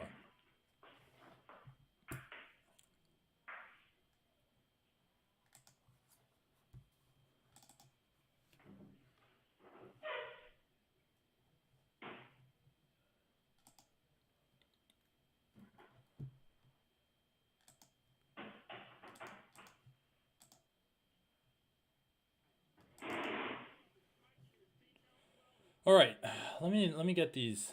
Okay, the subtitles are working nice. I'm just gonna shift everything up. There we go.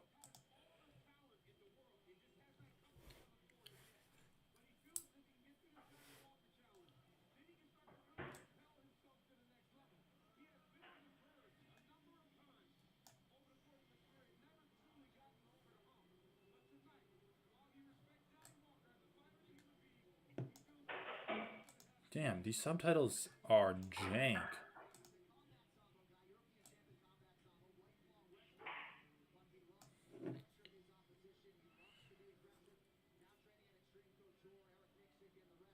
Alright, well, the subtitles are actually working pretty well.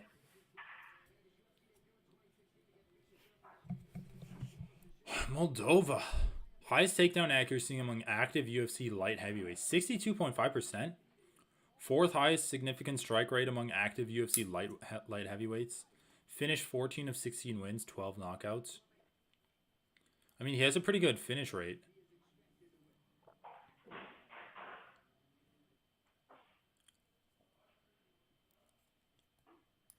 Oh my lord.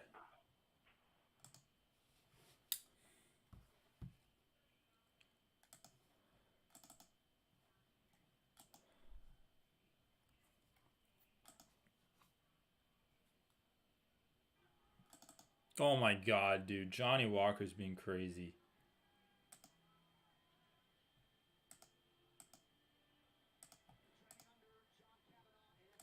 Why? These captions disappear so easily.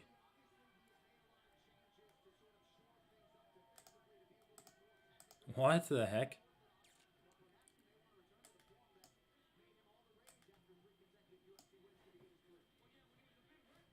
Alright, I'm getting the subtitles back.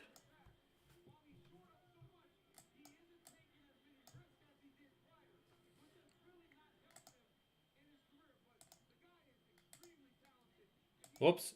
Don't watch. Alright, there we go. Whew, that was a close one.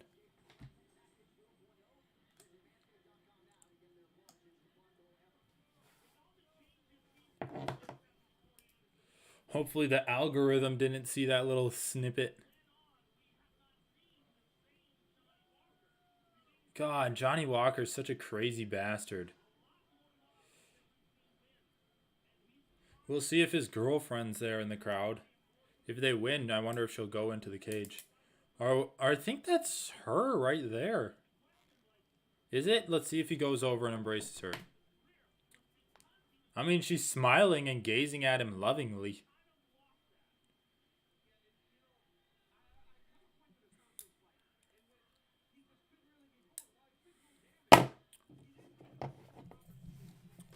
Walker to win by KO TKO.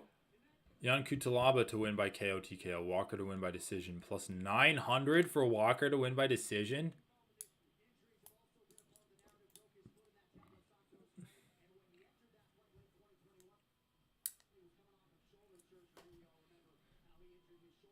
Dude, Jan Kutalaba has the highest takedown accuracy at light heavyweight. Yeah. Just because the nature of the matchups and how I know, yeah. Like, he barely ever goes for takedowns.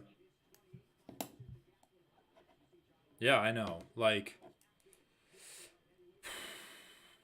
I'm sure he's gotten some good takedowns, but probably a lot of that stems from his striking and also just bad matchups.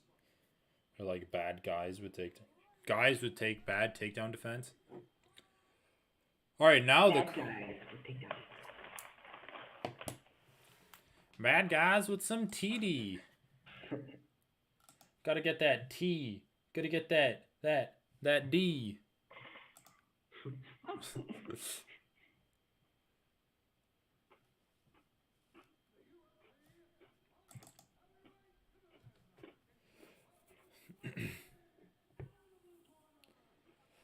Mr. Nips, I call him.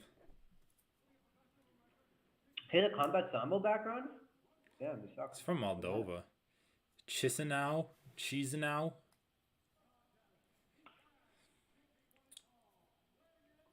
Goddamn, dude. Imagine if he was a runner. Those nips would be leaking blood after the first mile. You'd have to put these images in my head. You'd have to tape them up. You'd definitely have to tape them up. But even then, it's like... They'd rub holes through his shirts. Yeah, and just like poke them to the tape. He's like, only silk shirts for me. Only silk running shirts. Cotton is too abrasive. You gotta put like gel and lotion on his nipples. Dude, I love... Michelle Pajera and Johnny Walker is one of the best bromances in MMA. Definitely Brazilian MMA. They're definitely like made for each other. I mean, they're both just crazy fucks. Crazy Brazilian, like, nutcases. Alright, let's see if the Moldovan Hulk... Dude, I'm just waiting for Jan Kutalaba to sprint out and get, like, countered and knocked out cold. Jesus Christ. Johnny Walker just starts slowly walking forwards. It's like, oh, you are approaching me? Do you know that meme? Dude, Johnny Walker better like... What time are you at, by the way? 4:37 now. Oh, you're like 2 seconds ahead of me if you want to pause it. Dude, another takedown. Did you pause? Not yet. You said for 2 seconds, right? Yeah. God damn it. I can't do anything. Holy shit. Oh my god, I'm not even on the clock. This is embarrassing.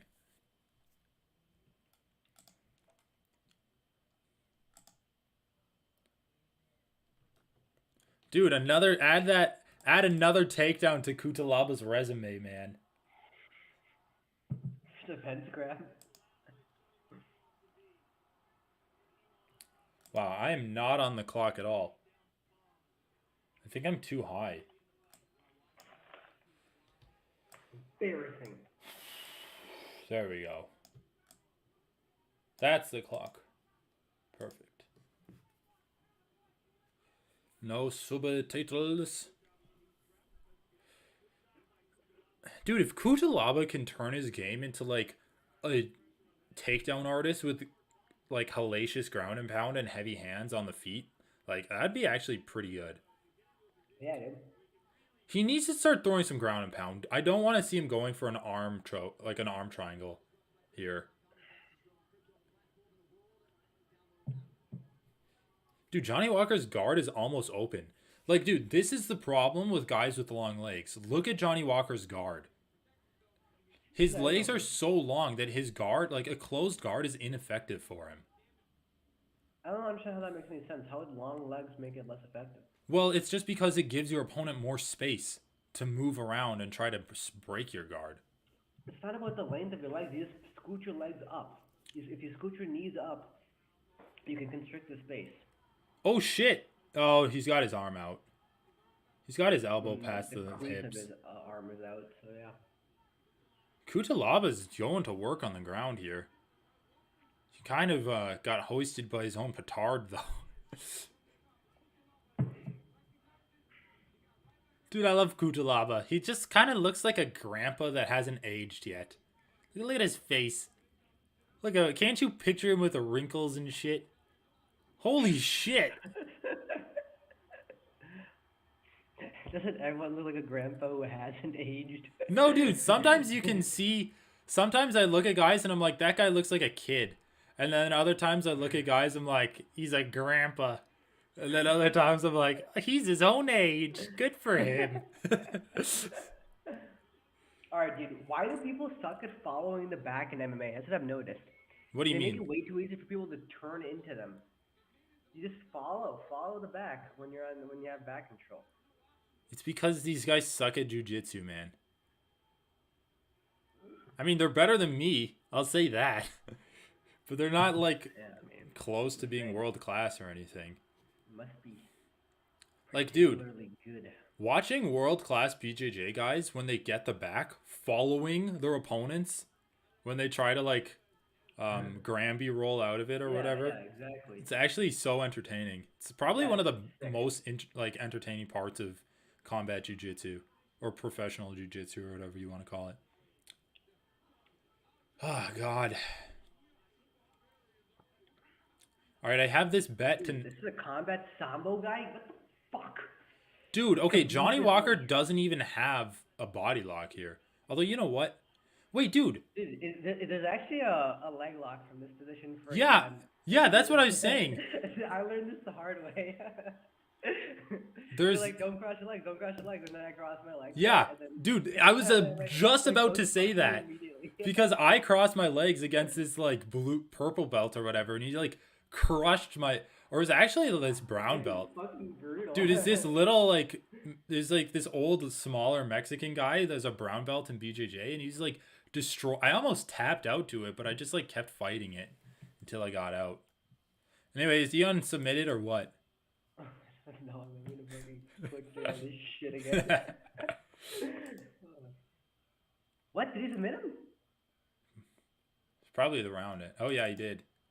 What? Dude, I told you that Johnny Walker would wreck him. There was literally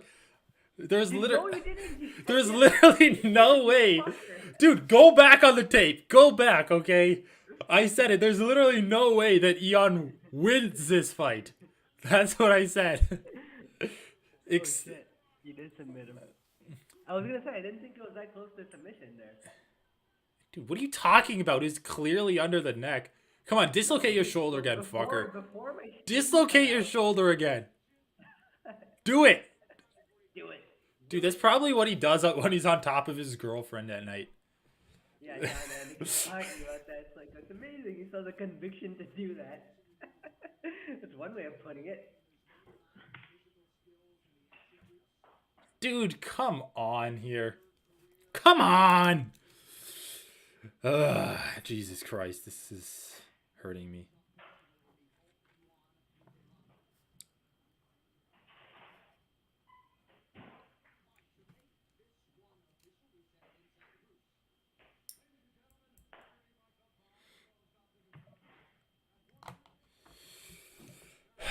All right. I have one bet that's left alive, and it's like a fucking insane parlay.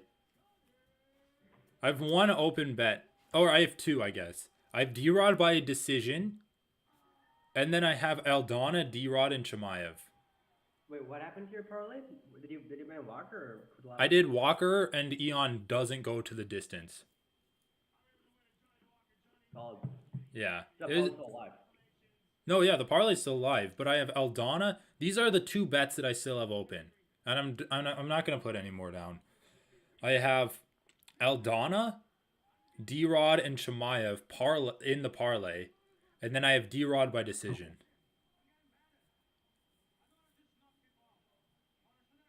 Dude, why do athletes always brag about how hard they work?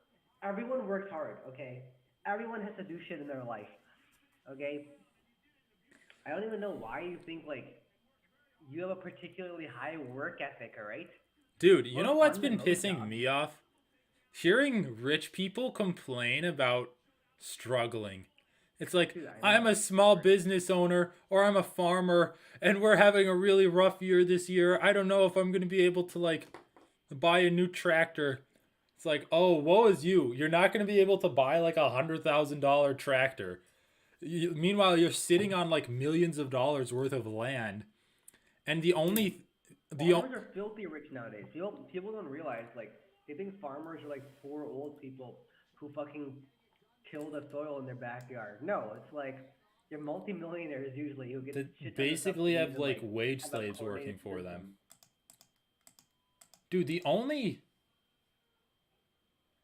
like, and that's the thing that these people are afraid of is working like a 9-to-5 job.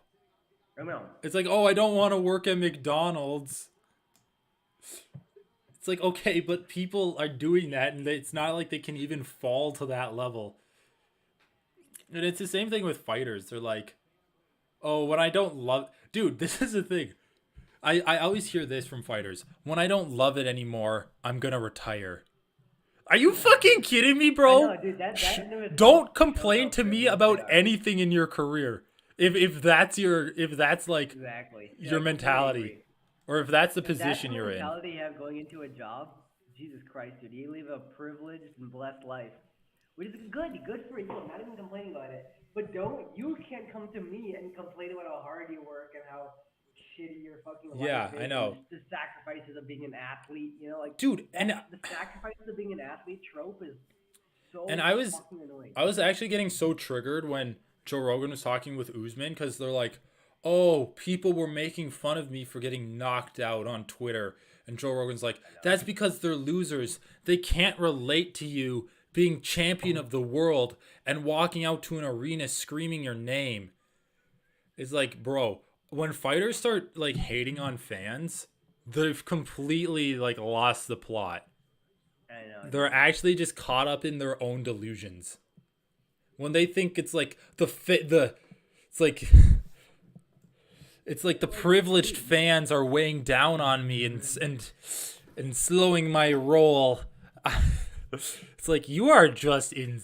Dude, you need to have a perspective check. Downsides to your job, just stop complaining, man. These downsides aren't real. Like, you're fine. You're totally fine. I know, yeah. It's like Twitter bullying and shit. Like, dude, just get off. You don't have to be on Twitter. All these people who talk about like social media fucking with them, like, you can just get off of social. You know, you don't have to be on social media. Right? I know, dude. The solution is quite simple. I mean, the one exception that I'll say to that is up and coming fighters. Like, I think what Eric Gonzalez was saying, like he does every interview that he can. But when you're the champion of the world and you're Twitter beefing with someone, get a hold of yourself. Exactly, dude. And Joe Rogan's like, they're losers. What have they accomplished in their lives? It's like, dude, Joe Rogan, you're actually a piece of shit. Like, dude, honestly, once Joe Rogan got rich, I mean, I don't know if he's always had this mentality, but he's talked a lot about growing up poor and like being on welfare and, you know, like getting food stamps and shit. And now he's just like a rich piece of shit. Like, he actually is. Joe Rogan's like character development has gone. He's like taken the villain route. He's literally taking the villain route. Like, that's an anime villain for... Like, that's, like, note for note, an anime villain character development. Like, a well-written anime villain.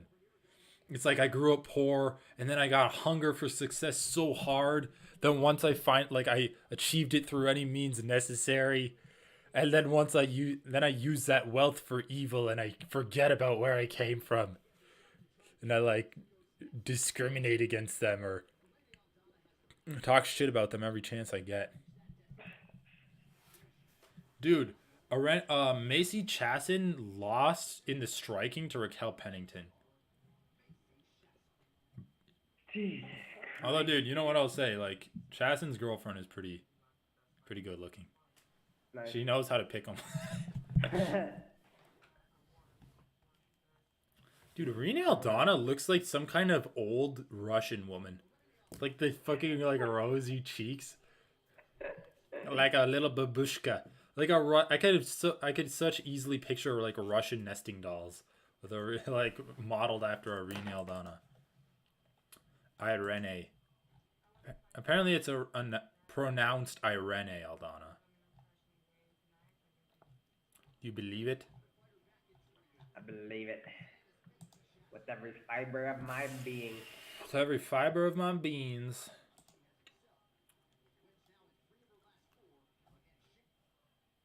Against Shana Burgos.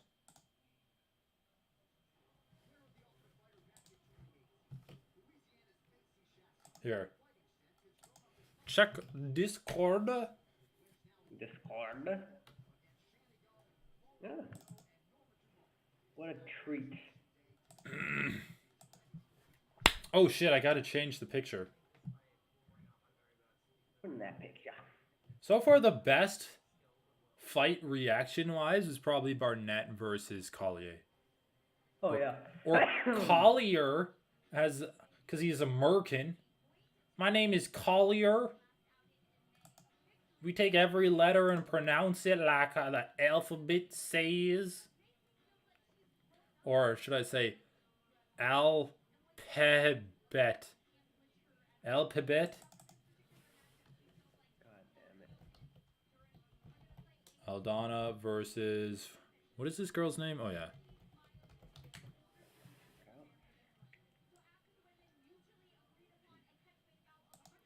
So who missed weight here? What? Who missed weight here? What? What are you saying? Who missed weight? Who missed weight in this? Oh, who missed weight? Macy Chasson missed weight because she usually fights at 145. Got it. So they both agreed on a catch weight then? Well, yeah, but I wonder if Aldana got paid more because apparently she was going to miss weight. And then she, like, requested the weight change. She asked Aldana to agree for, like, a catch weight fight. Because Aldana weighed in at, like, 140 or 137 and a half. Yeah, if you don't weigh in at the lower weight, then you don't have to give up any money. Then you don't get any money. Dude, look at that guy in, like, the red coat. He looks like it's the fucking homeless guy that wandered in off the street. Look at how he's staring at Macy.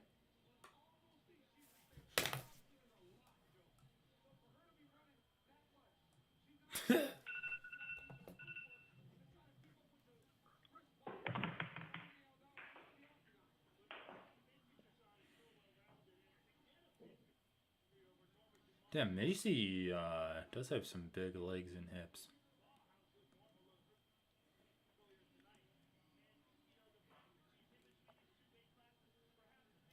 My name is Mace. I'm on the place. I'm getting Macy. Getting racy. Alright, let's go. Aldana versus Chasson. Chasson. Chasson. It's like champagne.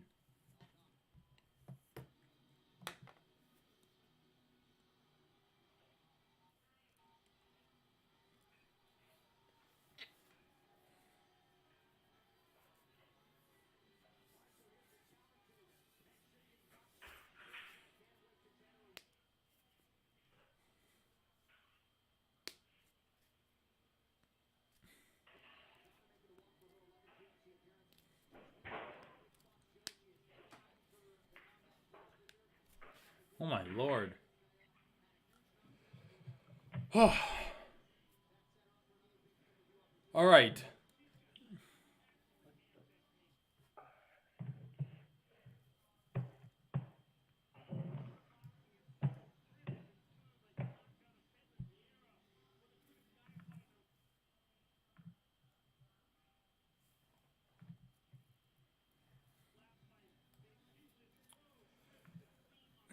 Rennie Aldana always comes out in like that swim shirt. I guess just rash guard. I feel like men should be able to wear rash guards too. I think you can. Come on, Dana, make it happen. Dude, I think you can. It's just that it's disadvantageous for you to do so. Well, dude, you don't want fabric on your body. It gives people better grips on you. Yeah, I guess that's true. Yeah, I mean, I can't think of any advantages.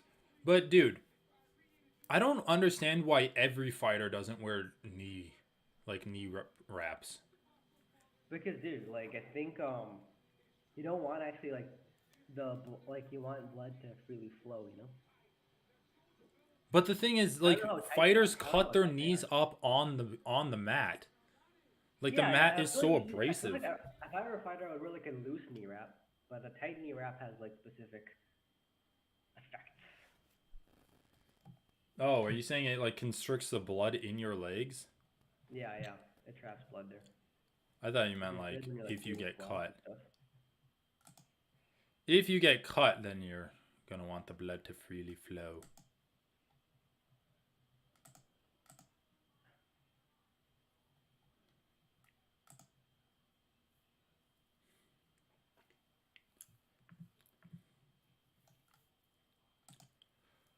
You let the blood freely flow.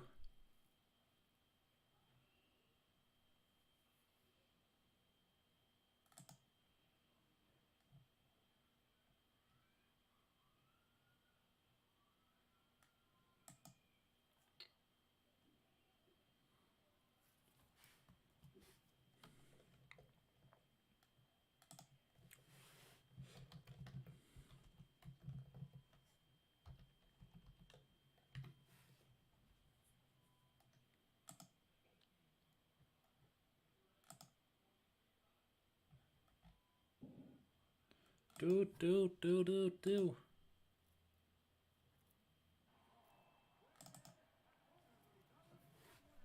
All right, well, I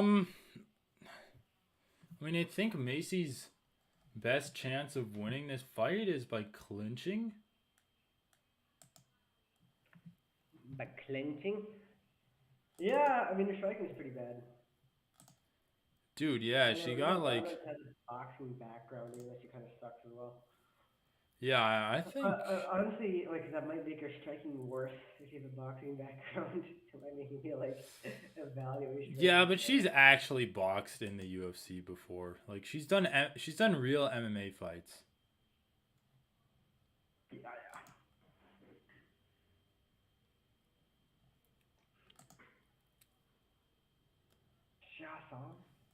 Chanson.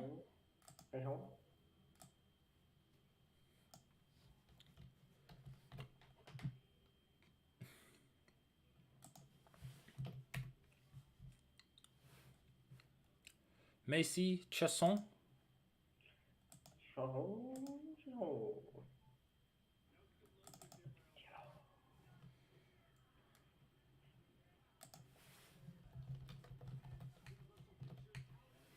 Dude, she is pretty big.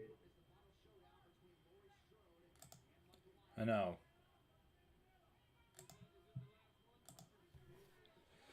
Oh, takedown attempt from Chasson. Aldana stuffed it pretty nicely. Pretty. What time are you at? Oh, I'm at 3:30. Holy shit, you're so far ahead of me.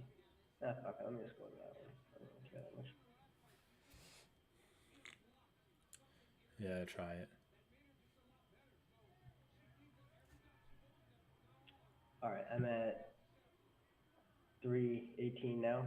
Alright, I'll pause it. I'm a few seconds ahead of you. Alright, I'm paused at 3:10.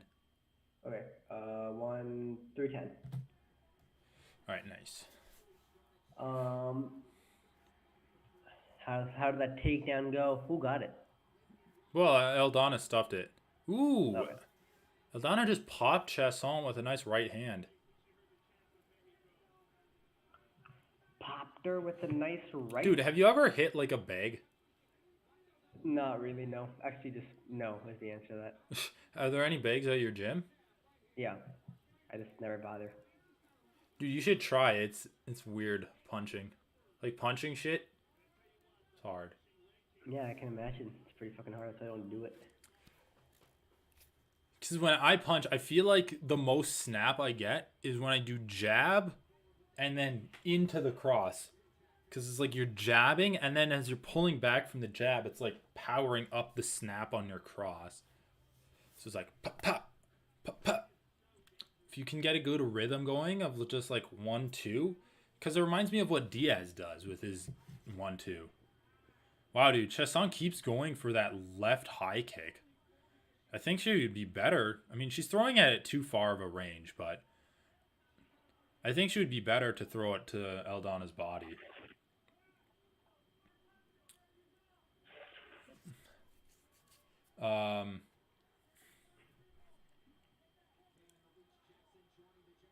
Aldana. Oh shit, that got through. That right hand got through. Aldana's striking looks money, dude. It looks really Pretty nice. crisp. It looks crisp as a packet of chips. I mean crackers. Crisp as some burnt toast.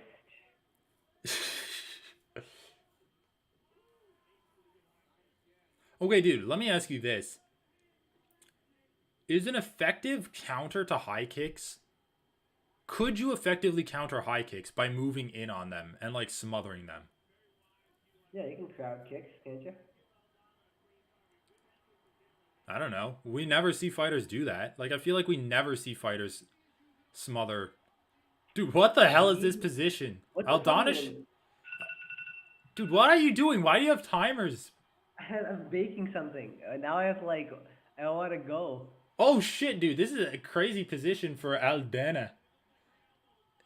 Dude, she just landed. Dude, what the fuck is this position? Oh shit.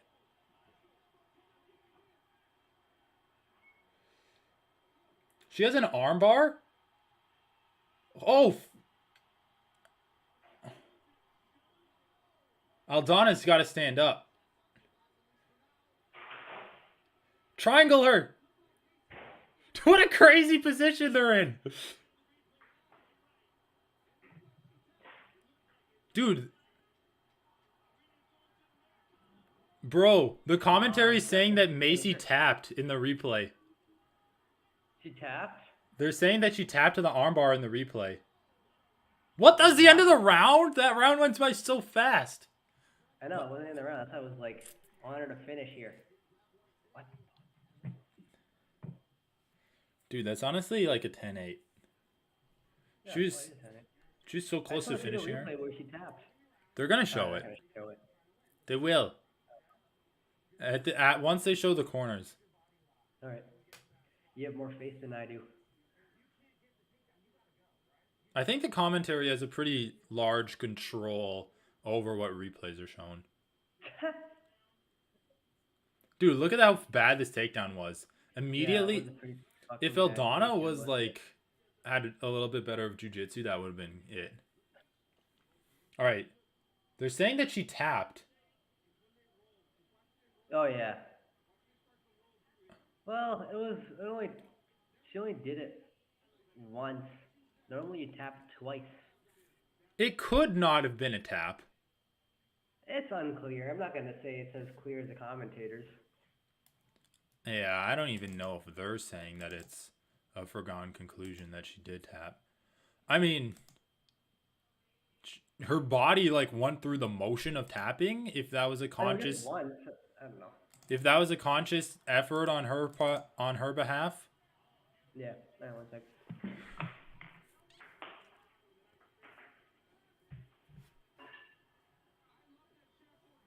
Why aren't these subtitles working? This is annoying me. These subtitles are like so bad.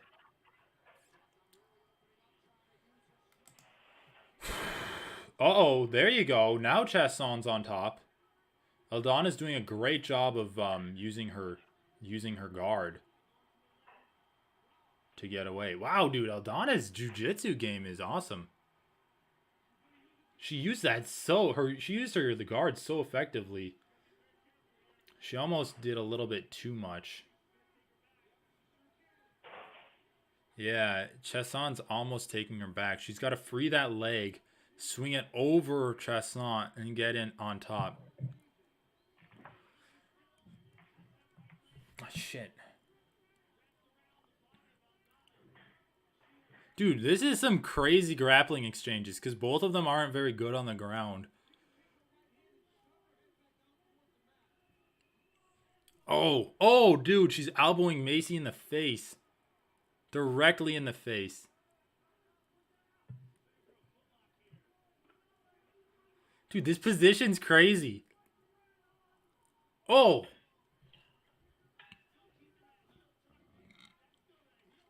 Oh my god, dude, she's trying to heel hook her.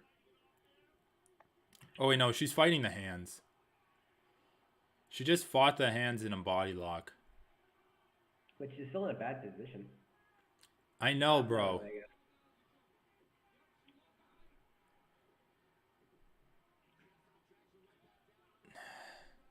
It's a bit awkward, but I feel like she could just try to get out of there.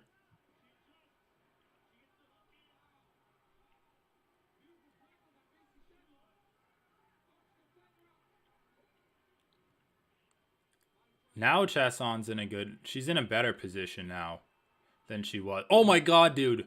Arena can easily just turn into her. Oh, Macy did a good job of like staying with her. Yeah, she's been good at keeping the back.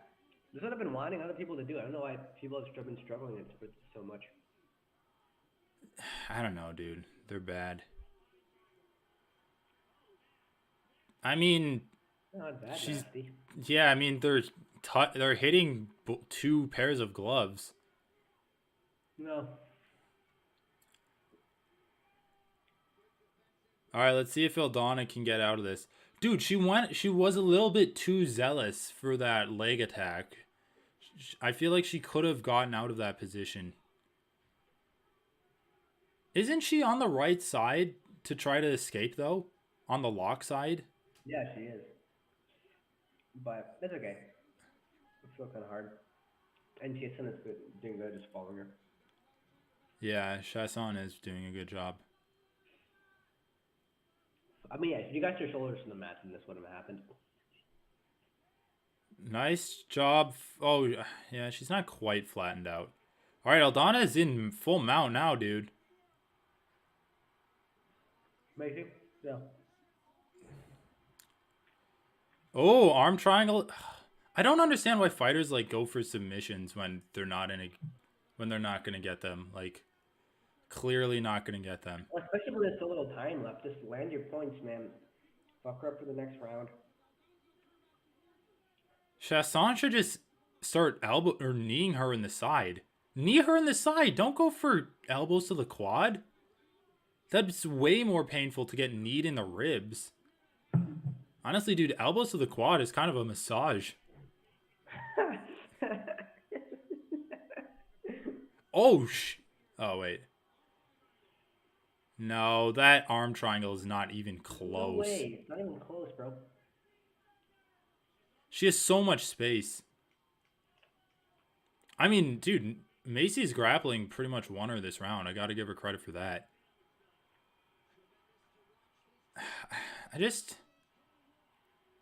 Dude, honestly, her ground and pound was pretty ineffective. There's literally not a mark on Irani's face. Yeah, I gotta say, I was kind of... I mean, she won the round, which is, useful, but I feel like she could have, put more damage on Irene and made her third round easier. Well, she was throwing so many shots, but...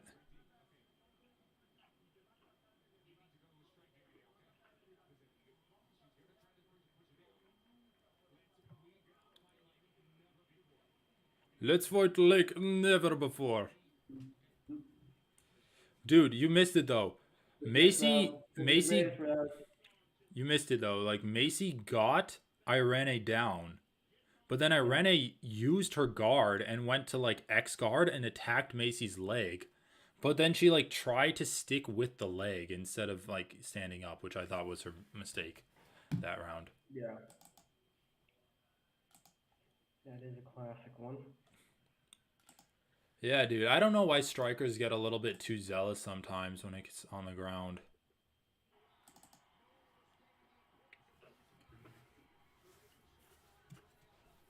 It's kind of like a big mistake that we see strikers a lot.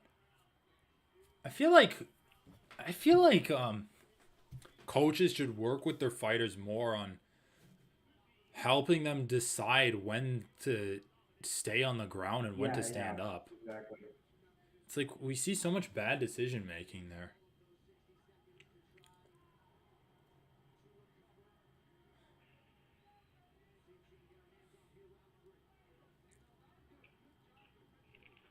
What the fuck was that takedown attempt? She like face planted trying to get it. Usually you only see fighters do that when they're rocked.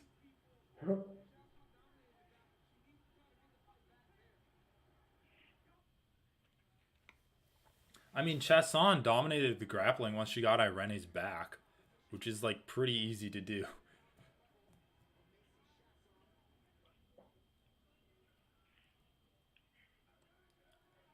They're 1-1.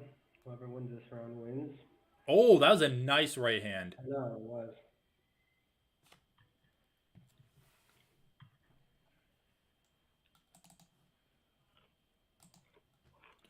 That right hand was right on the money. Oh, my little puppy wants to come in. Oh yeah. Running 40 miles a week. Oh, yeah, I know. Jesus Christ, yeah. I mean, it'd be what, like... 7. Probably like Yeah. 7 or 8 miles a day and then a few days of rest. Yeah, if you see it that way.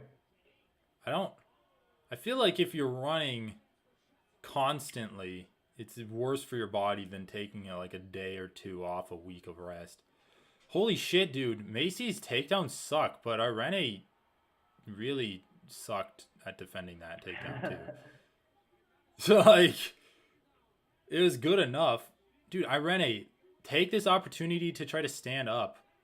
What just happened? What? Body...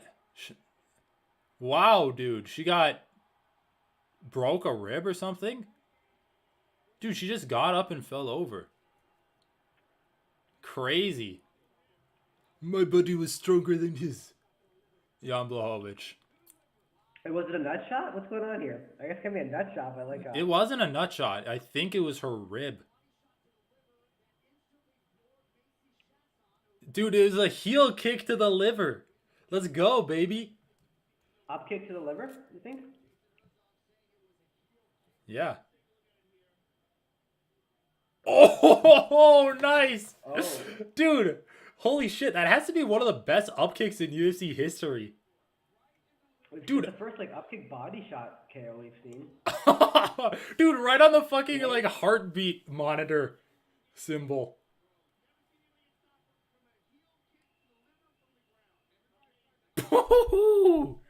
Get fucked. Dude, body shots are so underrated in MMA. I don't like that Irene just stood up and watched her, though. Get up and punch her in the face. I don't understand it, bro. Herzog just stepped in. She was like going for it. And then... Well, yeah, Herzog would have stepped in for sure. No, I'm saying she did, like... No, he That's didn't. Kind of unfortunate. I mean, I don't know. What do you mean it's unfortunate?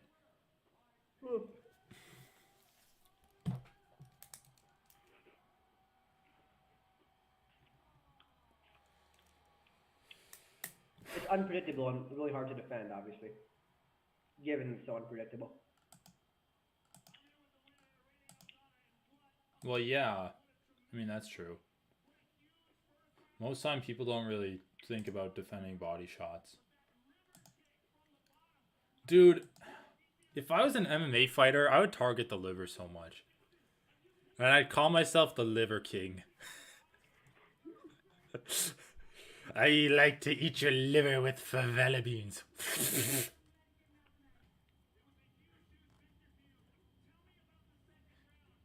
Dude, that's what I was saying. Renee's guard game is actually good. Okay, I'm gonna say that was lucky though. Like she wasn't even going. She wasn't actually aiming for the liver with that kick. Dude, of course it was just lucky. wiping her leg. That's what I'm saying. It's unfortunate for Macy. She was kind of like on track to win. Dude, if your liver's enlarged from running 40 miles a week, then you gotta do a better job of protecting it. What? Does running enlarge your liver? Probably enlarged her liver. I mean, I can think of other things that enlarge your liver. Some special sports supplements. Yeah. Anyway, do I hedge on the leech? What's the flip This side? is what I have. I have D-Rod by decision at plus 127. I could take the leech at plus 146. And then I have D-Rod parlayed. And if D-Rod hits, all I have left is Chimaev in a parlay at plus 200. Oh yeah, you're fine with that. Yeah, sure. Yeah. But I need to put enough money on the leech to make up for my lost parlay and my... God damn it, dude. Mark Wahlberg's in the crowd. Who gives a fuck? I hate that guy. Why does everyone hate Mark Wahlberg so much? Because he's a religious freak, dude. He literally did a movie where he played a priest. God damn it. It's so cringy. Who the hell? Oh, Dude, that's... Marlon looks so What? different every time I see him. I was like, who the fuck is that guy? He ages like... He's a I swear to God, freaking there's like chameleon. people in there. I know. He's the new Donald Cerrone. Dude, it took me like a couple of months before I realized that every one of the guys every one of the Cerrone fights was the same guy. Because he looks so different. All right, hold on. What are the props on the leech?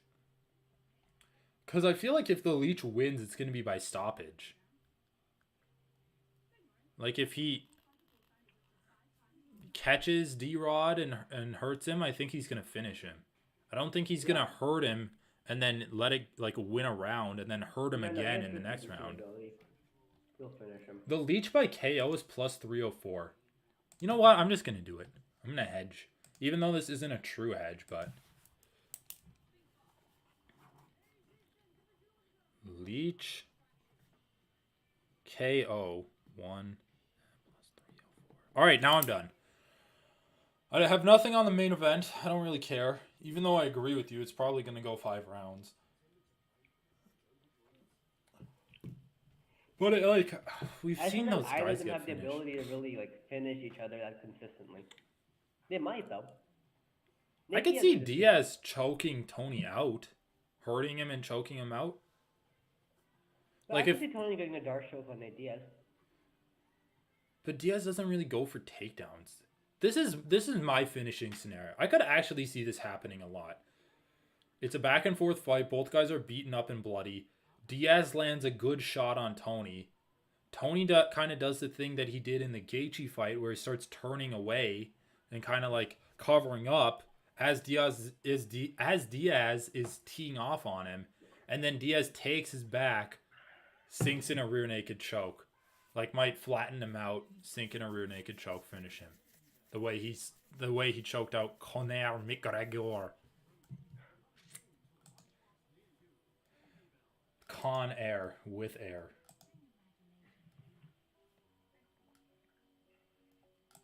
All right, well, Aldana won. That is fucking close. That was really close. Chasten's takedowns were horrible, but they were good enough. Yo, Aldana got slappy. She got slappy. She got slappy.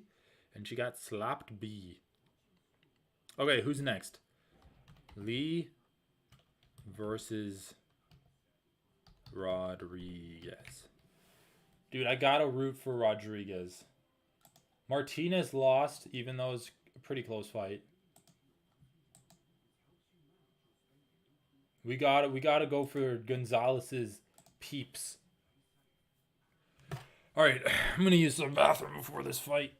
Ah.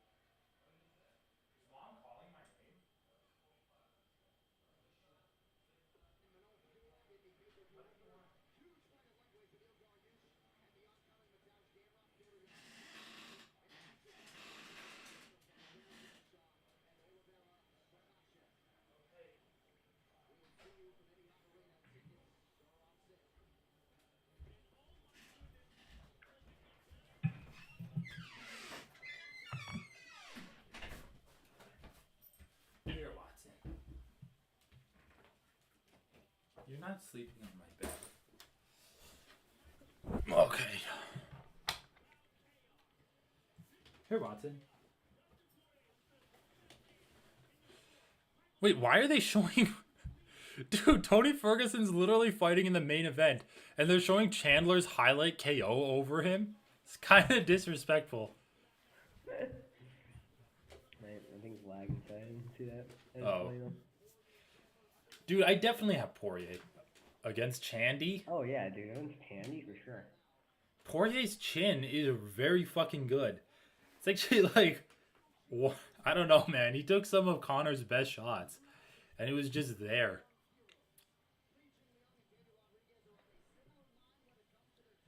You know what I'd really like to see from Daniel Rodriguez? Not necessarily a good wrestling game, but a good clinch game. Because A, it could help with his boxing a lot. Damn it. That lip tattoo on his face is so bad. Dude, I think it adds character. He doesn't have enough. It's like, join the Boy Scouts, it adds character. Dude. The Leech has such like an aggro face. She's so like, argh! It's like a fucking cinder block on his head. You know what I was going to say too? Everyone benefited out of this fight change except for the Leech. I know, dude. Leech is the only one who's like fighting up 8 pounds. Yeah, I know. Like, he must be getting paid pretty well, but... I don't know, man. We'll see. Holy fuck, man.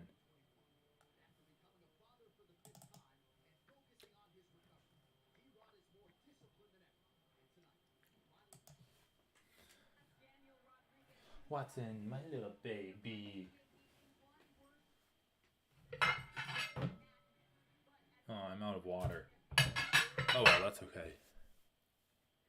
Megan Olive.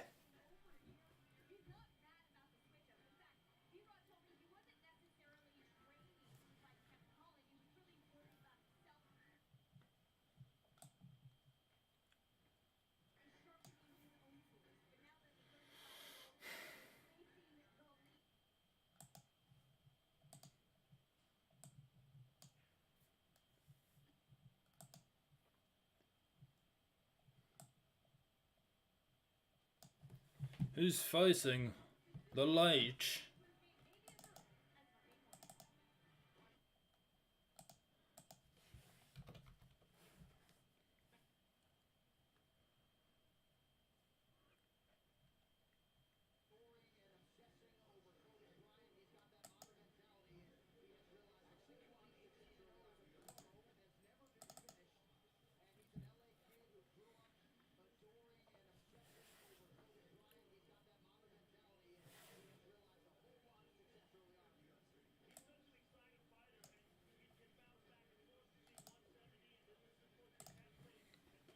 Let's go. Bam.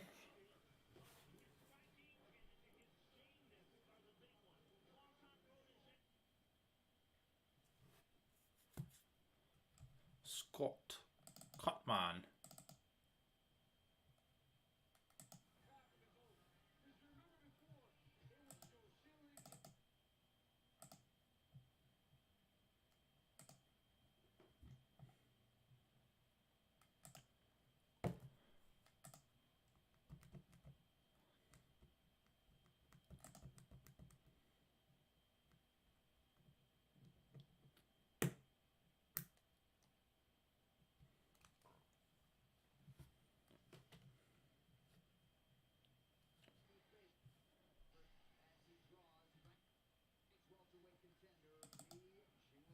Li Jingliang. I mean, it's definitely an uphill battle for the Leech. Definitely an uphill battle for the Leech.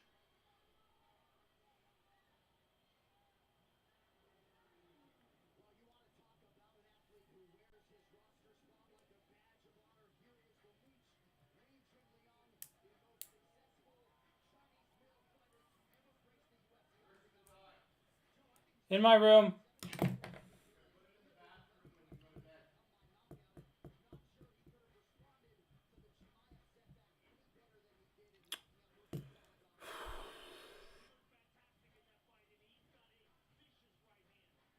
I mean, Li Jingliang looked really good in his last fight.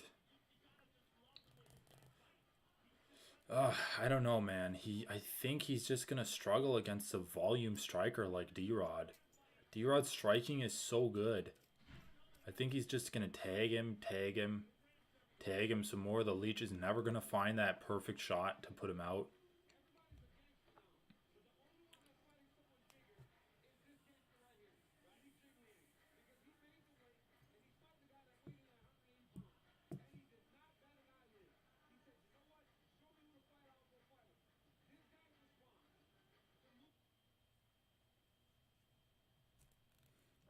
Poor guy.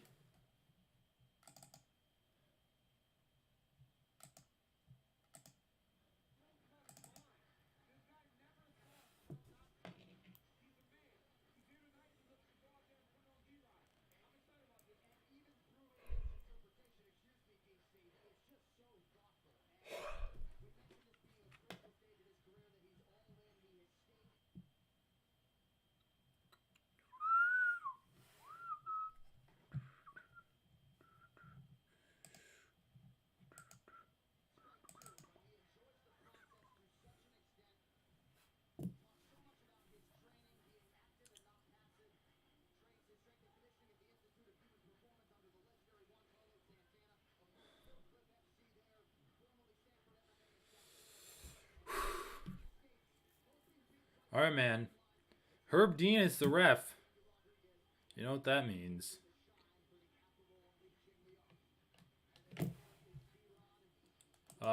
Is your mic still working?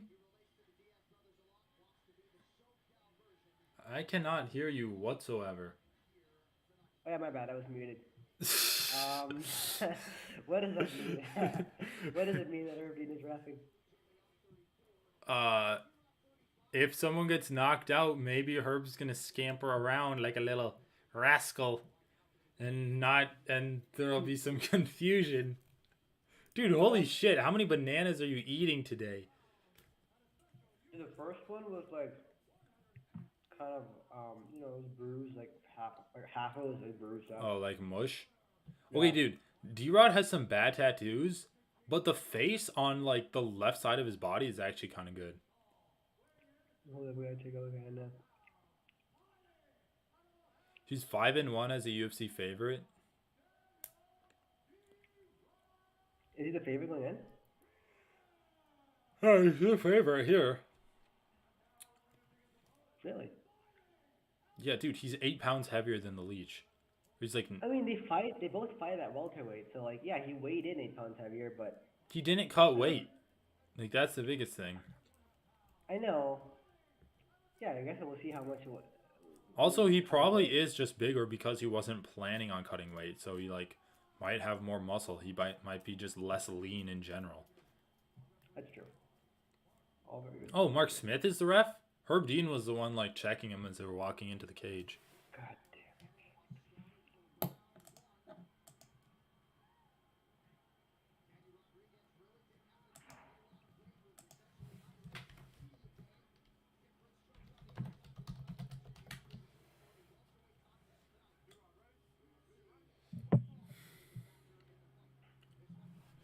All right, man. Here goes nothing.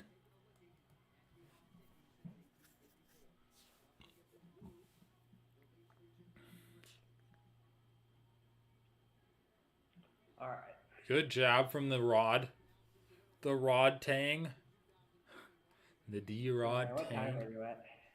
4:35. Alright, only a couple seconds ahead. You're The jab. So. You're a couple seconds ahead? You're a couple seconds ahead. Oh, okay.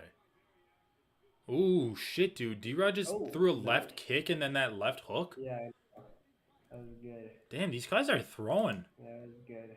All right, I'm going to pause at 4:10. Okay, so just tell me when you're there. 4, 3, 2, 1, 4:10. Okay. Yeah, I was just like a second ahead of you. Yeah, D-Rod just looks bigger than Leech, man. He does, yeah. It's kind of, I guess, yeah. I mean, he has a bigger frame, and then he also is just carrying more weight on his frame. Yeah, he didn't have to lose any weight, you know. Like why aren't these subtitles working? This is so annoying. Here, I'm gonna fix them. There we go. I mean, the Leech has my, like, respect for taking this fight because, like, it is pretty unfair of the UFC to fuck him up. Like, dude, he was fighting Tony Ferguson, man. That's such a better fight than Daniel Rodriguez. Are you kidding me? I know, dude. He's fighting a... Like, Daniel Rodriguez isn't a 155er moving up to welterweight. He's a full welterweight. Like, he's a full-sized 170 guy. And he's tough, man. He's tough, and he throws hard shots, and a lot of them. And he throws them well. Dude, his jab... One of the better adaptations of boxing to MMA. D-Rod? Yeah, he maintained the spirit of boxing very well. Just the output. Yeah. He's also been checking the Leech's leg kicks. Like, I honestly picked D-Rod to beat Kevin Holland. God damn, bro. D-Rod's defense is good, too. He just blocked, like, a left hook from the Leech with his shoulder. Like, shoulder rolling it. Oh!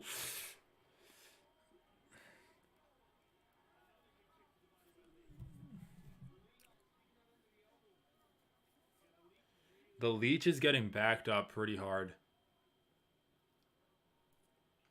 Holy shit, dude, that head kick. Oh yeah, I think I'm ahead of you now. Yeah, do you wanna, if you wanna pause it. Pause at 150. Pause at 150. All right, 3, 2, 1, go.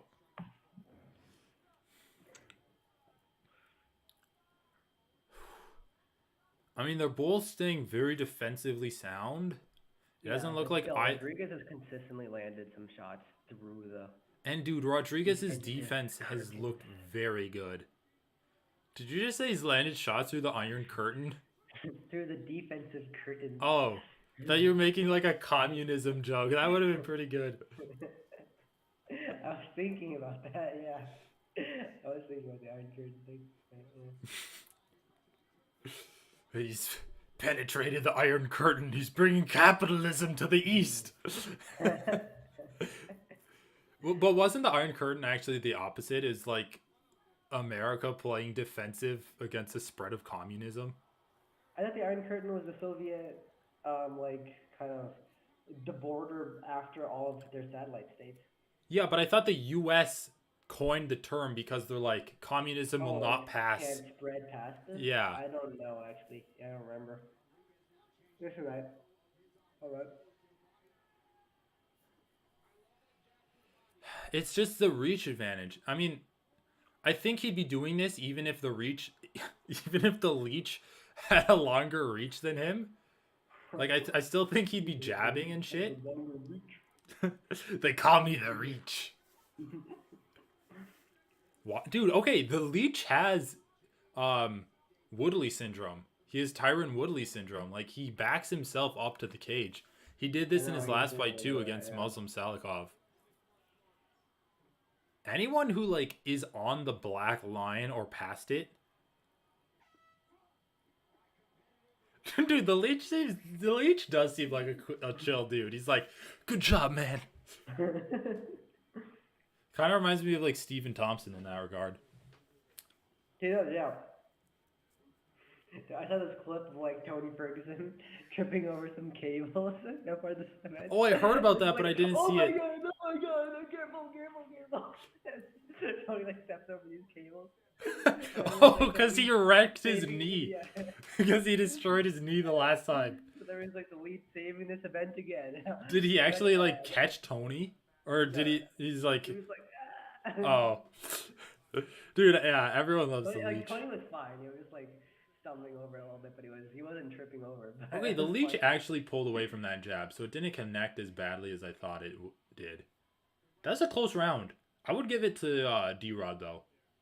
I think it was still pretty clearly D-Rod, though, yeah. He just controlled it with his jab. Yeah. Yeah, dude, to be honest, this just feels like a hyped up fight night. It doesn't feel like a pay-per-view at all. There's no title on the line, and like there's barely any ranked opponents. Who's ranked in this? Yeah, I mean, the Leech is ranked. Is Kevin Holland ranked? I think Irene Aldana's ranked. Oh, and Kutalaba and Walker. Walker was ranked. Yeah. Walker was number 14. I think they're both ranked. I don't think Kutalaba was ranked, dude. So we had number 14, whatever rank Irene Aldana was. I think she was like top 5, top 7. And then you have Leech. I don't even know if Kevin Holland is ranked, bro. And then you have Leech and Kevin Holland. Tony Ferguson's ranked at lightweight, but that doesn't count. Oh, and Hamza Chimaev. What am I saying? Yeah, but still, there's no number one. There's not even a number one contender fight on this card. And you're like scraping the bottom of the rankings to put together these fights. It's just a weird fight card in general.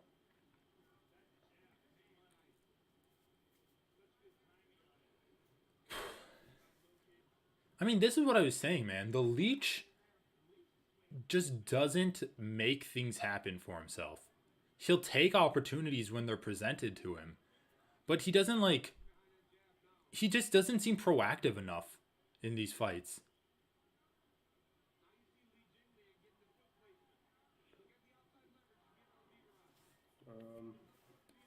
Yeah. Okay. Scrolling text. I've never seen the same thing, man. That's a good jab from the Rod. The Rod Tang. Dude, the Rod Tang sounds like a rap group.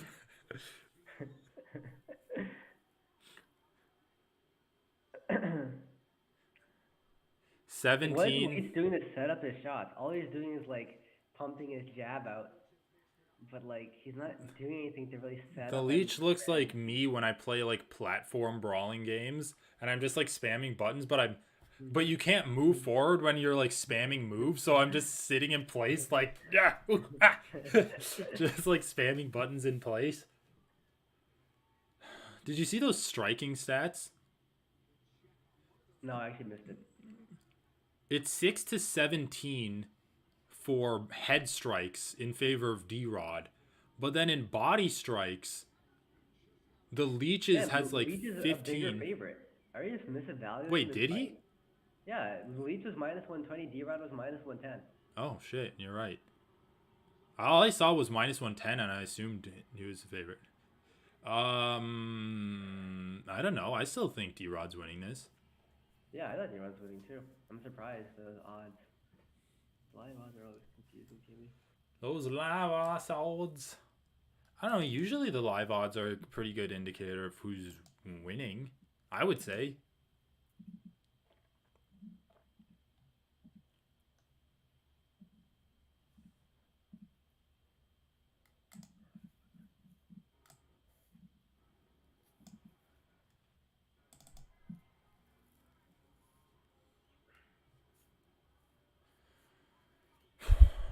Catchweight bout 1-8. Dude, it's kind of a joke saying this is a catchweight bout when the Leech weighed in at welterweight. Yeah. Dude, are they really booing this?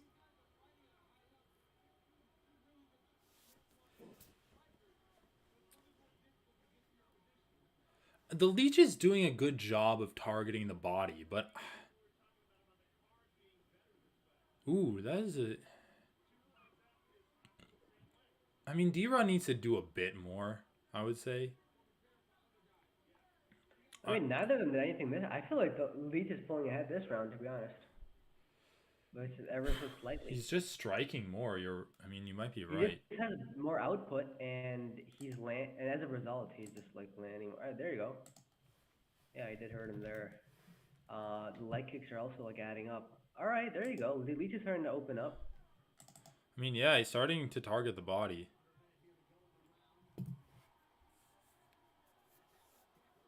Ooh, shit. He hurt him, yeah. What time are you at? 25 seconds now. Oh, you're like 20 seconds ahead of me. Oh, really? Yeah. I'll just refresh at the end of this round. Okay. Let's keep going on.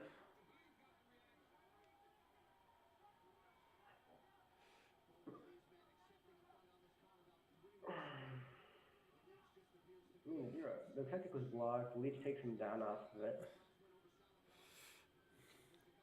All right. Yeah, I would say the Leach edged that round out just by a little bit. Just really only due to the fact that he threw more and therefore landed a bit more.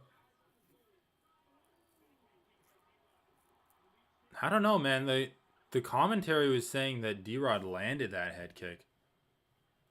It definitely blocked it with his. I mean, you know, you can never fully block head kicks, but his arm was there. Yeah, I mean they're probably 1-1 going into the third. I'd definitely be comfortable with that.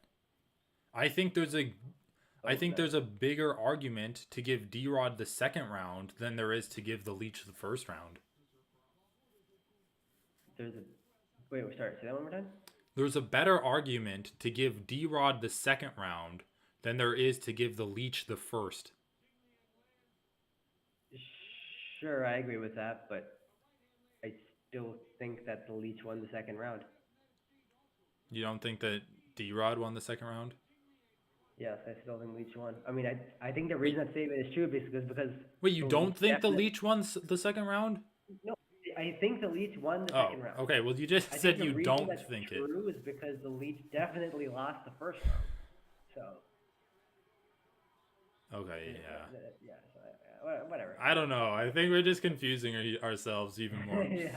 I was just thinking about that fucking convoluted statement you made. There's a better argument to give a lead to D-Rod.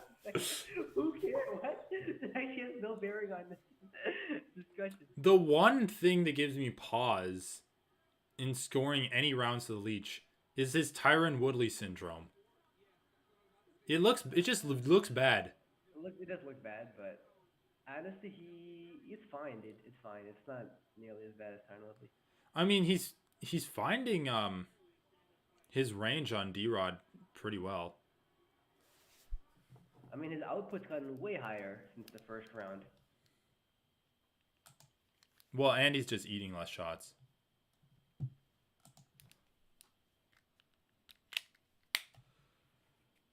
$28-18 Jing Liang. Are we just? I guess the live odds also indicated this, but apparently people thinking the Leech won the first round. But how? I don't know. D-Rod definitely won the first round. I definitely thought D-Rod was doing better. But the live odds would also indicate that. So maybe we're just like wrong. Wait, the live... Oh, yeah. The live odds indicated that the Leech won the first round. Because he's just getting a bigger favorite? Yeah, I mean, I think if D-Rod won the first round, the Leech wouldn't be a bigger favorite. Bigger reason why. Oh, nice.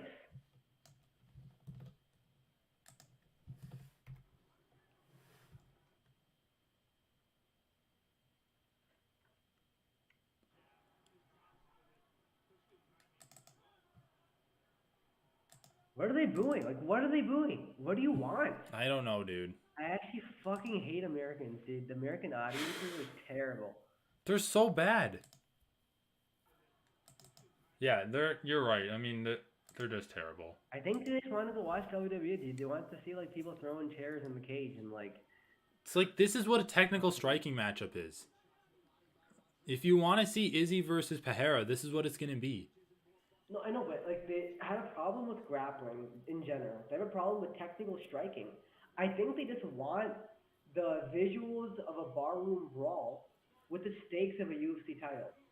Like, that's what they want, like, the skill level of brawlers with the stakes of a world championship. Yeah. I mean, you're right. Not every fucking title fight can be Kelvin Gastelum versus Izzy. Or, like, Glover versus Yuri. Yeah, dude, Jing Liang is doing a really good job of just slipping all of D-Rod's jabs. D-Rod needs to start throwing 1-2s because single jabs are getting slipped now from the Leech. I mean, I think D-Rod's got to, throw some more combinations instead of stopping with his jab.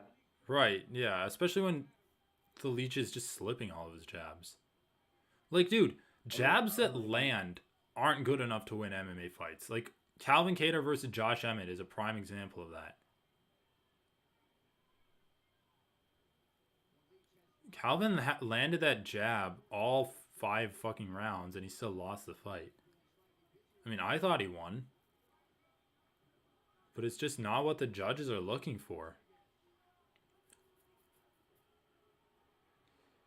I mean, now D-Rod's kind of throwing double jabs and they're getting through, but... I mean, it might just be too little too late. Has the Leech had any real good moments this round? I mean, it seems pretty close to me. This third round seems pretty close. Not like neither guy is really opening up. I just want to see D-Rod throw that right hand more.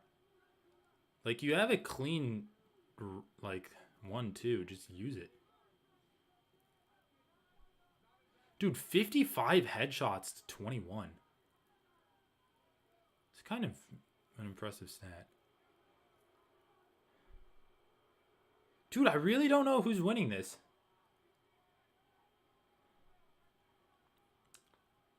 I mean, yeah, even Anik is saying now, misguided booze. I mean, these are just, I don't know, this is a lot of action, man. This is a lot of, and it's kind of annoying because I'm watching the fights, I'm trying to enjoy them. It's like, it still like affects you. Like the booze kind of prime me to think that the fight's shitty. Even though I'm looking at it, I'm like, wait a minute, this fight's totally good. Yeah, I know.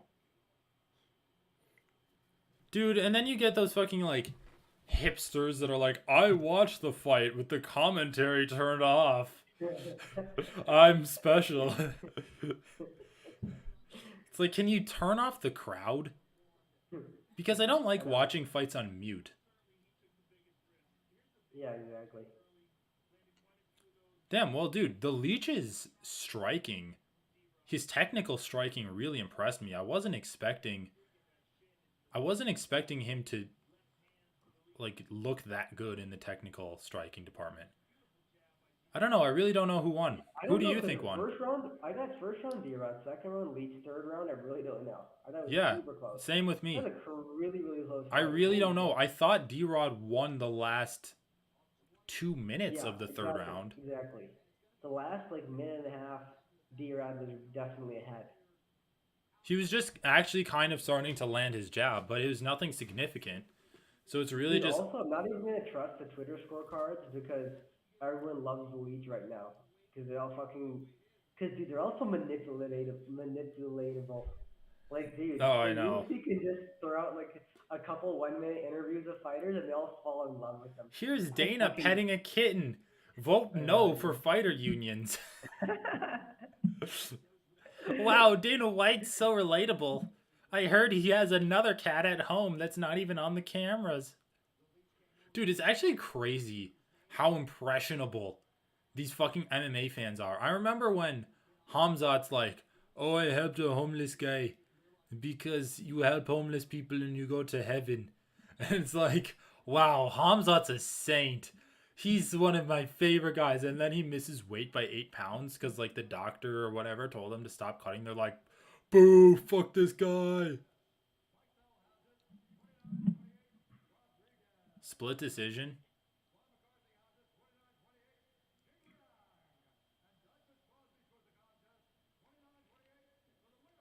D-Rod won.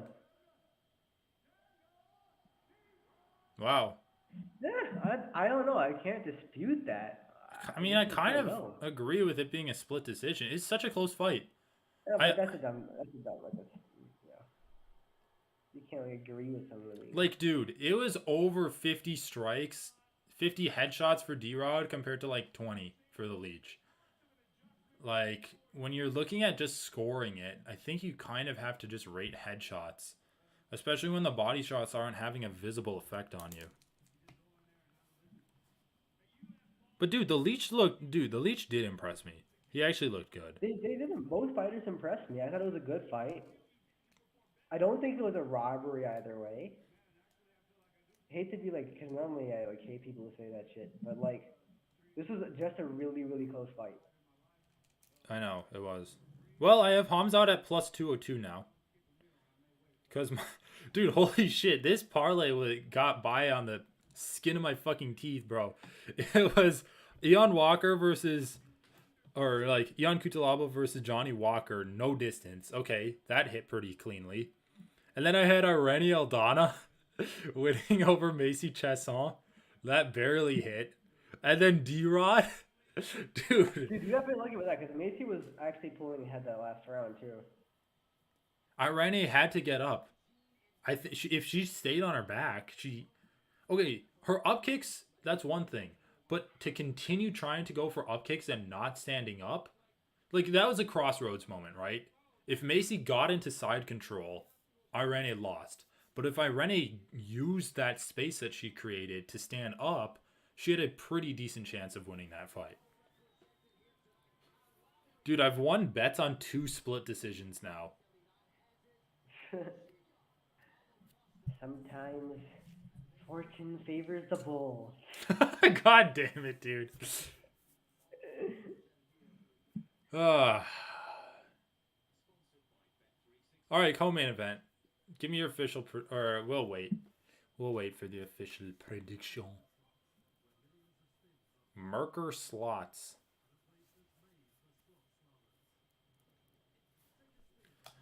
Why do these it's so annoying. Because I have OBS, like, looking at windows. And whenever people stop talking, the subtitles window disappears, right? So then OBS loses track of it. So when it pops back up again, I have to go in and, like, select the window for it to show up on the stream.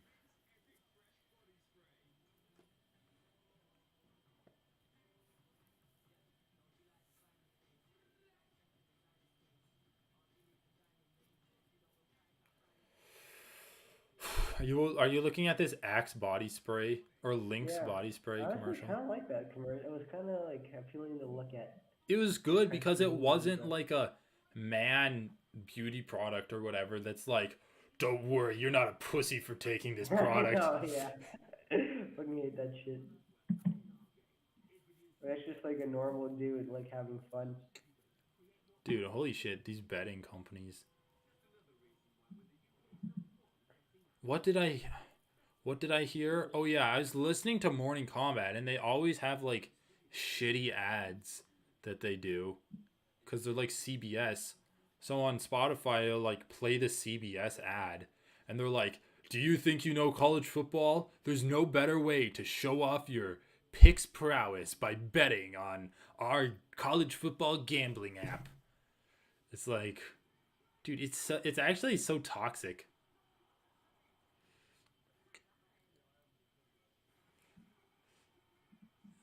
Dude, it's just such a toxic culture. It's like if you think you're a fan, you have to prove it by betting.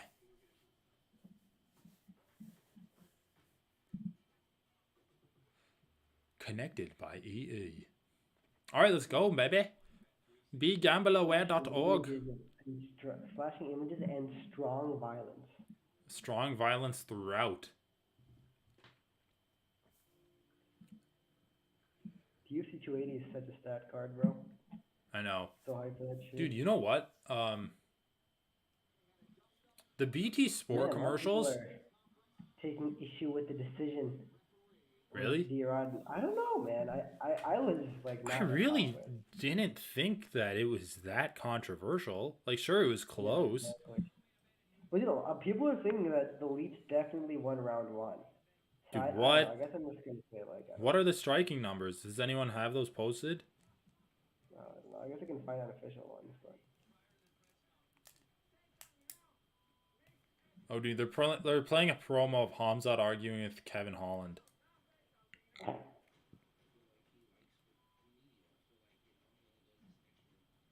Dude, I really don't know where Kevin Holland is coming from though. In his like pre-fight press conference when he's like, "Oh, I think Hamzat just likes the media and he only acts crazy when the cameras are on."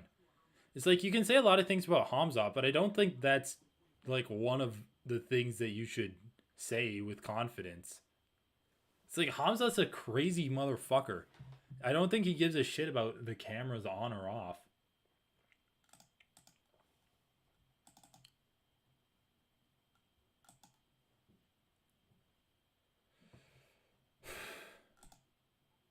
Dude, the UFC released footage of what happened backstage, and it's like the tamest shit ever, bro. I know, it's just Hamzat talking with Holland. Oh, you saw it? I just saw it. I saw a promo that they played with a little bit of it in there. Okay, who is this guy that Kevin Holland choked out in his last fight? Jake? The Bird. Tim Means. Oh yeah, Tim Means, you're right. Tim Means kind of stunk. Dirty Bird. Right.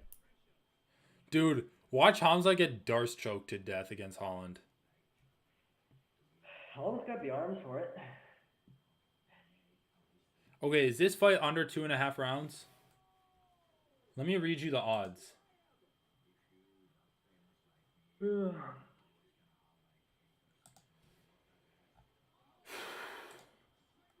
Holland does have long arms. Oh, they don't even have very good props. Okay, these are the odds. Fight. Holland has an 6-inch reach advantage over Khamzat, Dan Hardy was saying. Yeah, I know. I don't think it's gonna matter that much though. Fight. Dude, I'm worried. I'm fucking worried about this fight, bro.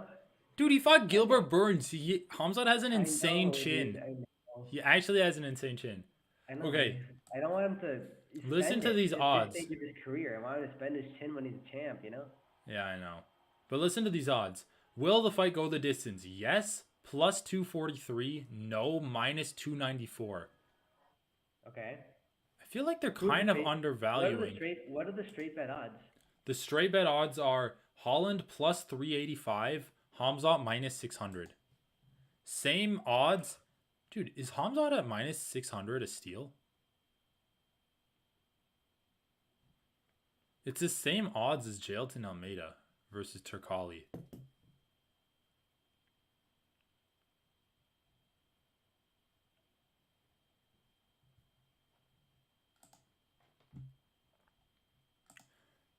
Okay, Hamzat by decision plus 253. Hamzat by submission plus 179. Hamzat by KO plus 154. So people are thinking Hamzat's going to KO him. Really? What about Hamzat by sub? Well, the odds are the plus 179. That's even more of an underdog. And Hamzat by KO is what? Plus 154.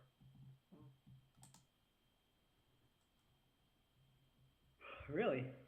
What? That makes no sense to me, man. I think Hamzat's going to go right for takedowns, bro. I think he's going to go right for a takedown. I know. I think he submits Holland. Yeah, I got Hamzat by submission round 1, bro. I'll give him round 2. Holland's tough. I think he's going to soften him up. Dude, if Khamzat is what I've Dude, Hamzat's first opponent survived until the second round. They're like Jake Phillips or whatever. Yeah, I guess you're right. Alright, fine. Second round makes sense, you know. I'll stick with first, I guess, just for some variety. I'll say round 2 submission. I think that's pretty reasonable. Draw is plus 2,500. I feel like all draws are plus 2,500. Well, the chance of a draw are so low in MMA. I know.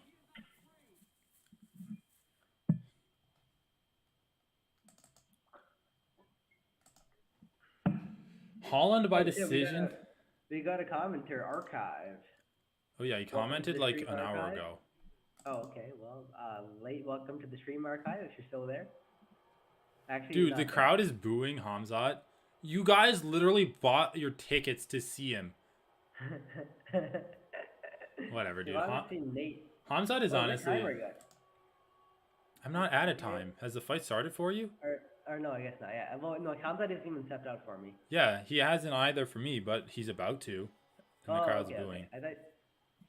Okay, now they're showing Hamzat in the back. I fucking hate this guy, dude. Who? God damn it. Dwayne Johnson's tweet is up. Oh, really? I'll tell you when his tweet is up for me. Do you see Hamzat already? No. They're booing, though. Oh. Yeah, you're behind me. We see Hamzat in the hallway now. Here. This is what I'm on. I'm just like maybe 10 seconds ahead of you. Are you on this? What? Dude, Hamzat's insane, okay? Like, Khabib jumped over the crowd and, like, eagle kicked Dylan Dennis. But Hamzat sprints through the crowd like a crazy bastard. Like, jumping up and down. Dude, this guy's crazy. I'm missing his walkout. I want to see his walkout. Holy shit, bro. Oh, wait, I gotta change the picture.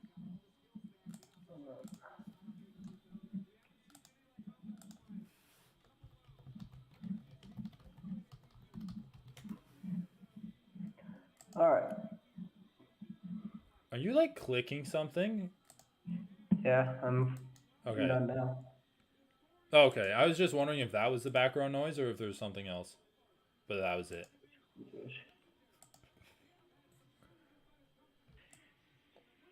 Dude, Hamzat's gym is stacked. That guy, Turkali. Dude, you know who Chiao Braulio or whatever? That guy yeah. Hamzat was ragdolling him, bro. I mean, that guy's wrestling isn't great. It's pretty good. That guy Turkali that fought Almeida is like Hamzat's bro. Yeah. I don't know if he trains at the same gym as him. Dude, let's do Hamzat versus Almeida. Dude, that'd be a sweet fight. Why is Hamzat so crazy, bro? I know, I'm actually fucking. I don't know, man. Dude, fuck it. I'm gonna say Holland by knockout. Dude, you're crazy. You're actually just as crazy as Hamzat. Dude, I need to emotionally hedge, bro. I'm fucking worried. Here, I'll read you the odds on Holland by knockout. Holland by knockout is plus 568. Okay, that's not even that bad of odds. Holland by decision is plus 1180. What are the straight bet odds on Hamzat? Or on Holland again? Plus 385. Over 1.5 is... Wait, over 1.5 is minus 161? Over 1.5 in a 5-round fight? Is minus 161. I mean, I guess, yeah, it only has a little over. I guess that would kind of make sense. I mean, I don't know, man. I don't know, man. If it was over under 2.5, I feel like I would take Hamzat under 2.5. If that's even possible. They don't really let you do same game parlays like that. Which is just dumb.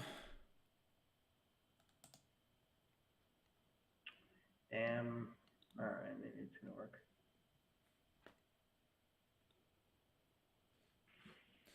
He still has his Kung Fu Fighter shit on his.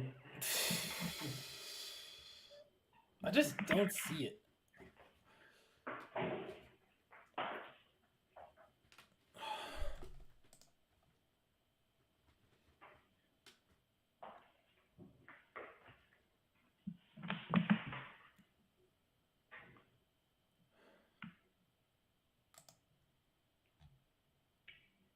I just do not see it, man.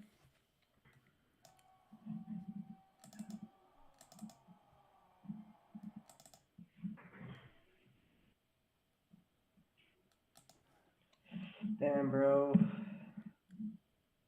It isn't working that well. I know.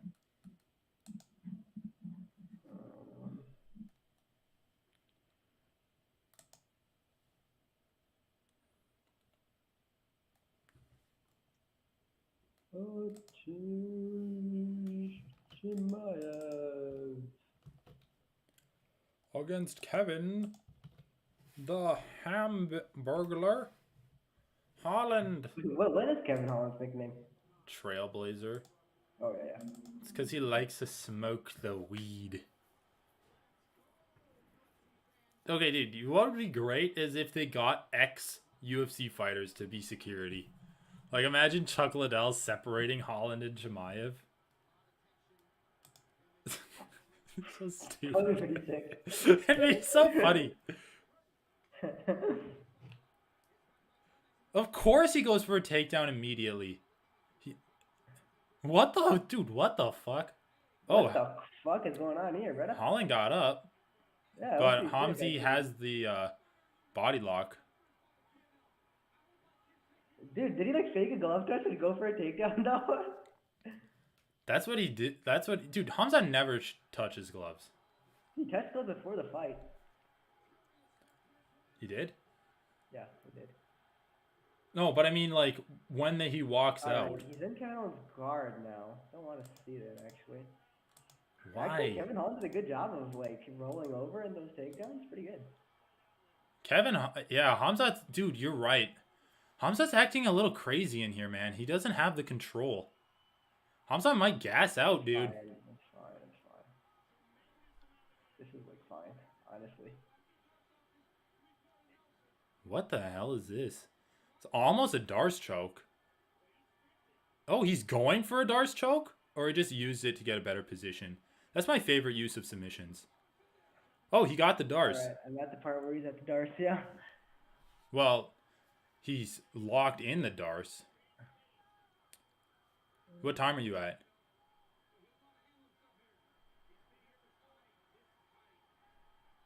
Did you hear that? What? Someone's yelling, grab his dick and twist it. The camera, like, microphone is picking What? I missed it. Really strongly. Like, twice now. It's so random. I wonder who that was. Dude, Kevin's a scrapper.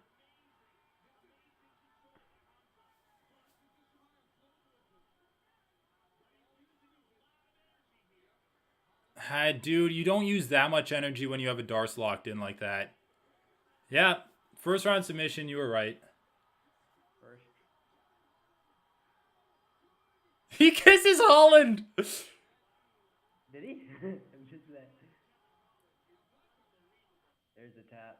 Dude, I mean, what did people expect? Holland's, that's his biggest weakness is grappling.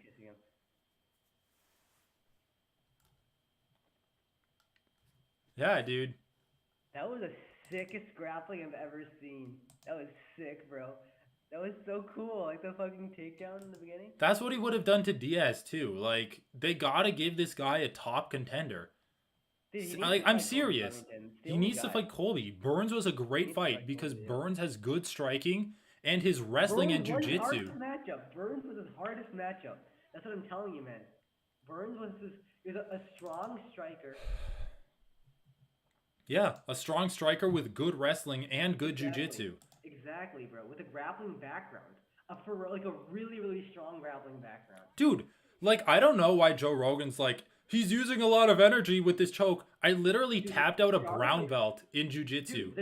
Plus, like, when he wasn't squeezing the Darce the whole time. Like, you could, he wasn't like... Yeah, you don't... Dude, a good choke, you don't use your muscles to choke them. You use your bones. And you just use little increments to tighten it up. Yeah. Like, you can... gassing out your arms with a Darce. Dude, when I choked out the brown belt, like, I had the Darce choke locked in. We were doing that circle on the mat where he was circling, I was trying to tangle up his legs. It took me a good, like, 50 seconds to a minute and a half to actually make him tap out. But I wasn't actually using my energy. I mean, dude, that was not a contest at all. Hamza Chimaev is a fucking prick, though. Jesus Christ. Like, dude, Colby Covington is the only fight to make.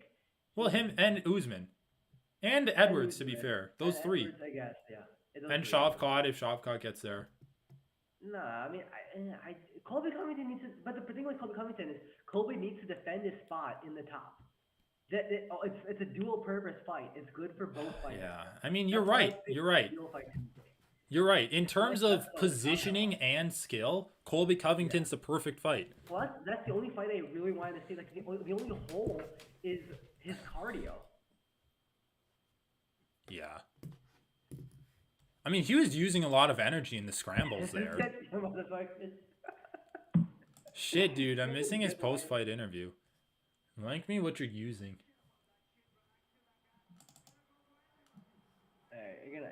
It's almost done. Never mind. And after this one won't, apparently.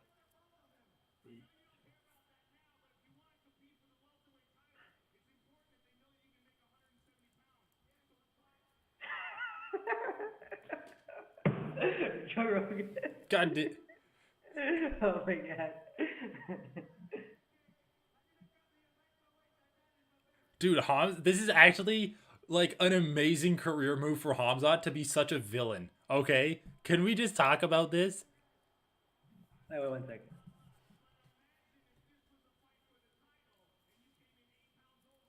Dude, Joe Rogan's holding him to the fire, man.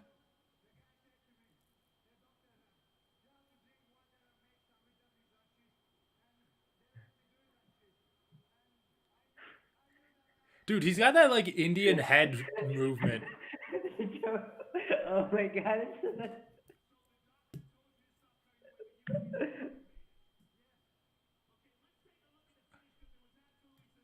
Dude, Hamza just stared into the camera like he wanted to kill the cameraman.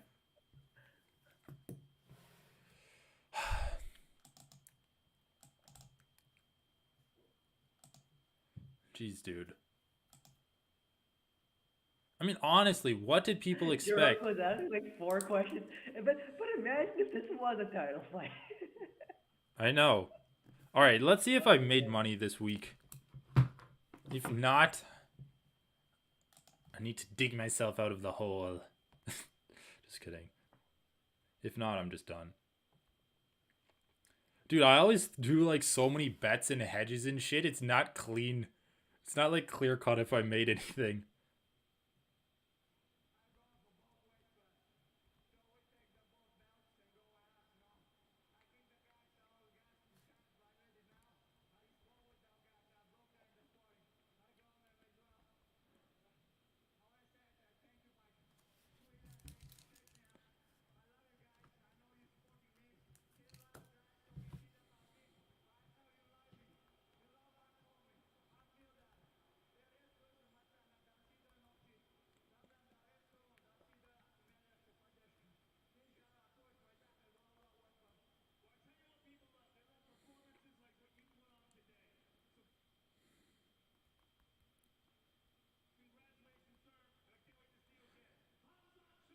Okay. So sad, dude. I do so many bets and I always come out by like I always come out with like $2 ahead. Yeah. It's like I lose like $10, make 12. The thing with betting for me was when I would lose a couple bucks, it would sting me and like fucking hurt me for the next 3 days. But I win a couple bucks, it's like, whatever, that's a couple bucks. I know.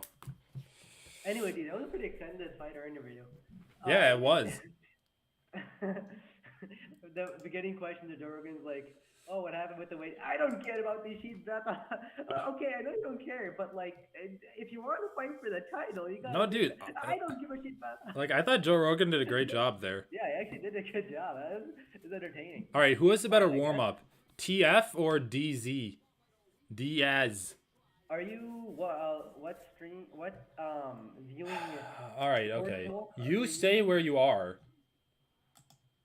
I'm on this one. I know. It says apparently like it's not gonna do it. I know, but just stay there and let me know. Okay, sure, I'll stay there. I'm on that. Okay, DZ. D's nuts. Are you gonna get? I only saw ND's warm up. Oh really? I only saw TF's. The face. Oh god. Dude, lesbians in this ad? Come on. Lesbians. Pretty good. Pretty good.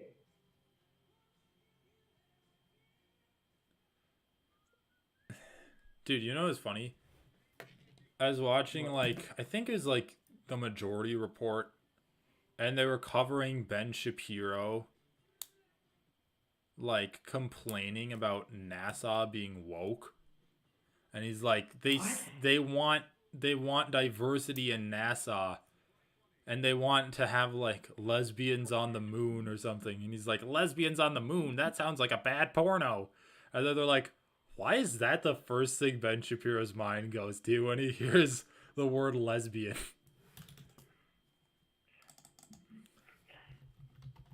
Yeah, I don't even know what. There's no like other sexual reference there. Like on the moon isn't like a. Yeah. I don't know how he got to there. Yeah. He's like, oh, lesbians, that must be like hot women rubbing each other's bodies. Dude, Ben Shapiro is such a little nerd. It's so funny. Holy shit. Have you... God, I've been watching... There's been like too many videos of like leftists critiquing Shapiro, but he's gotten so bad. His new thing is just like running through a list of like neo pronouns and is like, what does this even mean? What is that? Like, that's his newest thing. Yeah, God, he like covered Biden's speech and it was painful. He's like, when Biden says equality, what he really means is equity, and equity means equality of outcome, not equality of opportunity. It's like, but he said equality, so he didn't say any of the things that you're ascribing to him. He's like, Joe Biden looks like Scar from The Lion King. I cannot even explain to you how bad these optics are. It's like, dude, you know a thing about bad optics, I guess, after that whole, like, WAP debacle. What? Did you hear about that? No.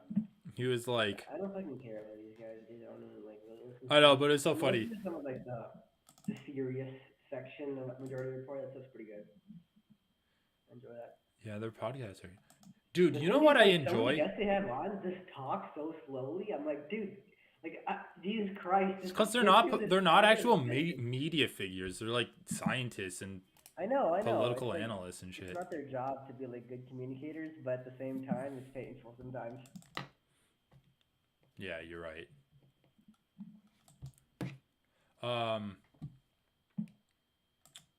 You know what I enjoy? What I've been enjoying though? Listening to like the Senate races from the Majority Report. Like, have you been hearing about Oz's, like how bad Oz's campaign is? Yeah, I've heard a lot of shit about that. Like the crudité thing. Yeah. And like Trump, dude, Trump endorsed him because Oz had him on his show and he said that he looked thin. And Trump's like, that's so nice. I'm endorsing him.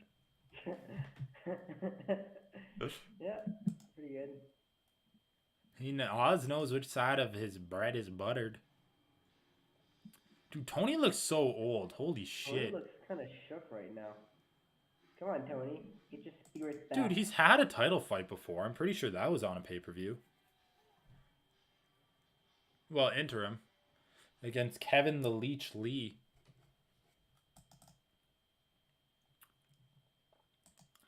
Dude, I feel like the best nicknames are play on words. And when I say the best, I mean the worst. Like Ryan Darth Vader. Jesus Christ, come on.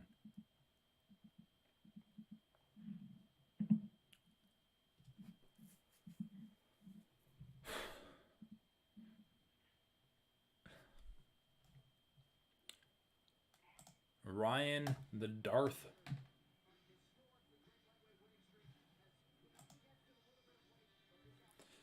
Like, dude. Who are his coaches, bro? Why doesn't he like get a good fucking like established? He's Where is he training? He's training at Jackson Wink.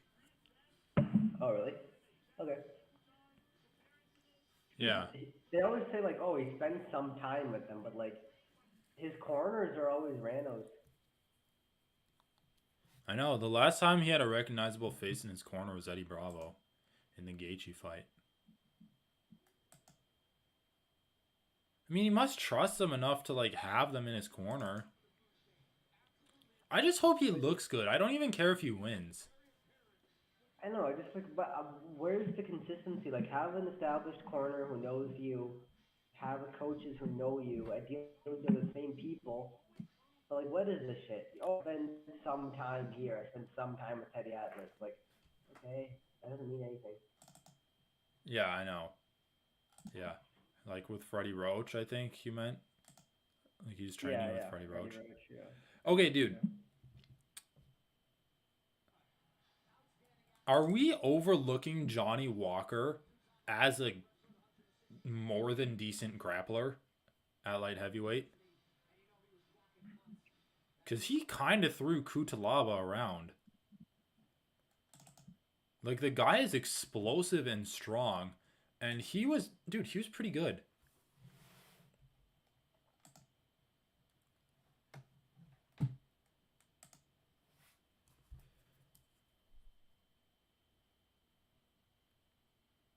So, what do you think? Oh, sorry, about what? Are we overlooking Walker as a better than average grappler at light heavyweight? Hey, when has he done this except this fight? Why would we? Well, that's what I'm saying. Should he become more of a grappler?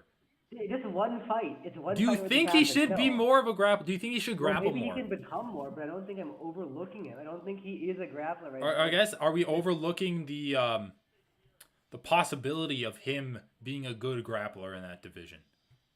Because who do we really have right now? Glover Teixeira, and that's it? Yeah, I guess. I mean, yeah. But I guess Ankalaev is pretty good. He definitely obviously doesn't have a grappling base. So even if he starts working on it, like now. Dude, he's Brazilian. Of course he has a grappling base. BJJ. That's not even true, bro. I know, but I think it's funny to say it.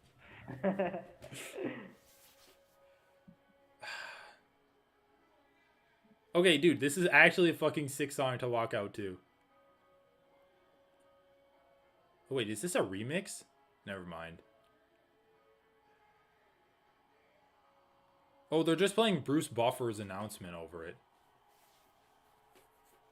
Dude, I'm gonna be disappointed if he has less than 30 people walking out behind him.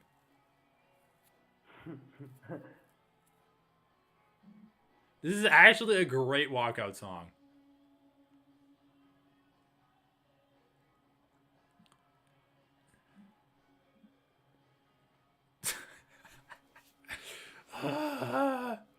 Dude, this is gonna be such a slop fest. Let's just be honest, man. Alright, give me your official prediction for this fight. Here. What the hell is going on with that one? Alright, switch to there. My prediction for this fight, I would say Tony Ferguson by decision. Or like Diaz is giving. Dude, I have no idea. Diaz, this is the other thing that I actually kind of think there's a chance Diaz just goes out there, like doesn't give a fuck, and just Dude, I don't know. Nice I really don't think it. And like that's what I've been saying for the past 5 minutes. Just taps out in like the first minute or some shit. Dude, I really don't think so. He might pull a Nick Diaz where he like does a war and then when the going gets tough, he taps out.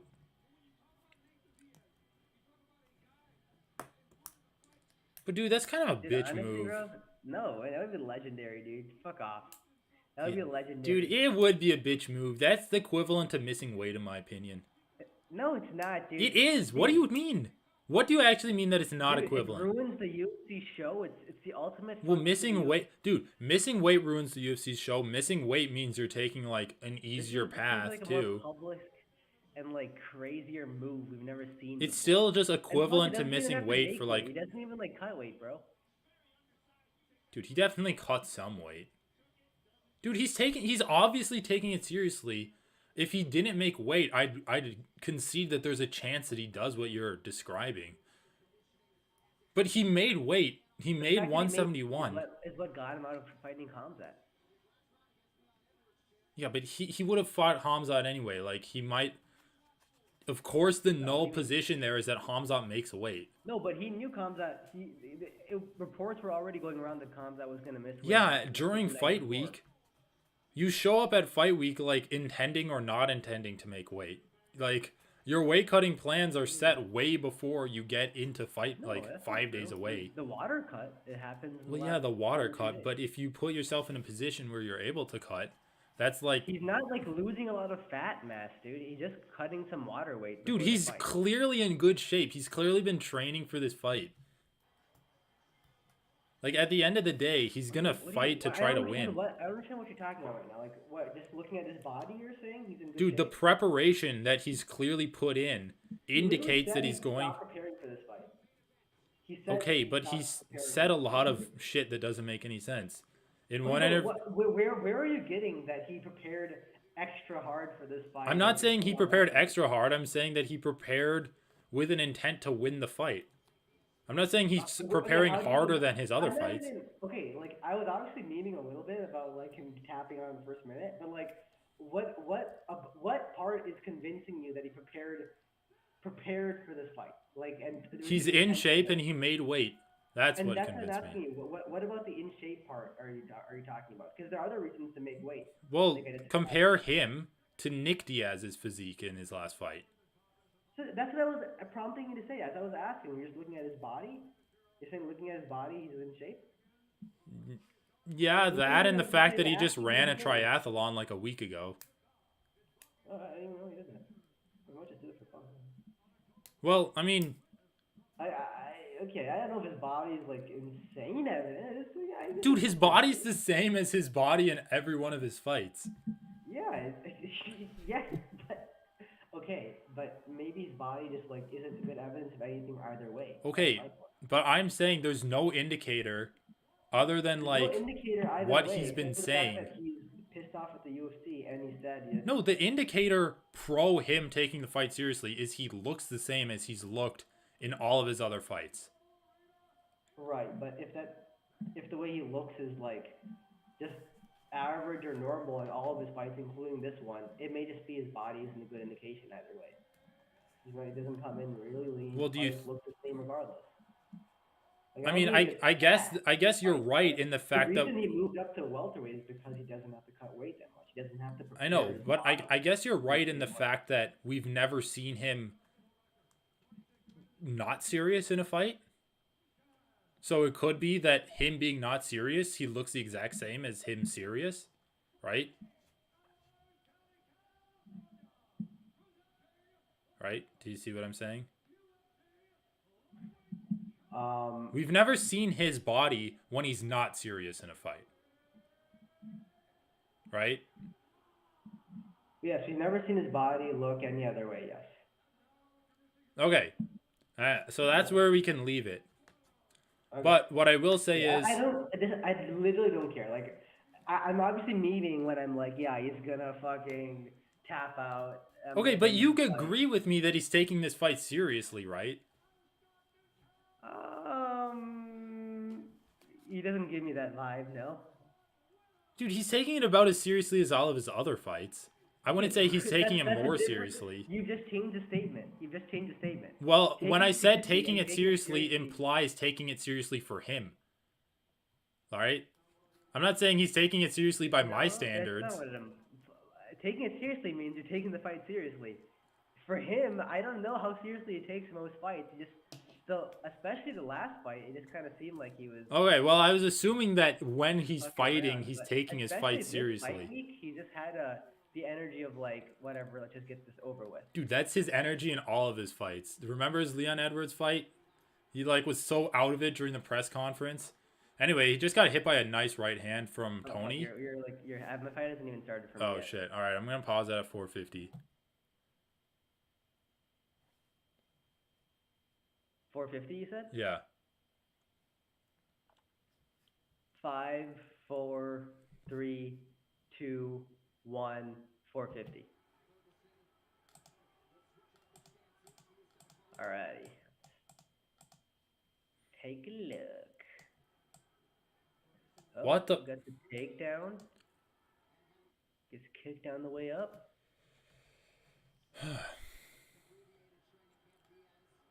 All right, I'm at 420. Okay, you're like 5, 6, 7 seconds ahead of me. Okay. Oh, just use the link that I was on. Okay, yeah, I will. It's pretty smooth. All right, there we go. All right, now I'm at 408, 7, 6. Okay, you're like a second behind me. That's fine. Okay.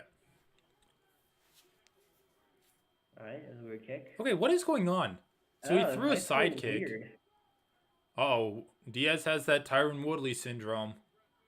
All right, Tony throws. What, dude? This is like the weirdest fucking fight. I know, it's just a weird fight. It's like so low energy. Tony threw a hard right hand and then ducked down. The thing is, if Tony wins this fight, but he doesn't look good doing it, I don't really want to see him fight anymore. He could retire after this. This would actually be a great opportunity for both of these guys to walk away from the sport. Dude, honestly, Diaz isn't doing shit this fight. I think I think he really. Dude, Tony's leg is cut open. Holy shit! Yeah, why is his leg so gashed up? What the fuck even happened? He hasn't been training his shins hard enough. I mean, dude, to be fair, Tony's looked good. I don't like how he's keeping his head down so low whenever he throws punches. Look at it. He's like crouching over. What is Tony doing? What is he doing? Fucking around a bit, having fun. All right. Whatever, dude. This is like a showcase event that he's never going to have the likes of again in his career. I'm fine with him showboating. Like, let's be honest, man. The UFC was trying to ice both of these guys. Yeah, yeah. And, like, the fact that they're fighting is kind of just like a big fuck you to the UFC right now. Yeah. But the fans wanted it. And the series of events that happened. Dude, Diaz hasn't done shit this fight. What is going on? I thought he'd be throwing punches at least. Okay, there he went. He tried to throw some punches there. Dude, Tony needs to start throwing some elbows. Cut that Diaz up. Cut the D's up.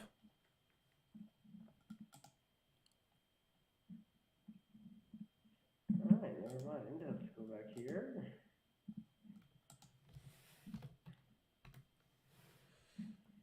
Cut Let's see. the dis-ease.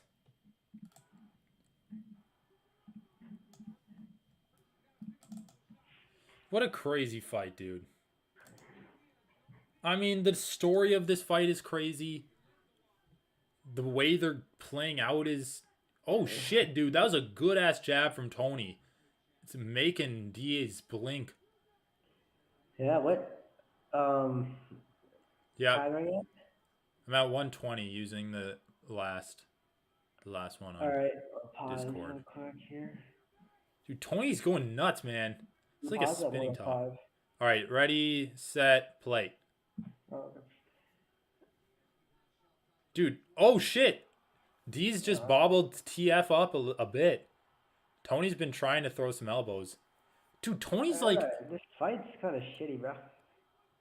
Dude, this is perfect for our channel, though. Broken and delirious. These guys are both broken. They're both delirious, that's for sure. Dude, Tony's head movement is literally like turning all the way around. Like, look at it. Look at this shit. He goes all the way back. He like almost turns his back on Diaz whenever Diaz throws. I know. He actually, like, that's what I was noting earlier. He was, like, turning I'm so his curious back. to see what the... Okay, but you can definitely see what I'm saying when I say Diaz looks bigger than Tony. Look at that. Look at him. He's like running. Oh, God. I really think Tony's going to lose. After this first round, man. Dude, they both look pretty bad, dude. I don't know. I think it's going to be like this. Diaz is landing with more power. I don't know. To be honest, I've like haven't been able to watch this round very well, so. Well.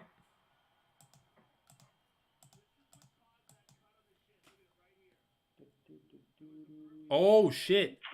Tony kicked. Diaz checked it, and his ankle Got it. sliced. It was like the equivalent of an elbow.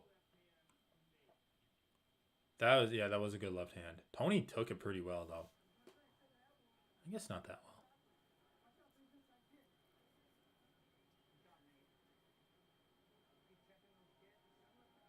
Tony landed a really good jab, though, right onto Diaz's face. Dude, the UFC must want Tony to win this so badly, though, because Tony is like their little lapdog. He'll do whatever they want. Yeah, I mean, Tony's also going to stay with the UFC. I'm like 99% sure Diaz is going to leave. And they always want people to leave the UFC off a loss. Well, yeah, of course. But him leaving on a win over Tony is way better for the UFC than him leaving off of a win for Hamzat. Dude, what is he doing? Why does he have his hands on his knees? Dude, maybe you're right. Maybe he didn't take this shit seriously.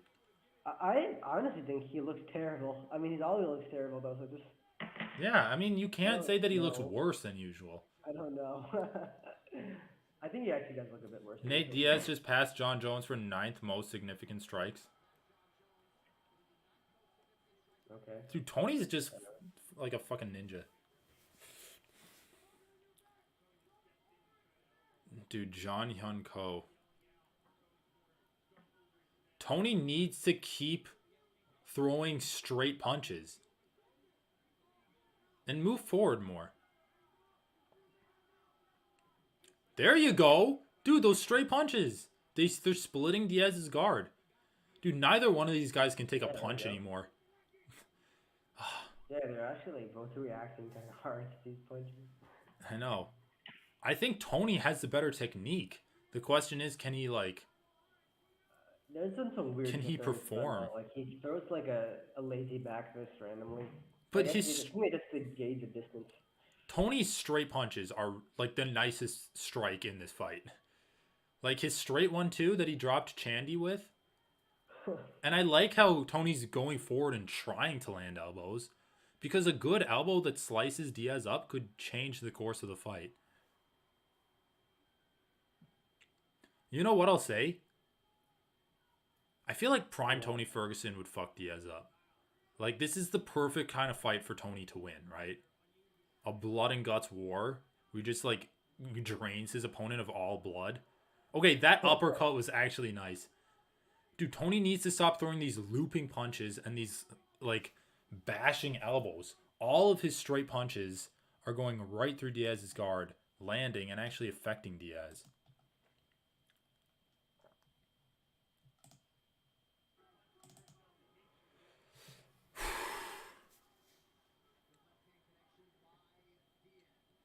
Diaz nuts. It's too good. It's too good of a joke.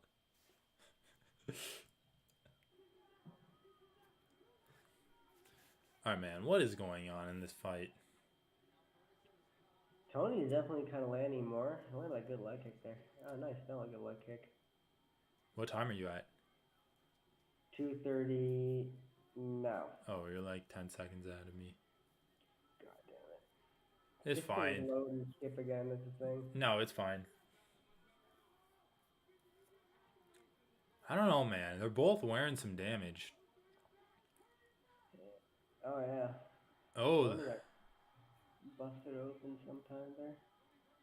Tony needs to do some more shit. Oh, shit, dude. Tony's eye is bleeding.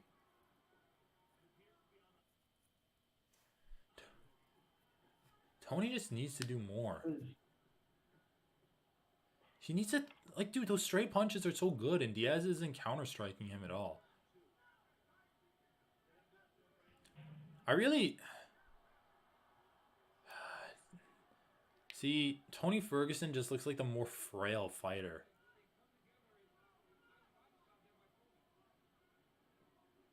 Ooh, did that elbow land?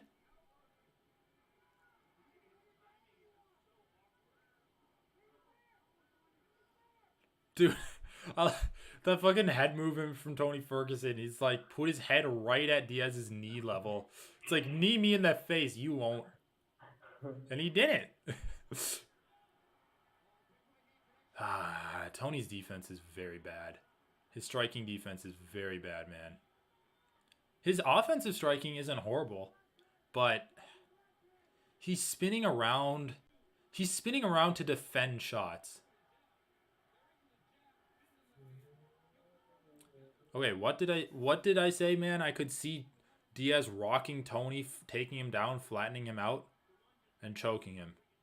Like what he did to Connor. Jesus Christ, dude, this fight's kind of embarrassing for a main event, pay-per-view main event. It's just so shitty, man. I know. This honestly, like, it's this level of fight should be early in, like, the main card in a fight night. Dude, honestly, man, in men's MMA, I don't see this level of fight in the UFC. I'm just gonna, I know, skill level-wise, but I'm just saying, like, star level, like, they've done fights with a similar level of, like, veteran status early in a main card of a fight night. Like, just think of Miller Yeah, versus Cerrone. Okay, yeah. God, Even dude. Miller versus Cerrone aged better than this shit. It was. It's just that their kicks are just so flaily. Their hands, are nothing's crisp. All their shots are loopy. Like their footwork's all like stumbling all over each other. Dude, you can't even see Tony's right eye. It's literally just a black pit. What is... Anyway. Oh, that's a bad cut.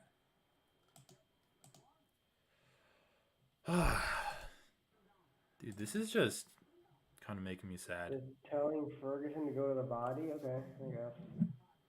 I don't know if that's good or bad advice. Probably good. Clinch with him, man. Oh, God, dude.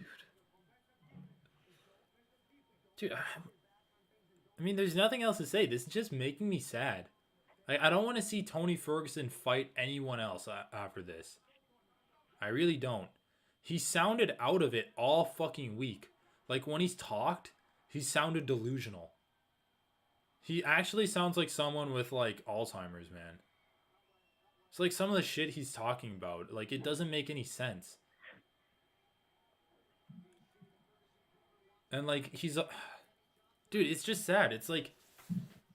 In one of the embeddeds, he was showing his wife or girlfriend around the UFC PI, like, reliving his glory days. It really just seems like someone who's...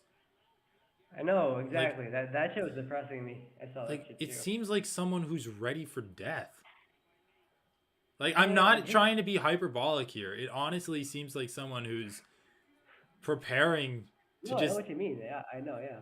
It seems something was preparing for life after life when it's just kind of meaningless. Preparing for death, really. Just like... reliving his glory days, like, being fucking delusional, like... Whenever he talks about Khabib, dude, it sounds sad. It really just sounds sad. It's like when he's like, "Oh, Khabib was ducking me, and he's still gonna fight me because his dad said that I was the fight." It's like, dude, please, Dude, yeah. please, Tony. It's like, Tony Ferguson was always a weird guy, and I was never in love with his personality, but, like, I can relate to him by how much he loves fighting and winning in the UFC, and, like, performing in front of a crowd. And, like, when he beat Kevin Lee for the title, like, how much that meant to him, you could see it. Yeah. You could see how much it meant to him, and, like, you gotta respect that. Like, you're just a psychopath if you can't empathize with someone achieving their dream and their goal. What is going on right now? What is going on? Why do they both stop fighting randomly? They're old. I think they needed a water break. I don't know. Man, I mean, this is this part of fighting that's just depressing, man. Like, these guys need to have a plan for after the sport. Need to have a plan for what happens next. Like, what is Tony gonna do after this shit, dude? I don't know. What is Tony gonna do? He's just getting walked down by Diaz. At this rate, he's gonna get finished in the 4th or the 5th.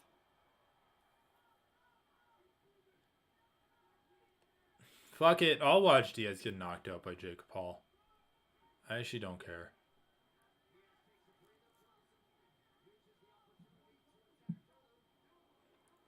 I mean, to be fair, this is a much more competitive fight than Khamzat versus Diaz and the Leech versus Tony. Like, I think this is a better fight for both guys, but I still don't want to see Tony run away from strikes, dude.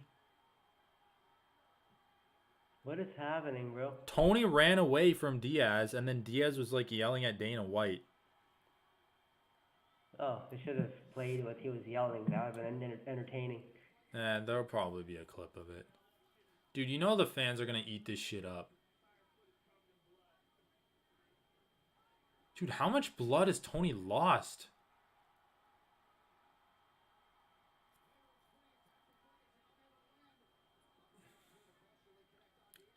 Oh, I think that elbow actually landed.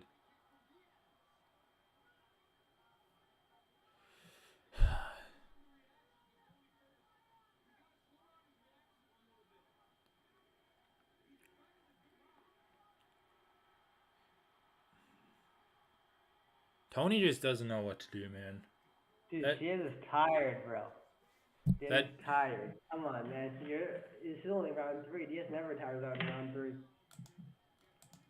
Dude. I don't know, man. I'm gonna go with my earlier. He didn't go fucking much training for this fight. Yeah, I mean, you're probably right. He doesn't normally look this sloppy either. His punches are a bit crisper than this. Yeah. Like, I think this is a level below what he normally fights at. I think you're actually right. I mean, I still contend that he wanted to win this fight, even if it was against Hamzat, but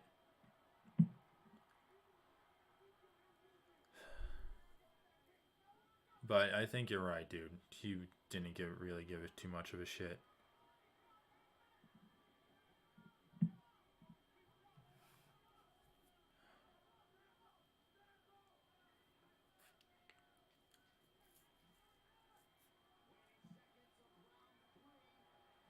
How much more, dude? How much more fucking damage? Okay. That was hilarious, dude. Did you see that? No, I actually didn't. Diaz, with like 5 seconds left of the round, Diaz puts his hands on the top of the cage.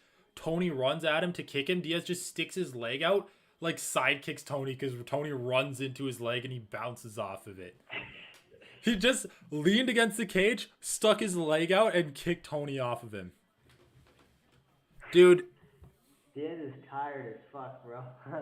Alright, I'm not going to say it again after this, but Tony looks like an old man, and he's fighting like one. And I don't want to see him keep taking punches. So no, dude, he looks he just looks even worse than against Chandler, bro. Can someone give him? Can the UFC give him a job similar to Forrest Griffin? Like, you gotta. He's done literally everything that they've asked him to. He's taken the hardest fights at lightweight. And I don't think another reward, I don't think a good reward for him is more marquee fights where he just takes bigger and bigger beatings.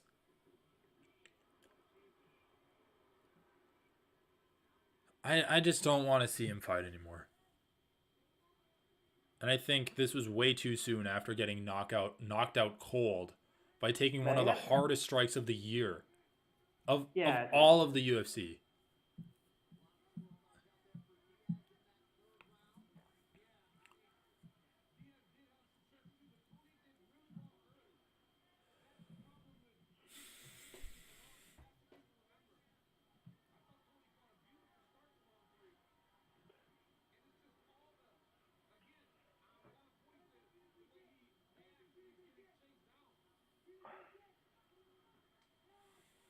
That was a very good leg kick.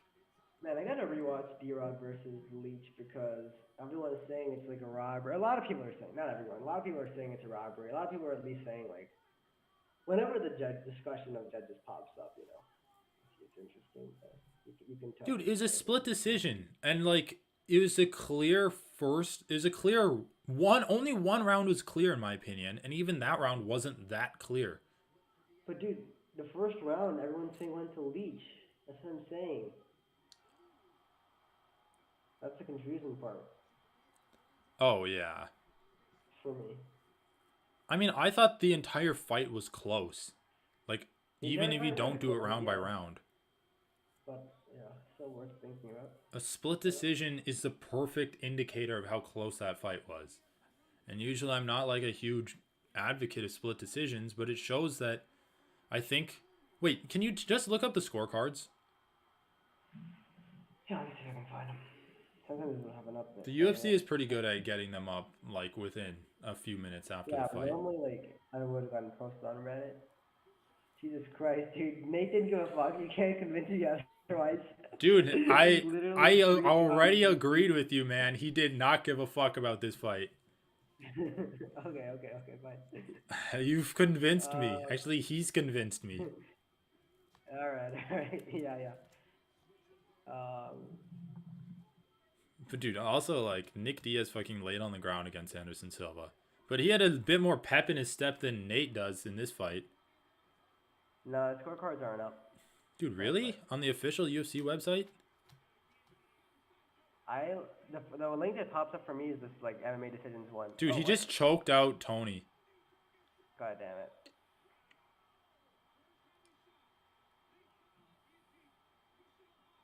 It's actually not up, dude. I don't see into the UFC one. Link. I mean, Nate Diaz was a good bet here.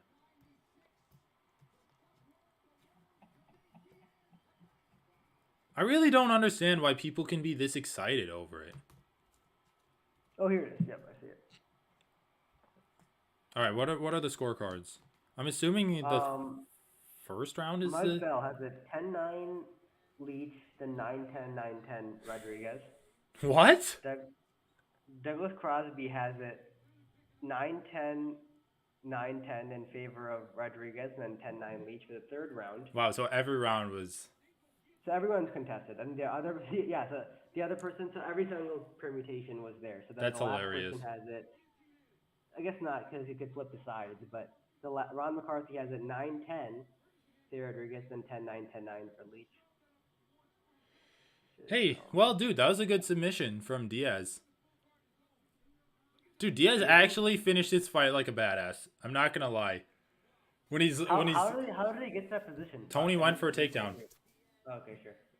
Just a solid guillotine counter to a takedown. But dude, I don't understand how people can be excited about this fight. Like, dude, sure. I fucking zoned out. I honestly don't. This fight wasn't. I was just like, I couldn't even watch it at some point. It was such a shitty fight. Dude, it wasn't shitty. Like, it was entertaining. It obviously, technically, yeah, there was action. The technicalities weren't there. But I just, like, that's kind of important. Dude, I don't understand how people can just watch older guys just continue to take damage. Like, can the UFC not give Tony another fight? I don't know. Just like watching Tony smile like that too is like, I don't know. His tally's like, I don't know. Dude, he got fucked for. Inside. Dude, I don't know, man. This card kind of sucked. This card did suck. The only, like, I always rank cards on how many fights I'll show my parents afterwards. And honestly, the only fight that I want to show them, Khamzat Chimaev and Chris Barnett. Like, those are the only two fights that I'm interested in rewatching. Like, this main event honestly shouldn't have taken place. They should have just made Combat versus Holland the main event. Hold on. I do want to hear his post-fight interview.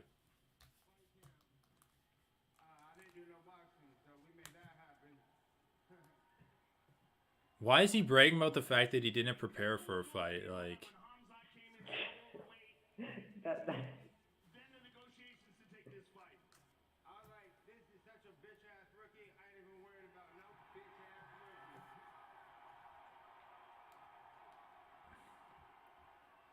I mean, yeah, he missed weight, but he would still destroy you. Like, I know, but that's the mentality they have. I'll go with it.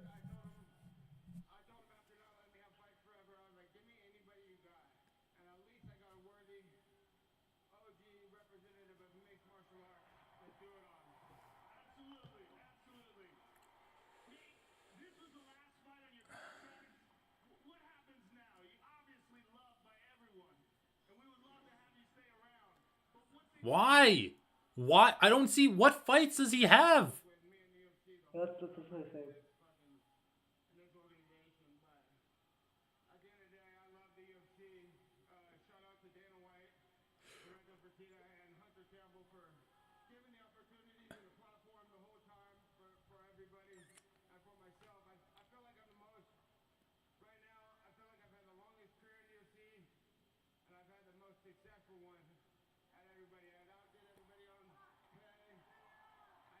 I mean, he does have a legendary career. I'll give him that. His career is legendary.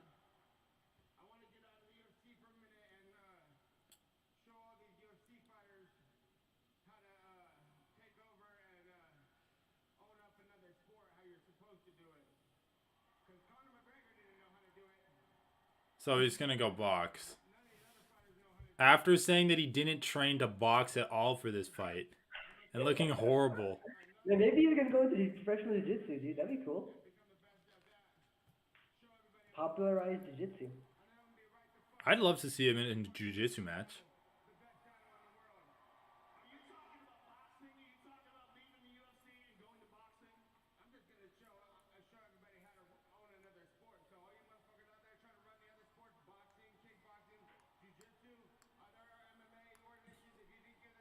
Dude, Nate Diaz would get destroyed in kickboxing.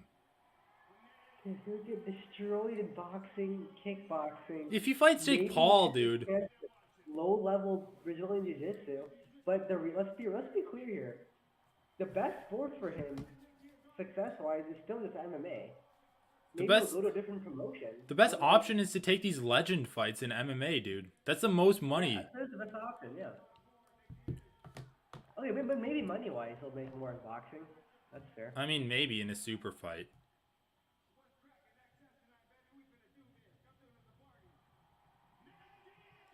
God damn it, dude. I can already imagine Ariel being like, I told you all. The UFC tried to put him down. They tried to bury him. They tried to throw the executioner at him. And in the end, he was victorious. He made the UFC eat crow. I can just imagine. I can hear it already. Ariel rubbing it. I can literally hear it. Even though it doesn't even make sense. Yeah, I know. It doesn't make any sense.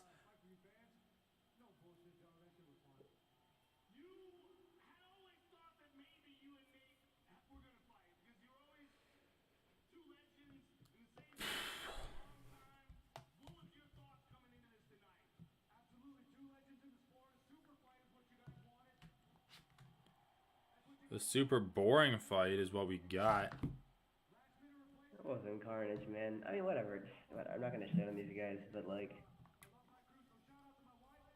I don't know. Maybe some people like watching the same fights, but I don't understand why. I'll never understand why. Why what? You know, why these fights are enjoyable for some people.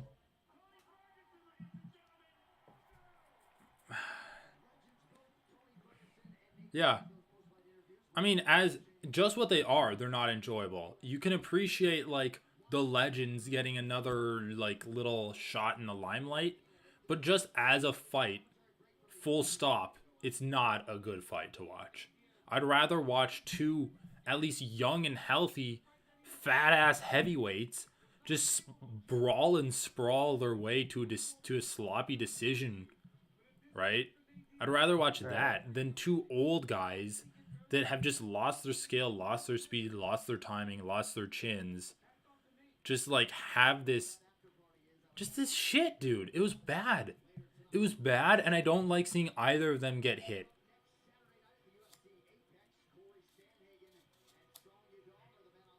Goddamn, dude. This next card is actually pretty good. Corey Sandhagen versus Song Yadong. Wait, who's TBD? Oh, to be determined?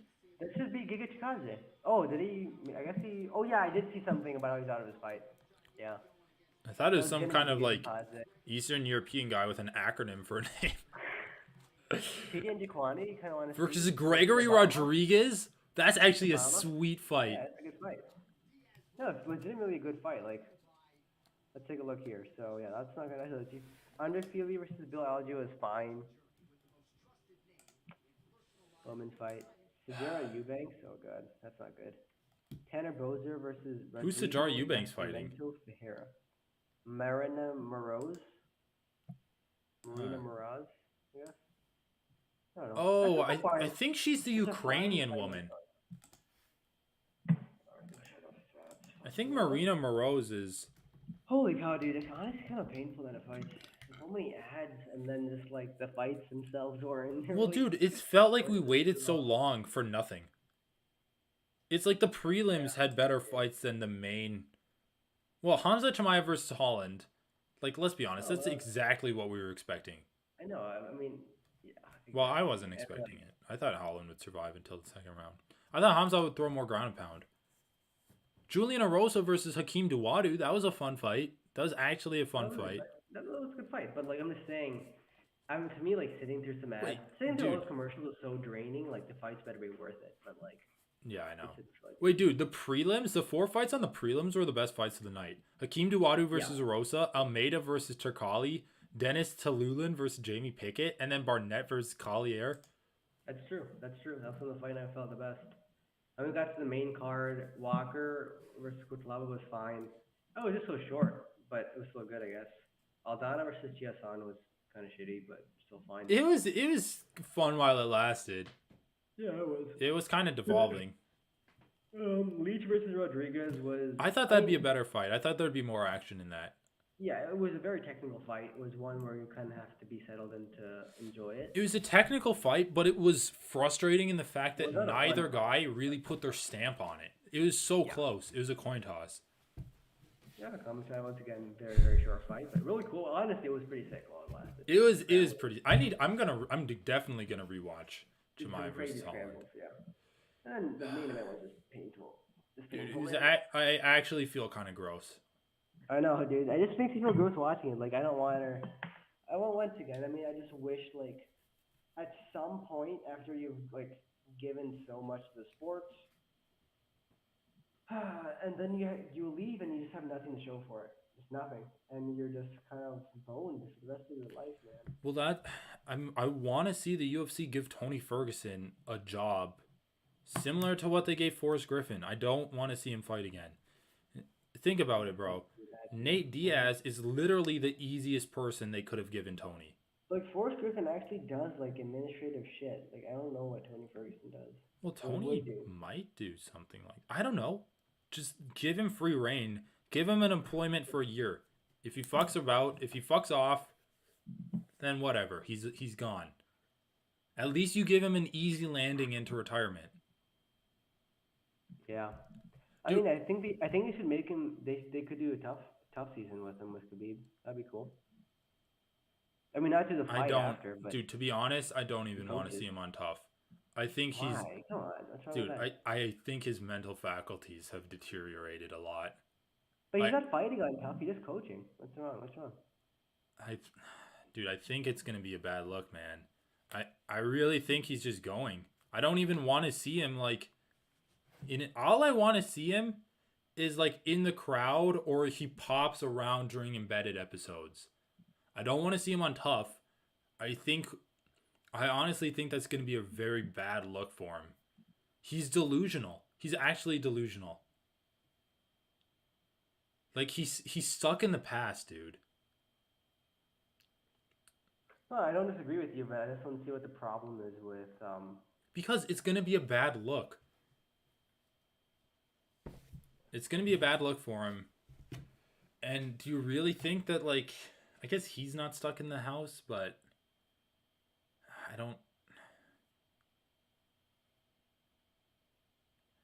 I just don't see it being. I just think that giving him a cushy job in the UFC, like a fluff job, is the easiest off-road for him.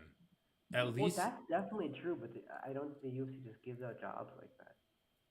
Yeah, they don't, but like if you can make a case for anyone, you can make it for like Tony Ferguson should be the #1 candidate for that job. Like think about the fights he's taken. Think about the stars he's made on his decline from the sport. 12 fight win streak to an interim title shot, loses it. He's accepted so many fights against Khabib which have gotten canceled for a lot of reasons that were out of his control. Then he fights Gaethje for an interim title, gets destroyed. Fights Oliveira for a #1 contender spot, gets destroyed. He's fighting the toughest guys in the weight class over and over again. Then he fights Dariush for arguably like, I guess, a #2 contender spot or whatever. Then he fights Chandler to put Chandler back over with the fans. That was a gimme fight for Chandler. The UFC set that up as a gimme fight for Chandler. And now he not only was going to make a Chinese prospect that the UFC desperately needed, like a male Chinese star. He's not only going to make a male Chinese star at welterweight, but then he decided to step in and save the main event. Like, dude, this guy's... Don't get me wrong. Like, I think that he's done a lot for the company. And I think, like, the company could justify it on those grounds.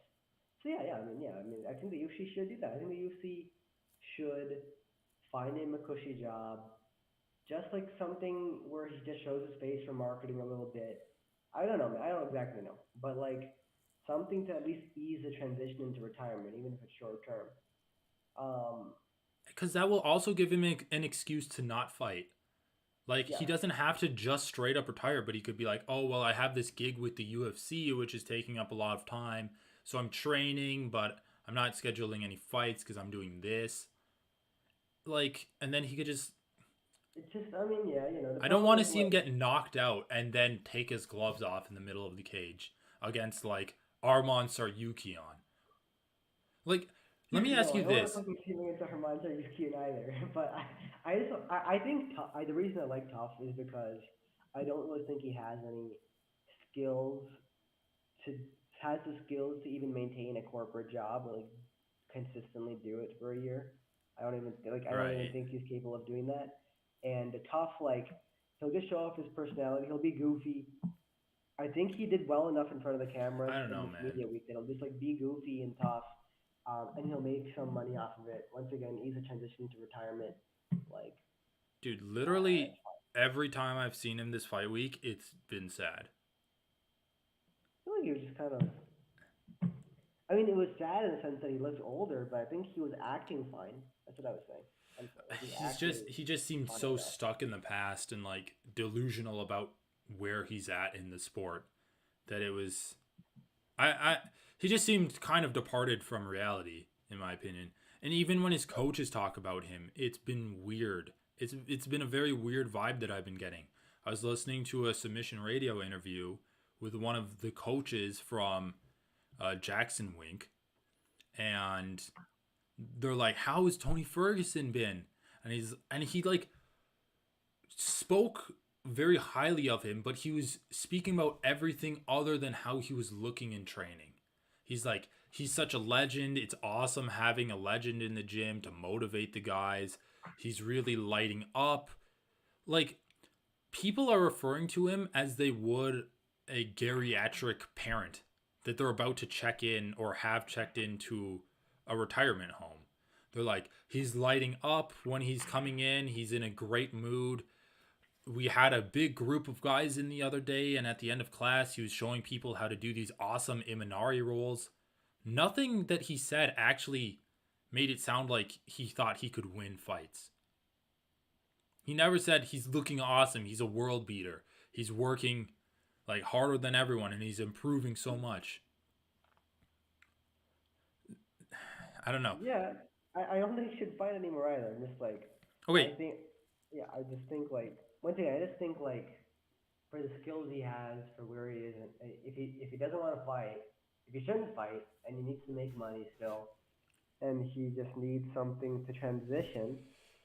I mean, I don't even know like how a transition helps. To be honest, I don't see Tony doing anything else. It's rough, man. I just think like even if he doesn't show up to his job, just keep him salaried for a year, and then cut him. That's like the least the UFC could do. That's function is saying like pay him some money for a year. I know, but it would give him something to do, and I think that's worth a lot too. Yeah, it is. Let me. So ultimately, I guess like to be honest, I still don't know what a long-term plan for Tony is. Like, what does he actually do to? Yeah, I don't know. Maybe he could like do some. He would have to translate his name into doing something, some TV thing, some YouTube thing. Let me ask you this. Jiu-jitsu? Going through the roster, is there anyone that you think Tony Ferguson could beat? Like, if we take a look at the older names, Donald Cerrone's retired. Jim Miller is old. I think Jim Miller beats him easily. Jim Miller beats him. Dan Hooker, after that performance, Dan Hooker. I think Dan Hooker would beat him easily. Dan Hooker beats him easily, man.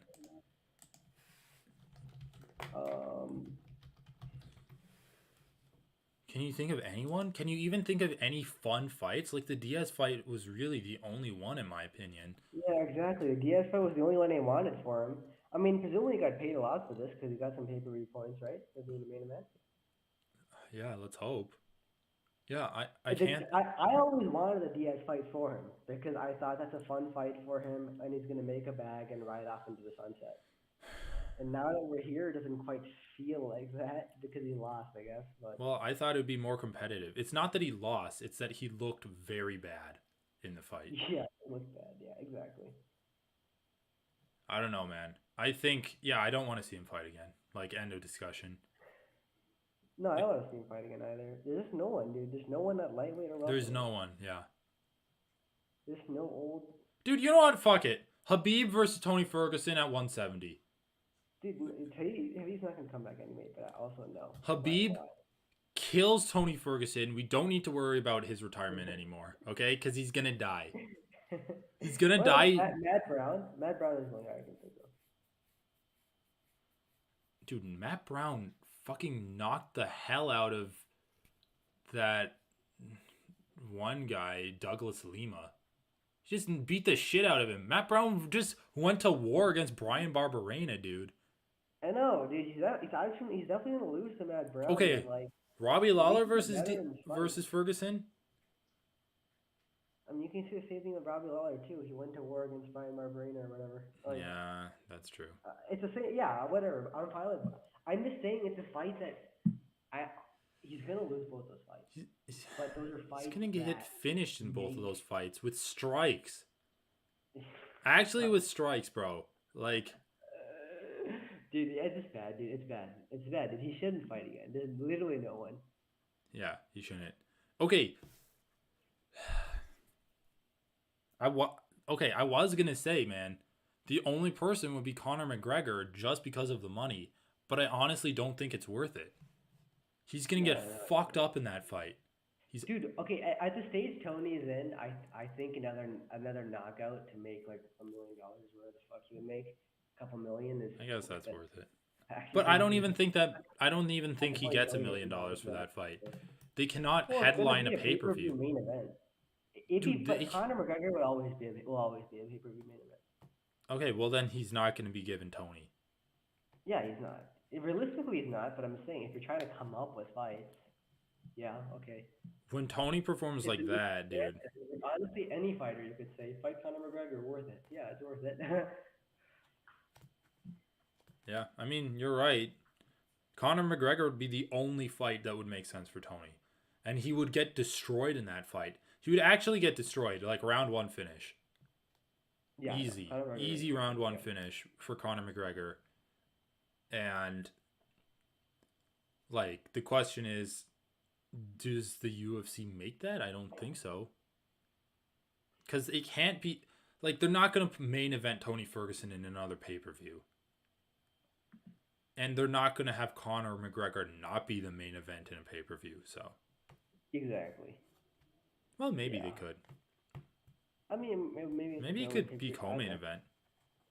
The thing with Conor McGregor pay-per-views are you can never put title fights on them because you can't. It's really hard to justify putting a title fight below Conor McGregor. Well, maybe, dude, is Conor McGregor? Does he have enough losses that it warrants him being co-main event of a pay-per-view underneath a lightweight title fight?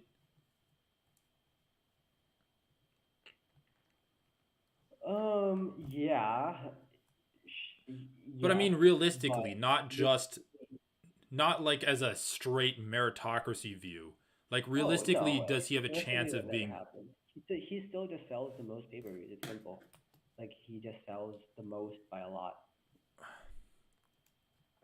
I know, yeah. I mean, okay, but could you imagine him being co-main event against a winnable fight for him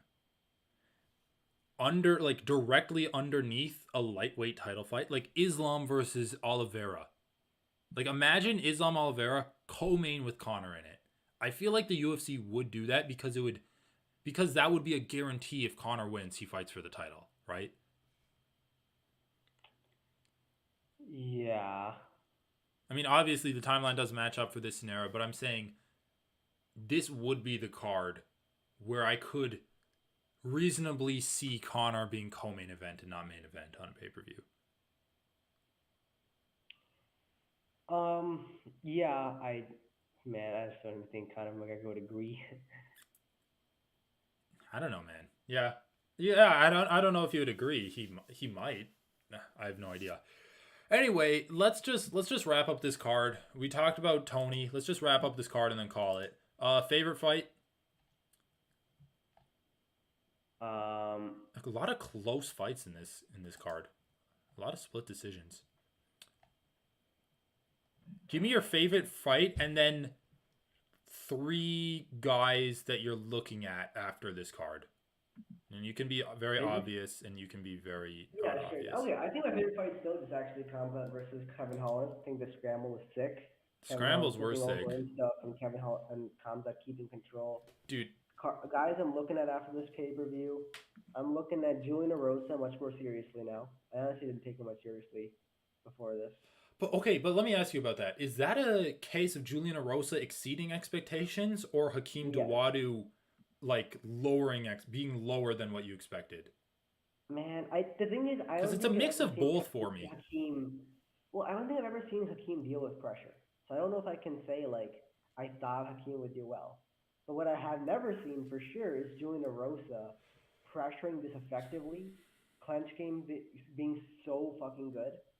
Yeah. Since he was so good, and then just cardio throughout the whole fight. I think he's cleaned up his defense too. Yeah.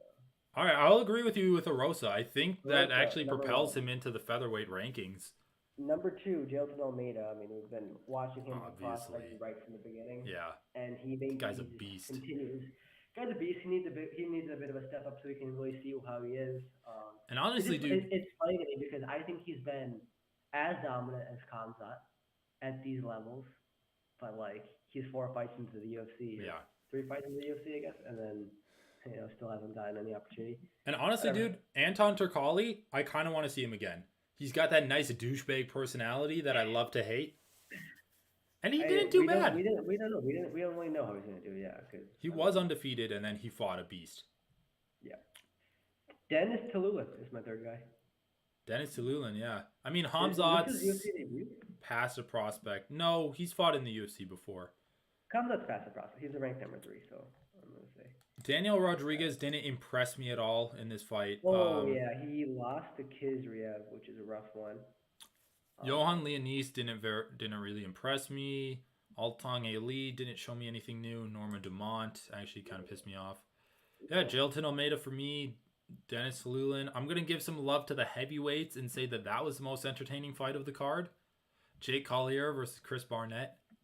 I don't think it was a comeback, but it was just sloppy and gross. Dude, it was sloppy, but it was entertaining as hell. Okay, fine, whatever. Different structure. Dude, come on, I gotta live up to the channel's name. I just feel like there's a certain bar I need fighters to meet, skill-wise. But for heavyweights, come on, you're not gonna see a better. You're not gonna see a better heavyweight slot fest. I think you need to lower your bar for heavyweights. Come on, man. Well, yeah, I do need to because I'm consistently disappointed by heavyweight. All right, dude. Yeah, give me... Dude, all right. The last criteria. Give me the fighter that you learned the most about in this fight. In this fight night. The fighter they learned the most about. We learned the most about... Who was kind of unknown coming in, and then we kind of learned more about him. I mean, we kind of talked about Erosa. Tululin probably still, right? Because his last fight, he just got wrestle fucked by Chimaev, so I didn't really see any of his skills. Yeah, he did look good in this. Dude, I'm going with Johnny Walker. Dude, the grappling, come on, man. Light heavyweight grappler, dude, undefeated, undisputed. There was no way he was gonna lose to Ion Cutelaba. I called it from the moment I saw this fight put together. Dude, he was saying he needs to be a sniper. Clown, dude. It's so satisfying watching him be such a douche in the fucking build up and then getting finished over and over and over. It just keeps happening. Yeah, dude, it is satisfying. And now at this point, he just doesn't even care. He just lives up to it. And it's great. It's okay, great. Johnny Walker's very entertaining when he loses as well, but he's at least a likable guy because he's so goofy. Dude, Irene Aldana. Fucking drained after these fights. Yeah, holy shit. Commercials suck the life out of me. All right, okay, hold on. Last criteria, and then we'll call it.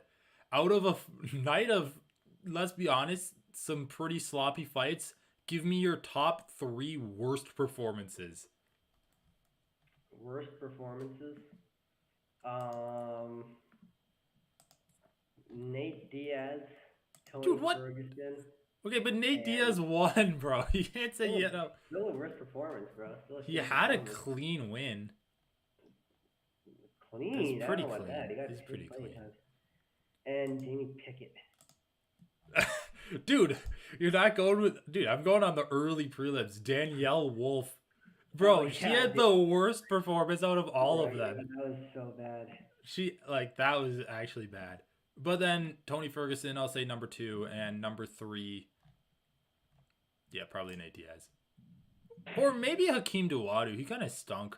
He did kind of stink today. He kind of stunk it up.